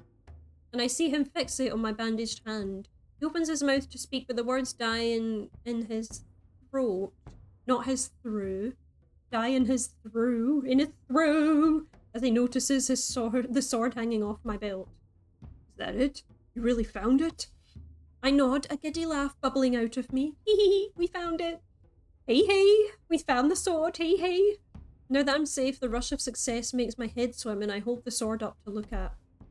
How can you be sure? Raiden points to me. Sarah's shoulder glowed and it said it tingles. I can't be bothered to chastise him while I focus on feeling of the sword in my hand. Eric's hand twitches like he wants to reach out and touch it, but I'm about to turn the sword over for him to hold when I'm almost knocked off balance by the bump of Raiden's hip. I'll let you and your new friend canoodle in peace. It's going to be my bedtime in a few hours, so it's best for me to hit the road. Thank you, Raiden. I couldn't have done this without you. He bows low with a wink. Get that right? I know. He disappears quickly into the forest and Eric and I trod back into the cabin. Right? Oh no, are we going to be alone with Eric? Oh my god, no. There's an inherent safety about it that immediately sets me at ease, and all at once I feel the adrenaline from this evening leave my body. Eric chuckles beside me. Okay. Gotta hand it to you. I'm impressed. I give a tired shrug. It was as easy as pie. My words are undermined as I bump my hand against the kitchen table and I wince in pain. Without another word, Eric rummages around for some bandages and a clean cloth. I don't have the energy to protest even if I wanted to and let him patch me back up. He ushers me into my room and I barely have time to kick off my shoes before I succumb to sleep. Yay! I wake up in a sweat, jolting upright in bed. There are rays of golden light flittering through the window, and it soothes me to know that I wasn't asleep for too long. Yes, yes, we'll move on. That is, until a bright giggle erupts next to me. Rue rushes over to perch on my bed. You're awake! I was starting to worry! It's been a whole day! You were dead to the world for a bit there. So much for my finely tuned biological clock. My throat is dry and my voice is hoarse when I finally sleep. I hope I didn't miss anything important. Rue's face scrunches up in thought. No, just Raiden showcasing all the sparkly things he stole from the castle. They snap their mouths shut with a small click and I groan. Which he probably did while you were asleep on purpose. Most definitely. Our little group falls into an almost normal routine in the days following our heist. Raiden is almost constantly in the cabin when he isn't on guild business. Lady Silverleaf acts as an intermediary between us and Maja. We wanted to meet before our next move, but the castle rarely sees people coming in or out. I pretended to not notice the worried energy that surrounds Eric when she's mentioned. There's no real update on Livia or Lucian either. Great. The lack of news is simultaneously good and bad. While nothing horrible is blatantly happening, there's no information on what the Queen and King are doing behind closed doors. My pronunciation of Raiden changes each time. I know, I'm trying to go with Raiden, but sometimes I fear it slips into Raiden and that's not good for anyone. Even Rue seems to grow nervous. While they normally can't sit still, they're now always in motion. Pacing, hovering, climbing trees. The clearing around Eric's cabin is almost completely covered in flowers that spring up in the wake of Rue's frantic steps. There's a restlessness that settles into us, and it's proven useful in terms of getting as ready as possible for what Novoth is planning. It's difficult to not know when it'll come, but the only options are to prepare or do nothing. Raiden and Rue have recruited the guild and a large number of the local fae, respectively. Lady Silverleaf delivers potions and enchanted talismans for protection. She also smuggles me my armour and my old sword. Bless. It's a strange sort of comfort to feel the worn down pummel in my hand. Worn down? Eric went from idly chopping wood to polishing up his old gear, specifically his sword. Sure. The rhythmic sound of the blade against the wet stone has become a soothing constant. It's almost easy to forget what we're waiting for, until that day finally comes. Great. Great. I feel like we're nearing the end, folks. This is getting to the climax.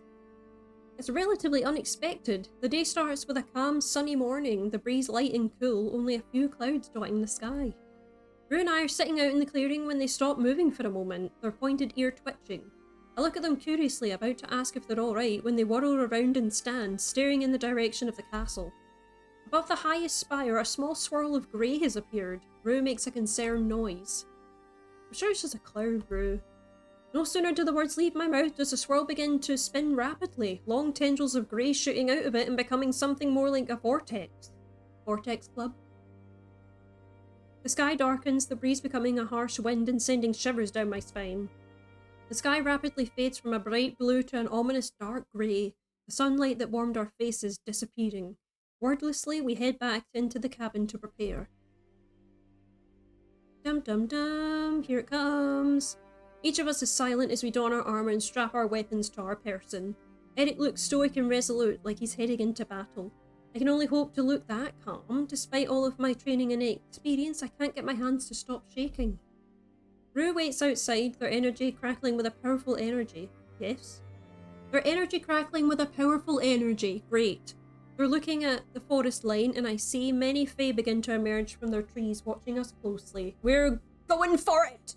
The plan is to meet Raiden at the castle with the guild, and work to meet Maja, Lucian, and Livia once we sneak into the castle. A near-deafening roar of thunder booms around us, the air sharp with the smell of ozone and something that's bitter and metallic. Eric steps outside nodding, and it's time to go. Instinctively, I fall in line behind Eric. There's an ease with the way he carries himself, even though there's a burning glint in his eyes that belies something churning under the surface. The way he carries himself is assured and strong, like a leader. As we make our way to the castle, I don't see a single person outside of their homes or buildings. Seems like everyone's taken the hint to get inside and hunker down. There's a large part of me that wants to do the same. The castle's outer walls come into view and there's a distinct lack of guards patrolling. Great.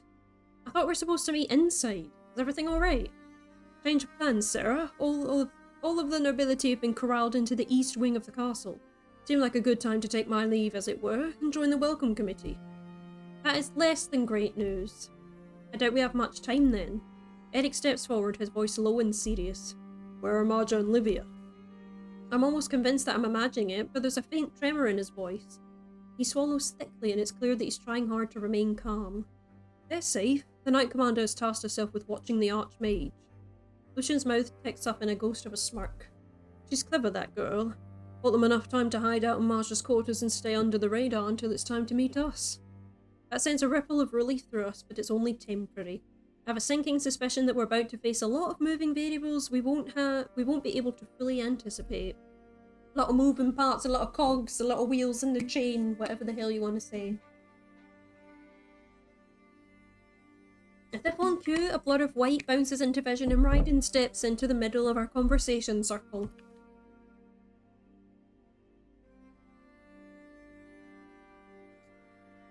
Don't tell me you're having fun without me. I'd be devastated. Raiden is brimming with excitement, chest puffed more than usual to be standing with Audrey. Audrey gives me a polite smile before their face falls into an impenetrable mask. Quite the team you've assembled here, Sarah. Never in my lifetime did I think I'd see the guild working alongside knights, demons, and fae. I'm glad to see you live up to Raiden's expectations. Raiden's non-stop tales, even. Raiden preens at this, grinning at me and ignoring the embarrassed heat that rises to my cheeks. A silence settles amongst us and it takes me a moment to realise that they're waiting on me to speak. Right. I clear my throat before speaking, nerves and the weight of responsibility threatening to close it up. Well, first things first, we need to get inside. It isn't possible to smuggle in this many people by climbing up the walls. Raiden gives a small wriggle and slides up next to Lucian. Audrey's giving Yasha, that's so right. That's so right. That's why we've devised an ever so brilliant plan I believe you'll find most useful. I've never doubted Raiden, but I still feel a large amount of stress dissipate at his words. The Queen and King's erratic behaviour has supplied us with a bit of an opportunity, you see. All non-essential personnel have been sent out of the castle. There's only a handful left in the kitchen, the Queen's lady-in-waiting. The only people really left are the guards now that the nobles have been sequestered. A pretty extensive tunnel network runs through the castle as well, for servants to move about quickly. It's essentially been abandoned, which provides us an extremely convenient way in. We just have to have distractions ready for exit points with stationed guards. Which is where I come in. I do love a good distraction. Their sharp teeth glint as they grin. Eric gives a small step forward and looks at me. All that leaves is a plan for us once we get inside. I stay silent for a moment, waiting for him to continue, and I realise that it's me he's wanting to hear from. Oh right, me! Yeah, it's me! Yeah, right. I do a slow spin around looking at the various groups we've converged here. Take a deep breath. This isn't any different than a strategy meeting before a battle. There's that word again that I love saying. It's obvious that there's a lot of us here. While that makes me happy to see, it's inconvenient in terms of movement. Smaller groups can move about much more easily, so we're going to need to split up. If we can get coverage over as much of the place as we can, we'll be in a much better spot. Groups of 2 or 3 should be enough, and it should be a mix of guild members and Fae if possible. There's a little murmuring and lots of nodding heads. That's good. Maybe I'm not so out of my depth here. I look to Lucian. Do we know where the Queen and King are now? They nod, their face more serious now. They've closed themselves off in the chapel since dawn. God, what have you done? You pink pony girl. Nazir was last spotted stationed at the door with a small group of guards. Nobody's allowed in or out. My throat goes dry at the mention of Nazir. It's been hard to shake my last encounter with him, but this time I won't be alone. The clock tower strikes a new hour. We don't have much time left. Okay everyone, I know that what we're about to do isn't easy, but I can't stress enough how important it is that we succeed. We want as little bloodshed as possible, but prioritise the mission and your safety. Don't forget that the Queen and King are powerful in their own right. Dora can read your mind and speak to you that way, and Thaddeus can and will manipulate your emotions where he can. We don't know what is exactly they're doing, but it needs to be stopped, no matter what they may tell you. I shake one of my hands out as I feel it begin to shake. Everyone's eyes are on me, but this isn't the moment to cower. Okay, I think we're as ready as we'll ever be. Everyone split up into groups. Eric, Raiden and Adri, I'd like you to be with me. Raiden claps excitedly and goes to Adri's side. Rue and the Fae are going to establish a perimeter around the chapel. If my hunch is right, we'll need the extra coverage. We'll need another team to collect Marja and Livia and escort them to our rendezvous point. The assassins nod in agreement. Excellent. I turn to Eric. He smiles at me and I can't help but feel a little proud of myself. Did I miss anything? He hums thoughtfully before turning to the group. Don't forget, we have to make sure that Sarah gets to the chapel. That's our top priority. Eric looks back at me. That should do it, I think. This is it then. Be safe everyone. We'll see you on the other side. It's impressive to see how quickly everyone begins their designated tasks, splitting up quietly into groups and following Lucian. We make our way behind everyone. Eric matches my stride and puts a hand on my shoulder. You did well, Sarah. You're a natural leader. Being a warrior is one thing, but you also deeply care for people. That's important. For the briefest of moments, I feel an intense urge to cry at the specific praise coming from this specific man, but I hold myself together. Barely. I manage to squeak out a thank you before I embarrass myself too much. Damn. Right. Yeah, we'll keep going there. I think we're nearly there, folks, so I'm just gonna keep going until this is done. Luckily enough, it's a Friday night, so yeah, I'm just gonna keep going until we get there. I can hear Raiden and Adri chuckle behind me, the white-haired assassin sliding up to me and throwing his arm over my shoulders. Nearly had me in tears back there, you know? Got quite the penchant for speeches. I know I feel inspired and ready to go. Fight a god and win. He narrowly misses a swipe from Eric, but isn't able to dodge the swift flick to the ear that Adri gives him. When he stands upright again, he's smiling so wide I'm sure his cheeks must hurt. The levity is nice, but it doesn't last that long. The closer we get to the chapel, the more my stomach churns. We really have no idea what we're about to walk into. We even may be too late, although that's the pessimistic side of my brain talking. I shake my head to clear my thoughts. Exactly, it's Friday, so a late night can be afforded. Exactly. But the sinking feeling in my gut doesn't go away. The sword strapped to my hip grows heavier with each step.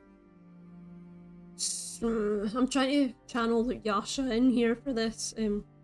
Slow your breathing, Knight. Jesus Christ, that's the worst Yasha impression.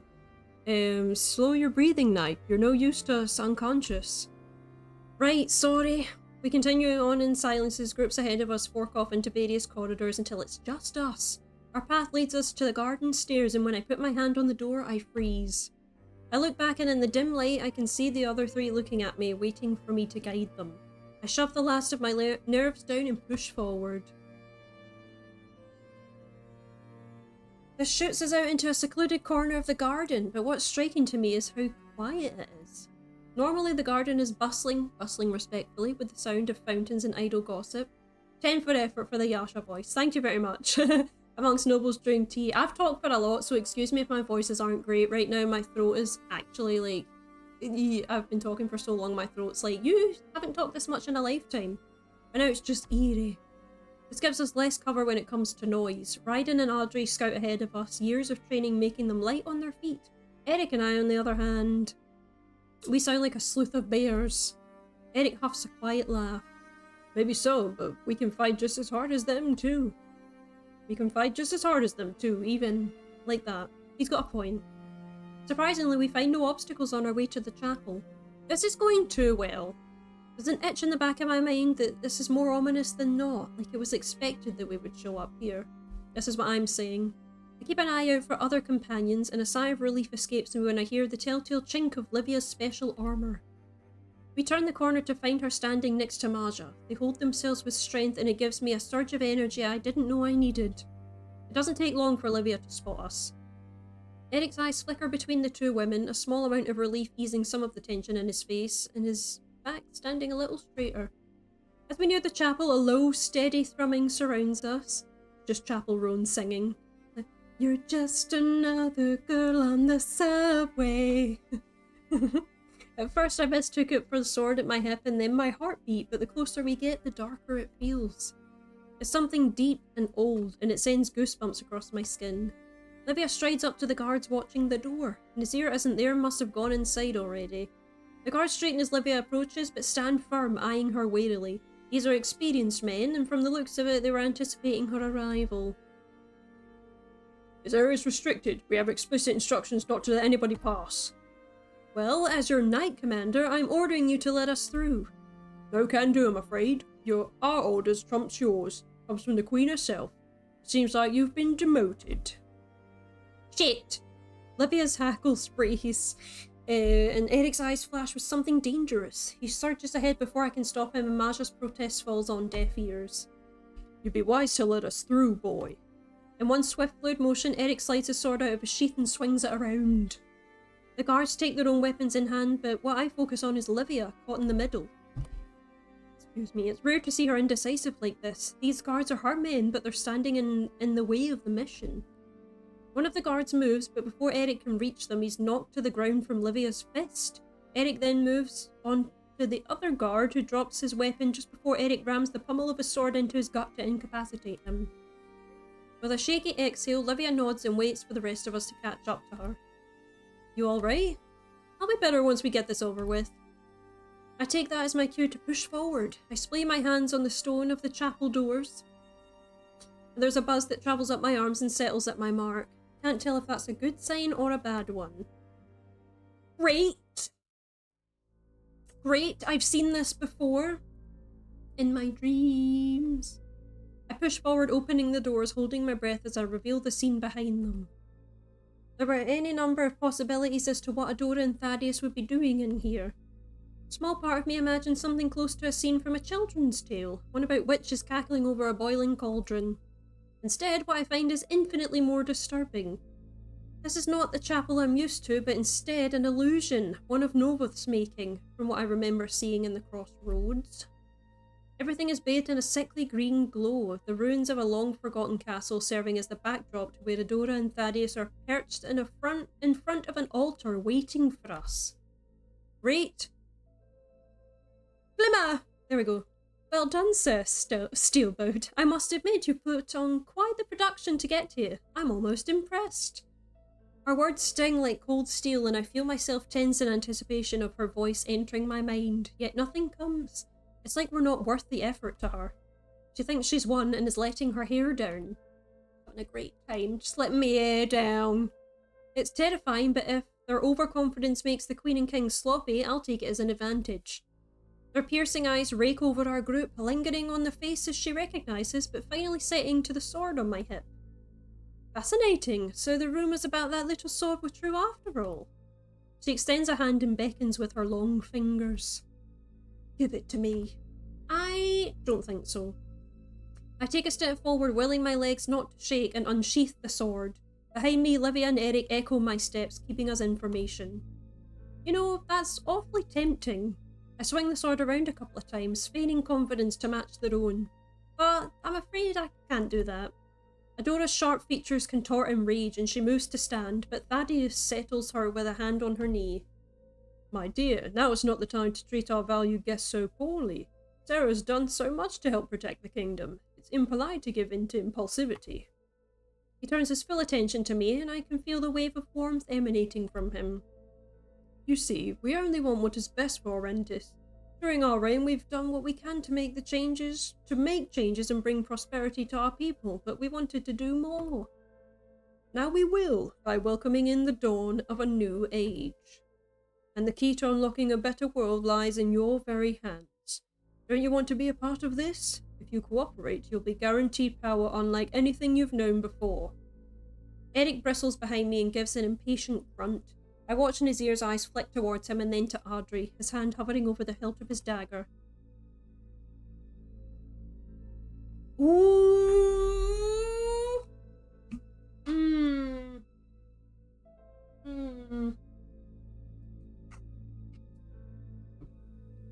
Stop with all this nonsense. Stop with the nonsense. I'm not going to try and reason with them. They're clearly like...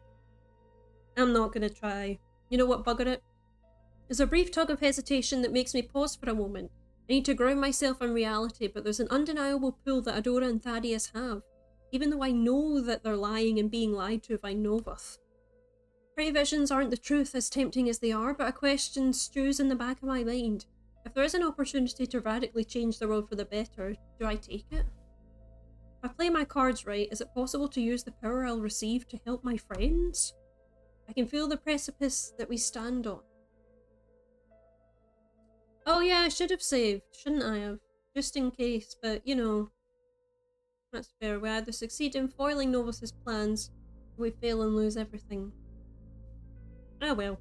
What happened to the people? Where did I last save? You know what, I'll just... No, I don't want to overwrite my save. You know what, I'll load. I'll go back here, and I'll quickly skim through. And I'll save, just in case. Bop, bop. Yeah, here we go. Bop, there we go.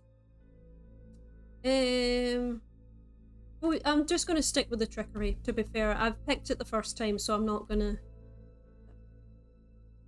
The clink of Livia's armour in my ear brings me back into myself, and I can recognise the wave of Thaddeus' power. I shake my hands out, meeting Adora's gaze with my jaw set. She responds in kind with a smirk, clearly honing in on my moment of weakness. I'm not a puppet that you can control. Not you, not Novoth, or even Canidrus. I hold up the sword, smiling at the way it buzzes in my hand. Your plans end here. There's a grating sound as Adora's long fingernails scrape against her throne, her knuckles white with the force of her grip.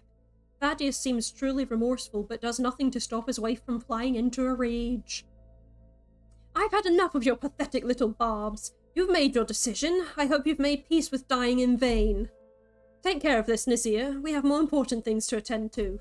Of course you get a lackey to do it for yourself. You know, you're never going to face me like a proper queen and king would. Nazir wastes no time in drawing his weapon. On instinct I prepare myself, but I freeze when I see Audrey glide past me. I've heard a lot about you, Spy Master. I've always wanted to see your reputation, if your reputation precedes you. I don't know what accent that is.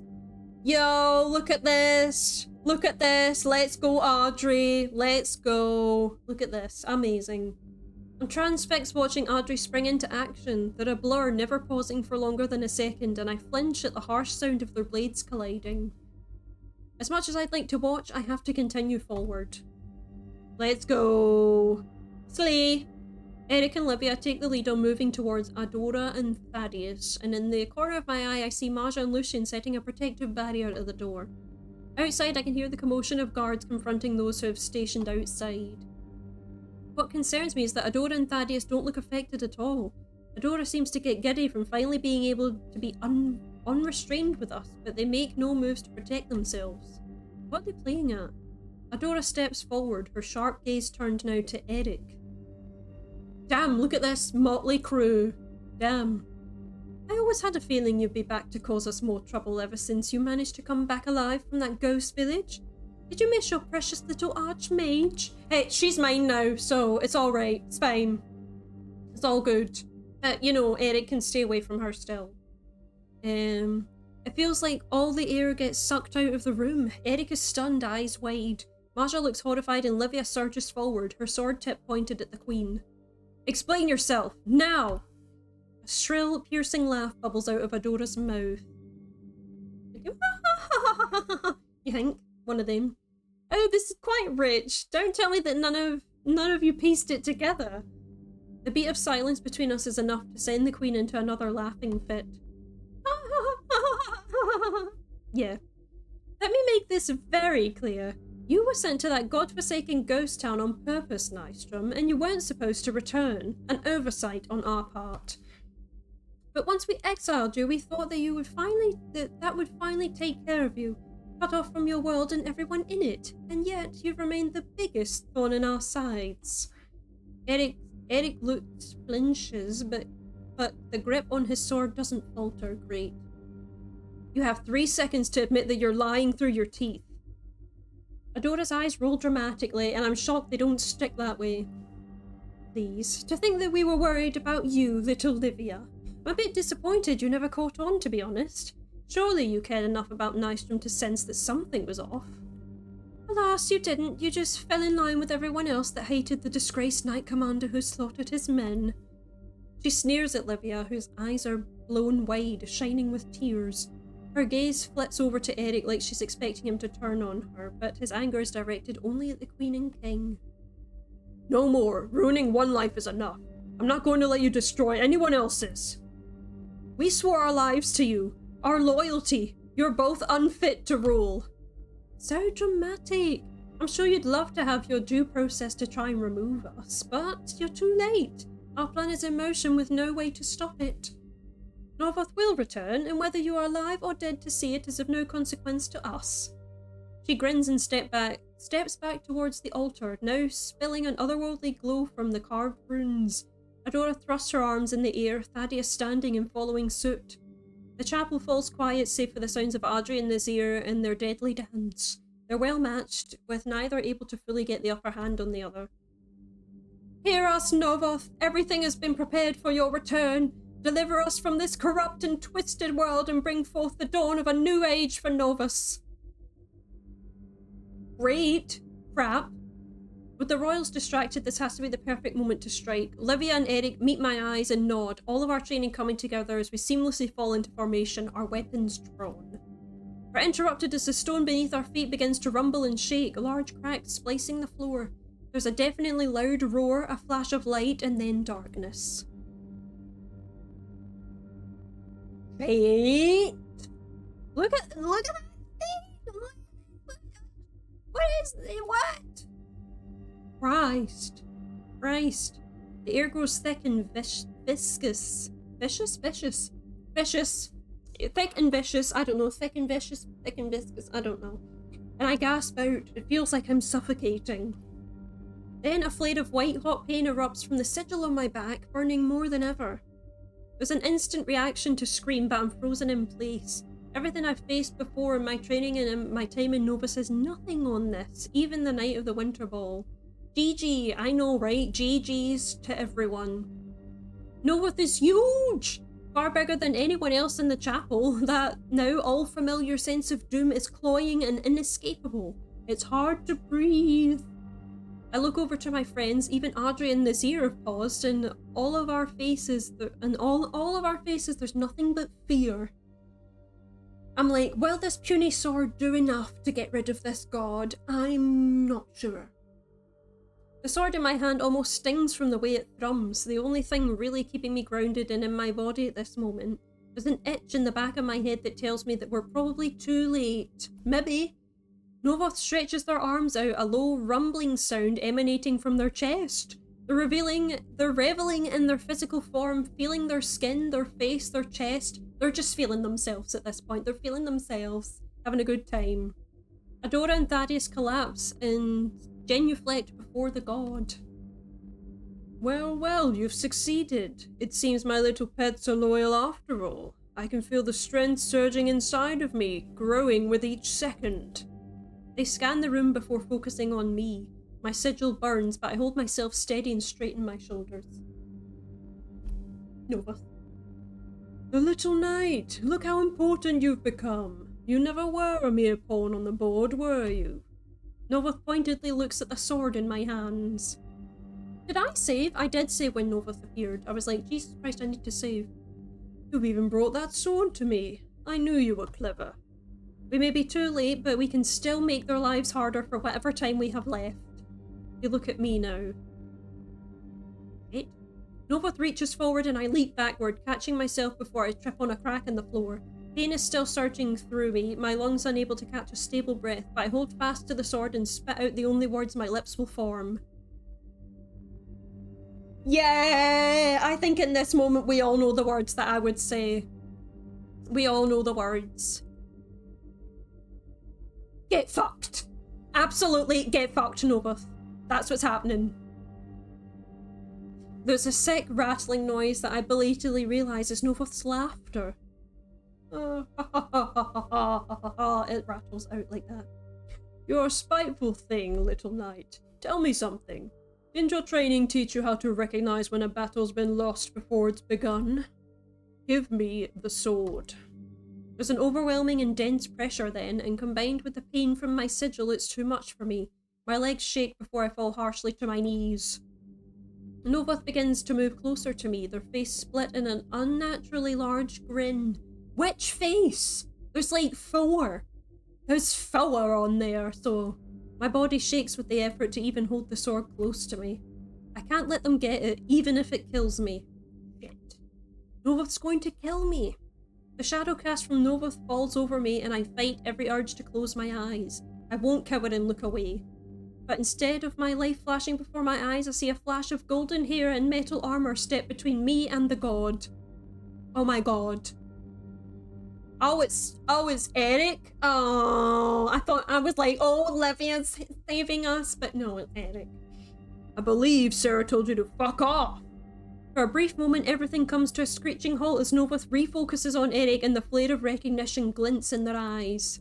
They release an otherworldly piercing roar and swing around and lunge towards us.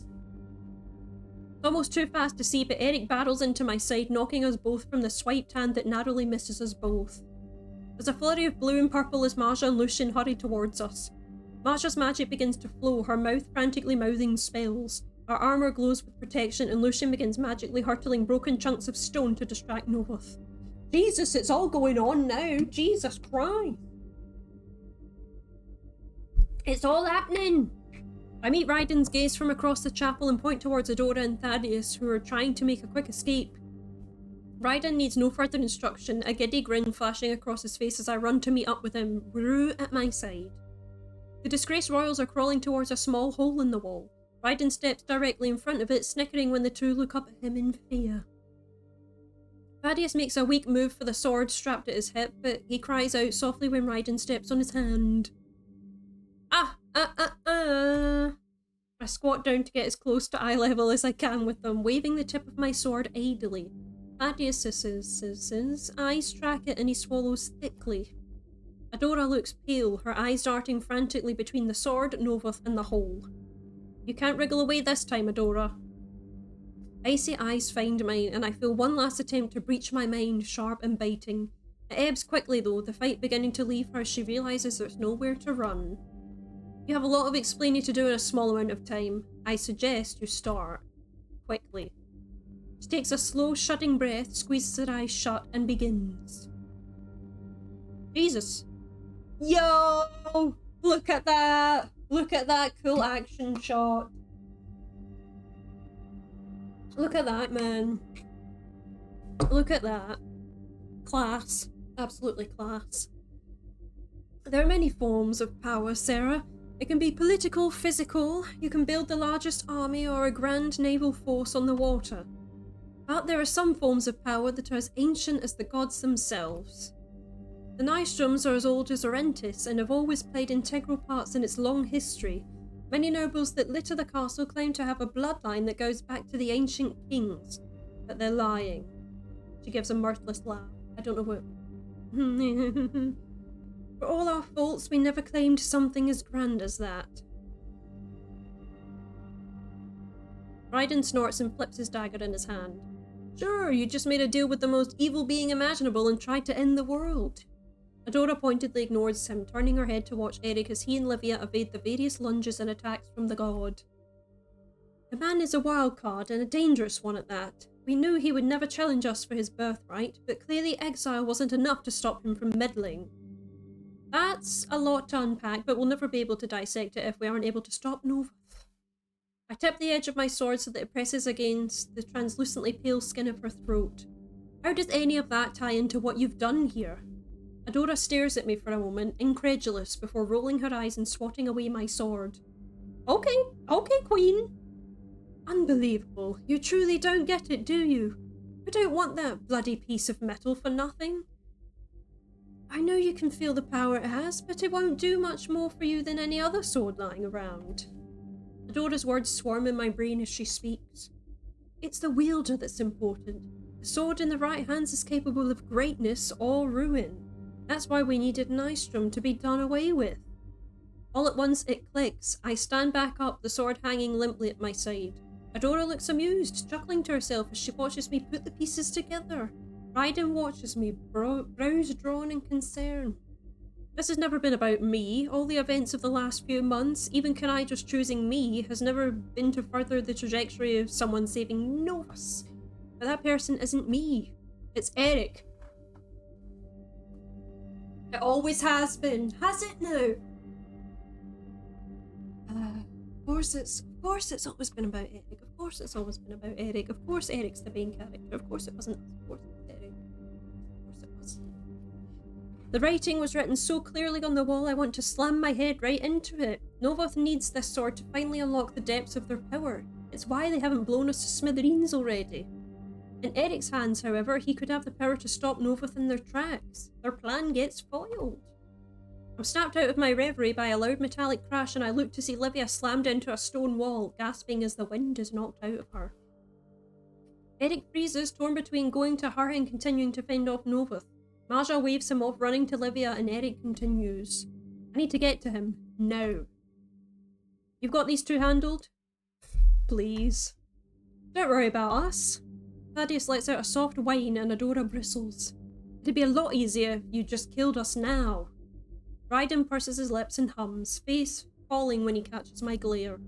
The last thing I'm going to do is let you avoid the justice that's coming your way. Typical knight. Thaddeus merely nods. We've got this handled. Go! Of course it's about Eric. Of course it's about Eric. Yes. Pressing myself as tightly as I can to the wall, I slink as quickly as possible around the perimeter until I'm next to Eric.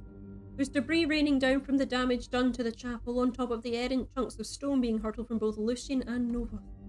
Once Masha gets Livia back on her feet, she returns to helping Lucian.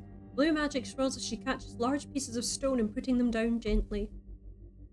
Adri and Nazir have slowed down but show no signs of letting up. They look a little battered. Nazir has a slight limp and Adri has a scrape along their arm and their cheek. I can see Raiden watching them closely, gnawing on his bottom lip. As I draw closer to Eric, I speed up my steps and make it to him just in time. Novoth managed to land a blow against him, knocking the sword from his hand. Great. He doesn't seem hurt but winded, and he manages to make it up to his feet just as a large piece of stone blows into Novoth, sending the god stumbling back. Stumble! Stumble! My shin guards scrape against the floor loudly as I slide in next to Eric, the pommel of my sword pointed towards him. He blinks, frowning at the sword and lightly pushing my hand away from him. Come on, Eric, just take the bloody sword, man. What are you doing? Don't leave yourself unarmed. You need this. I shake my head quickly. I don't, but you do. There's not a lot of time to explain, but you are the one that needs to wield this sword, not me. It's never been about me. I don't want to give them the chance to take it. I give a short, frustrated exhale. Eric, take the damn sword and don't question me. One of his hands reaches out, fingers twitching as he pauses just before grabbing the hilt, but he curls his long fingers around it and releases a shaky breath out. He stands and gives the sword a few swings, and it looks like an extension of his arm. It's light in his hand, slicing silently through the air. Eric gives a curt nod of approval, his eyes sparkling despite the circumstances. I'm a little jealous that it didn't feel like that to me, but now isn't the time for sword envy. Did it buzz like this for you? A laugh bubbles out of me. Yep. We need to get you a weapon. I can handle myself. Another stone crashes into the wall next to us. But some cover would be nice. We scurry over to where Eric dropped his sword, which is unfortunately directly in front of Novoth. I quickly scoop up the sword, but realise the situation I've put us in. Yeah, great. There's no place to really hide in the chapel, and although Maja and Lucian were keeping the god preoccupied, they notice us running towards them. A deafening noise bellows out of them, making all of us cry out and move to cover our ears. Yes, it almost sounds like desperate rage, and maybe even fear. Livia struggles to flank us, and Lucian steps in front of Maja protectively. Audrey leans against the wall looking weary, but Nazir is at their feet. The noise dims and Novoth begins to move towards us, and for a brief moment there's an eerie silence. Then there's a sickening slick sound followed by a light gasp. No! My head whips back to look at Audrey. There's an odd look of surprise on their face. They look down, their eyes following the path to the shiny metal tip of a dagger peeking out of their chest. God damn you, Nazir! Why did you have to get Audrey like that? God damn it! Audrey's shirt begins to bloom a dark crimson red. Nazir grasps them by the waist, blood pooling out of his own mouth, his breathing ragged. Audrey looks around the room searching for someone before sighing softly when they find Raiden. The corner of their scarred mouth ticks up, a breathy laugh puffing out of them before they collapse to the floor with Nazir. God damn it. There's a beat, maybe two, of a frozen silence before time comes crashing back to us, everybody moving all at once. Guards begin to pour in, followed by Fae and guild members. Lucian rushes to meet Raiden as he kneels over Audrey's body, using their magic to fend off any guards or debris that might hurt him. In the corner I see Adora and Thaddeus begin to start crawling towards the makeshift exit again, but I breathe a sigh of relief when Rue seemingly materialises next to them, holding them off. I feel a tap on my back and turn to see Livia gently nudge me forward. We fall into a neutral position, Eric leading us with Livia and I flanking. Eric moves with deft steps, but is an immovable force as he strikes down anyone who tries to stop him on his path towards Novoth. Livia and I take down the errant guard that charges at us. My eyes sting with sweat, my hands a ruddy mixture of dirt and blood from the various scrapes I've acquired. If I'm able to make it out of here alive, I'll be grateful for the chance to laugh at my face in a mirror. Novoth waits for us at the apex of the chapel. They're grinning menacingly and watch as we make our way. It's a silent sort of taunt, watching us like ants. Insignificant little pests.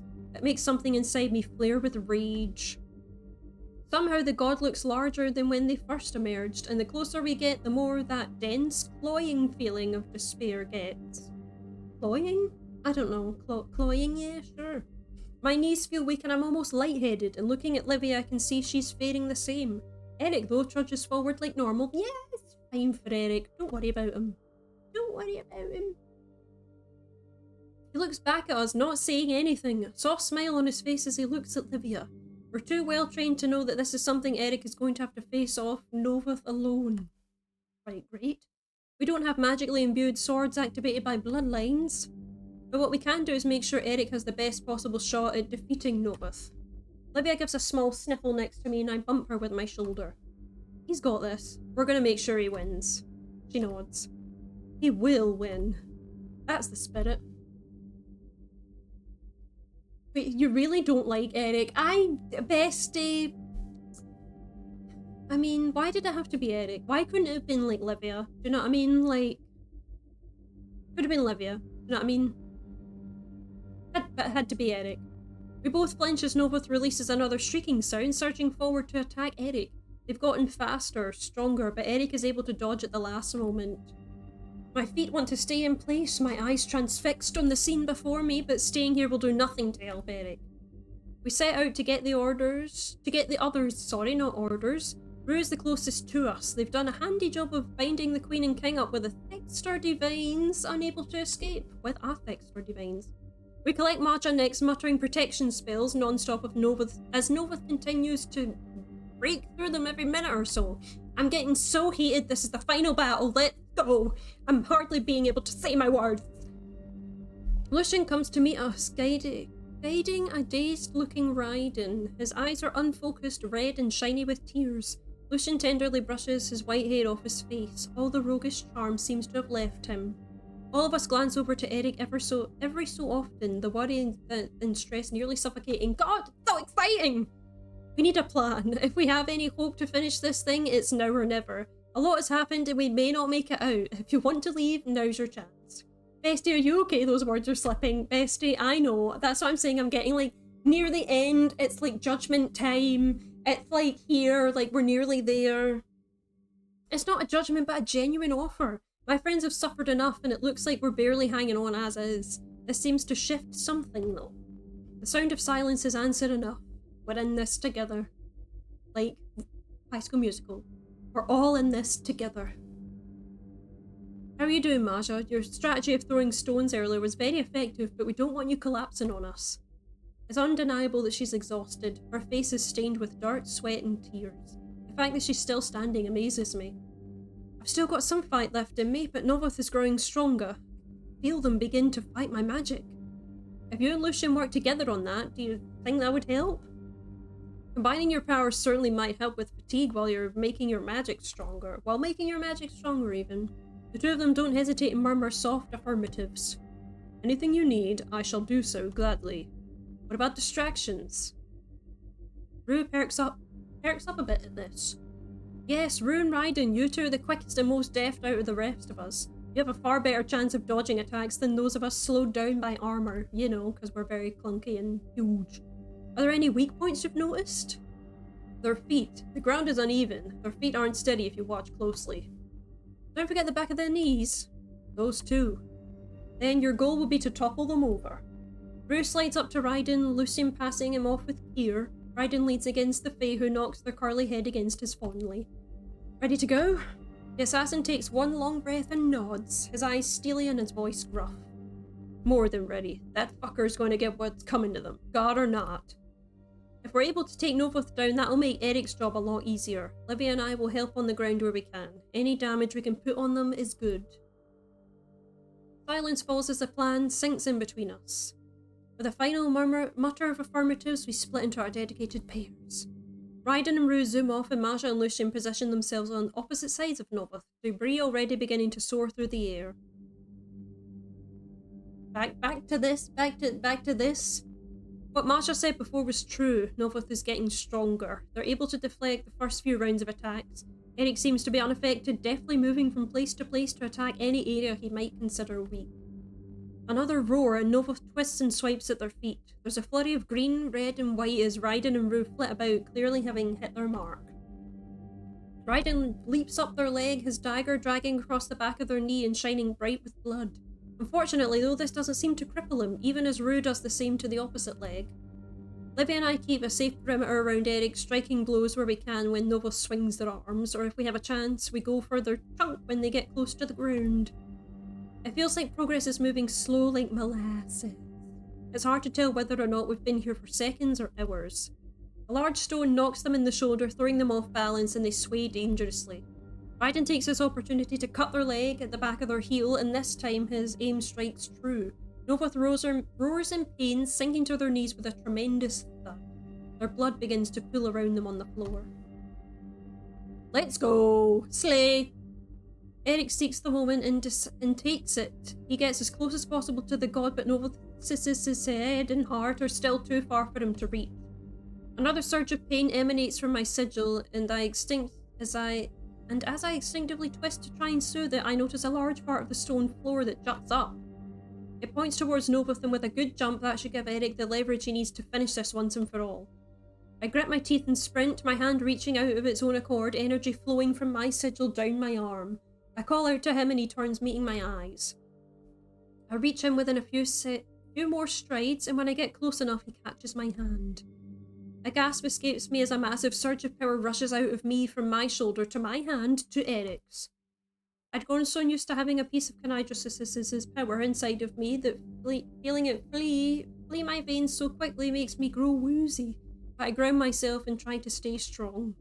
Eric grunts, clearly adjusting to the feeling of new power, but soon enough he's standing straighter. I feel the final tingles of my sigil fade, and I know that it's now gone. Take them down. Let's go. Eric steps away to finish this, and my knees give out from under me. Time seems to be slow as I watch Maja and Lucian haul the biggest stone yet onto Novoth's back in an attempt to keep them from rising up again. Raiden and Rue continue their assault on the legs, Livia moving forward to assist the two. Finally, Eric begins to run up the ramp, launching himself from the edge, holding the sword high above with a loud cry. My heartbeat is the only thing I can hear as the sword sinks deep into Novoth's heart. Inky black blood immediately flying out and down their chest as Eric holds fast to the pummel, yes. It starts to glow a bright white colour, and Novoth's veins begin to illuminate from it at the wound at the epicenter. Novoth's skin lights up as the veins cover every inch of them, black blood dripping from their wound and blocking out the veins on their chest. They try to claw at it, but it's clear they're fading fast. A final earth-shattering screech is released from the god as they sink further into the ground, and the stone beneath my feet shudders. For a moment I worry that the ruins will crumble and crash us, but Novoth collapses, their pained cry dying in their throat. Yes, play. We got the god. We've got them. Eric keeps his grip on the sword as long as possible, wrenching it out and jumping away from the god at the last moment. Bestie, I'm crying. This reading is slipping so much. Bestie, I know, but we're nearly there. It's near the end. I can tell we're nearly there. The ground rumbles beneath us like an earthquake, and the world around us shifts. We're in our familiar chapel once more. She got away. Eerily, it almost feels as if nothing ever happened. It's painfully quiet as we situate ourselves, wiping off the dust and blood that saturates our skin and clothing. The sound of clanging metal interrupts us as the guards drop their weapons and surrender, swiftly followed by an agonizing, defeated wail from Adora. It hits me that it's finally over. Despite all of the odds, we won! Suddenly, the ceiling comes into view and I realise that my legs are no longer supporting my body. I close my eyes and brace for impact, but it doesn't come. When I crack open one of my eyes, I see a concerned Maddox looking down at me. He's here! He wordlessly offers me a hand and tugs me upright, but before he can pull away, I yank him close for a bone-crushing hug. Hell yeah. He's frozen for a moment before he melts enough into it to bump his forehead against my pauldron. You made it! Fuck, I was so worried. He pries himself from my hold and steps back, grinning sheepishly. I can handle myself, you know. Clearly. Before I can admonish and applaud him for being cheeky, Livia's voice cuts me off. She stands in front of the guards as they're corralled up by various masked guild members. Despite everything we've just been through, she stands tall, ever the picture of a true commander. You will all be escorted to the barracks and be dealt with there. Due process will be given to all, but know that if you run, we will find you, and you will forfeit that right. They say nothing and silently stream out of the chapel. Lucian watches over Adora and Thaddeus with a wicked grin on their faces. They bind their hands together. Neither of them struggle, but their anger is clear on their faces. The assassin from earlier staggers in, but I watch her face crumple as she spots Adri's body in the rubble. Ryden goes to her and they murmur quietly to each other before gathering the rest of the guild members. Rue sprints over to the entrance of the chapel where Eleanor stands. She looks relieved and Rue throws their arms around her, burying their nose into her hair. They stay like that for a long moment. Eleanor brushes Rue's short hair back and mutters something to them that makes them grin. Maja is with Eric, using a scrap of fabric from her skirt to clean some of the blood off of Eric's face. I hear small noises of something hitting metal and it takes me a moment before it hits me that I'm crying, tears falling onto my armour. I hastily wipe my cheeks, surely spreading more dirt and blood than anything, but I know that these tears aren't of sorrow, they're of hope. It'd be foolish to think that the work ends here. Novoth needs time to heal, and there's an unfathomable amount of work to be done to clean up the mess that's been made. Adora, Thaddeus and the guards will need to be handled, and we have no way of knowing how the public will react to the truth. New rulers will be needed, and the guard must be filled with new recruits. Loyal ones who will pledge to serve Novoth above all else, and maybe with a little bit of extra vetting. I morbidly realise that the guild will need a new leader too, a difficult role to fill with how incredible Audrey's presence and expertise was. Basically, Novoth is going to go through one hell of a change, and it will need to be handled with a great deal of care. I look upward out one of the windows, and the sky no longer grey, but clear and bright. I could return to my life in Vithris, but the thought of it makes my heart ache. I built a life for myself here with people I love and care for. More than anything, I feel excited. It's rare enough to live in a time of rebirth and change, but to actively take part in it is something else altogether. The future is uncertain, but there are some things that I know for sure. Novoth didn't win, and the people of Novoth are safe.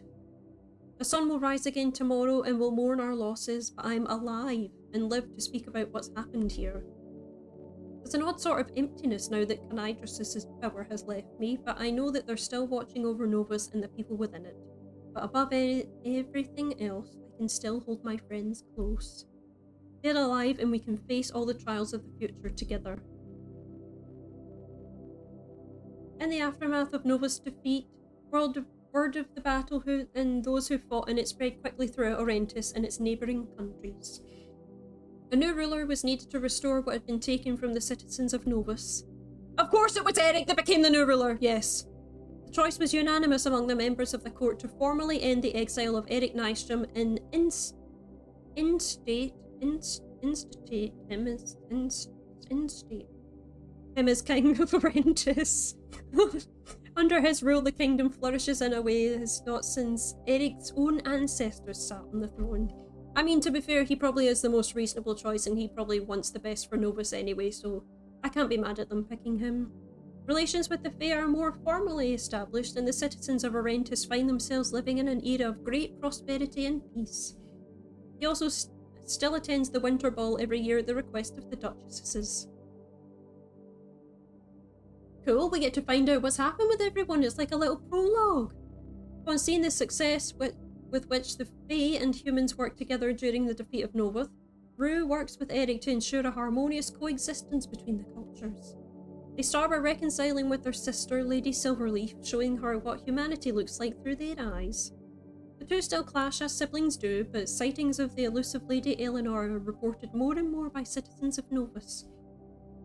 She's been known to be partial towards passing sweets to children and sharing mulled wine at booths in the market. Rue becomes essential to bridging the gap between humans and Fae in Novoth, becoming a unique sort of ambassador. It keeps them busy, but they continue to see their friends often. There's always a spot for them at the castle. In the underbelly of Novoth, there's also a period of rapid change. As above, so below. Never seen that movie, but want to see it. When one viper falls, another rises, sharper and keener with the collective knowledge of their predecessors. There are hushed whispers underground that the moniker has changed hands, though it is only confirmed in a secret guild ceremony held under the cover of darkness. Don't you mean an epilogue? That's what I meant. Yeah, I don't mean prologue, I mean epilogue. That's what I meant. The Viper is undoubtedly feared not only for their prowess and reach, but for the fierce loyalty garnered by the members of the guild. It becomes a sort of safe haven for those that were lost and broken. Bonds are forged beneath Novoth without the fetters of contracts or blood debts. If there are rumours that the guild is given grace by those ruling Novoth, they go unchallenged. Besides, Ryden was never one for tradition anyway. Of course Raiden takes over the guild, it's the only natural step. Livia keeps her duty to the crown and people of Novoth to keep stability as the world reorients on its axis. When the new everything has settled, she steps down as Knight Commander to focus on something she hadn't had much time for previously. Herself. Yay, Livia, she's focusing on herself! Yeah, we love to see it. We love to see it. Caught up in the frenzy left after Eric's exile, Livia stepped into shoes expected of her to fill. Always known as Eric's protege, she now makes an opportunity for herself to try something new. Unbound by titles, Livia begins a new chapter of her life, exploring the world and herself along with it. We love to see it. We love a queen exploring herself. But she isn't alone. Oh! Yay! Look at that! Having met during the defeat of Novoth, Livia and the mysterious raven Layla connected instantly. Look at them! They're such a cute couple! Look at that. With Layla's guild contract now complete, she has a newfound freedom that she's unsure what to do with. She's decided, though, that a beautiful woman with a sharp sword is a good place to start. I mean, fair enough. Just like any other. After demons reach a certain age, time passes and holds meaning differently than it does for mortals. Years go by like mere seconds, and the rise and fall of empires begin to bleed together. Lucian recognises when it's time to move on, a gut feeling of sorts, a push and pull that guides them on to their next adventure. But the people they left in Novoth keep a special place in their heart, enough so that there's never too much time that passes between visits. That's good that they still visit, that's very cute. There's wisdom to be given especially to new and younger generations. A mystique builds around the intriguing visitor.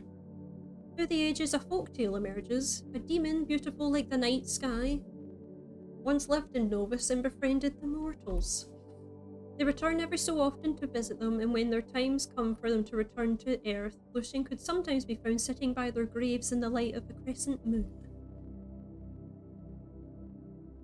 Maja, with her beloved knight by her side, thrives under the rule of former Flame King Eric. Hell yeah, we're right by Maja's side! With everyone she cares for so deeply back under the same roof, she pours herself into research and assists with the betterment of the kingdom. Nice. She also becomes a frequent visitor to the crown. Now she doesn't have to worry about sneaking around so much. Hell yeah. As reward for his valiant service in protecting the Vithrian ambassador and the aid in defeating Novoth, Cedric is made head of the King's Guard and serves under the banner of Novoth. Hell yeah, Cedric. Cedric leads his battalion and takes great pride in maintaining the security of the castle and those within it. Maddox is also finally given the opportunity to enlist as a proper knight, and he quickly states his claim as the most talented recruit since Livia's training days. Hell yeah. Despite being busy with drills and practice and patrol, he finds time to sneak away with Cedric on quiet nights. I see. This is it. Adora and Thaddeus sit in the dungeons beneath the castle as they watch their work become unmade by the new king and his new court. When the smoke clears and the emergent matters have been attended to, the disgraced rulers face their reckoning. The betrayal of Errant must be answered for. Their judgment is given without ceremony by King Eric, and the punishment follows suit. There's no crowd, no announcement. The king's sword is swift and sharp, and their final breaths end the reign of the traitor queen and king. Their legacy is one of betrayal and destruction, a warning to those who rule or seek power for generations to come. The chapel gives me the creeps still. I avoid it at all costs. Until the moment Maja requests my presence in there. So I go, okay, let's go. We've got like an epilogue with Maja. Let's go. When I enter, I'm frozen to the spot for a moment. She's dazzling like always, but even more so with the way her blue tendrils of magic fill the room. Yo! Look how stunning she is! What is happening? What is happening? Sarah! Yes! I love how much she makes me smile, and right now is no different, as you can probably tell. This is magnificent, Maja. It really is. She smiles at me, the magic fading around us like fey dust. Damn. What's the special occasion? I wanted to see you. We've both been very busy and I figured you wouldn't mind me showing off a little. You can show off as much as you like. I'll be the one clapping. Thank you. Would you like to come have some tea with me? Yes? I would. I pull her in close and give a kiss to her cheek. Always. Yes. Yes! The end! The end! There you bloody go! There you go! That is it! That is Errant Kingdom finished, done. Errant Kingdom done. We managed to defeat Novoth.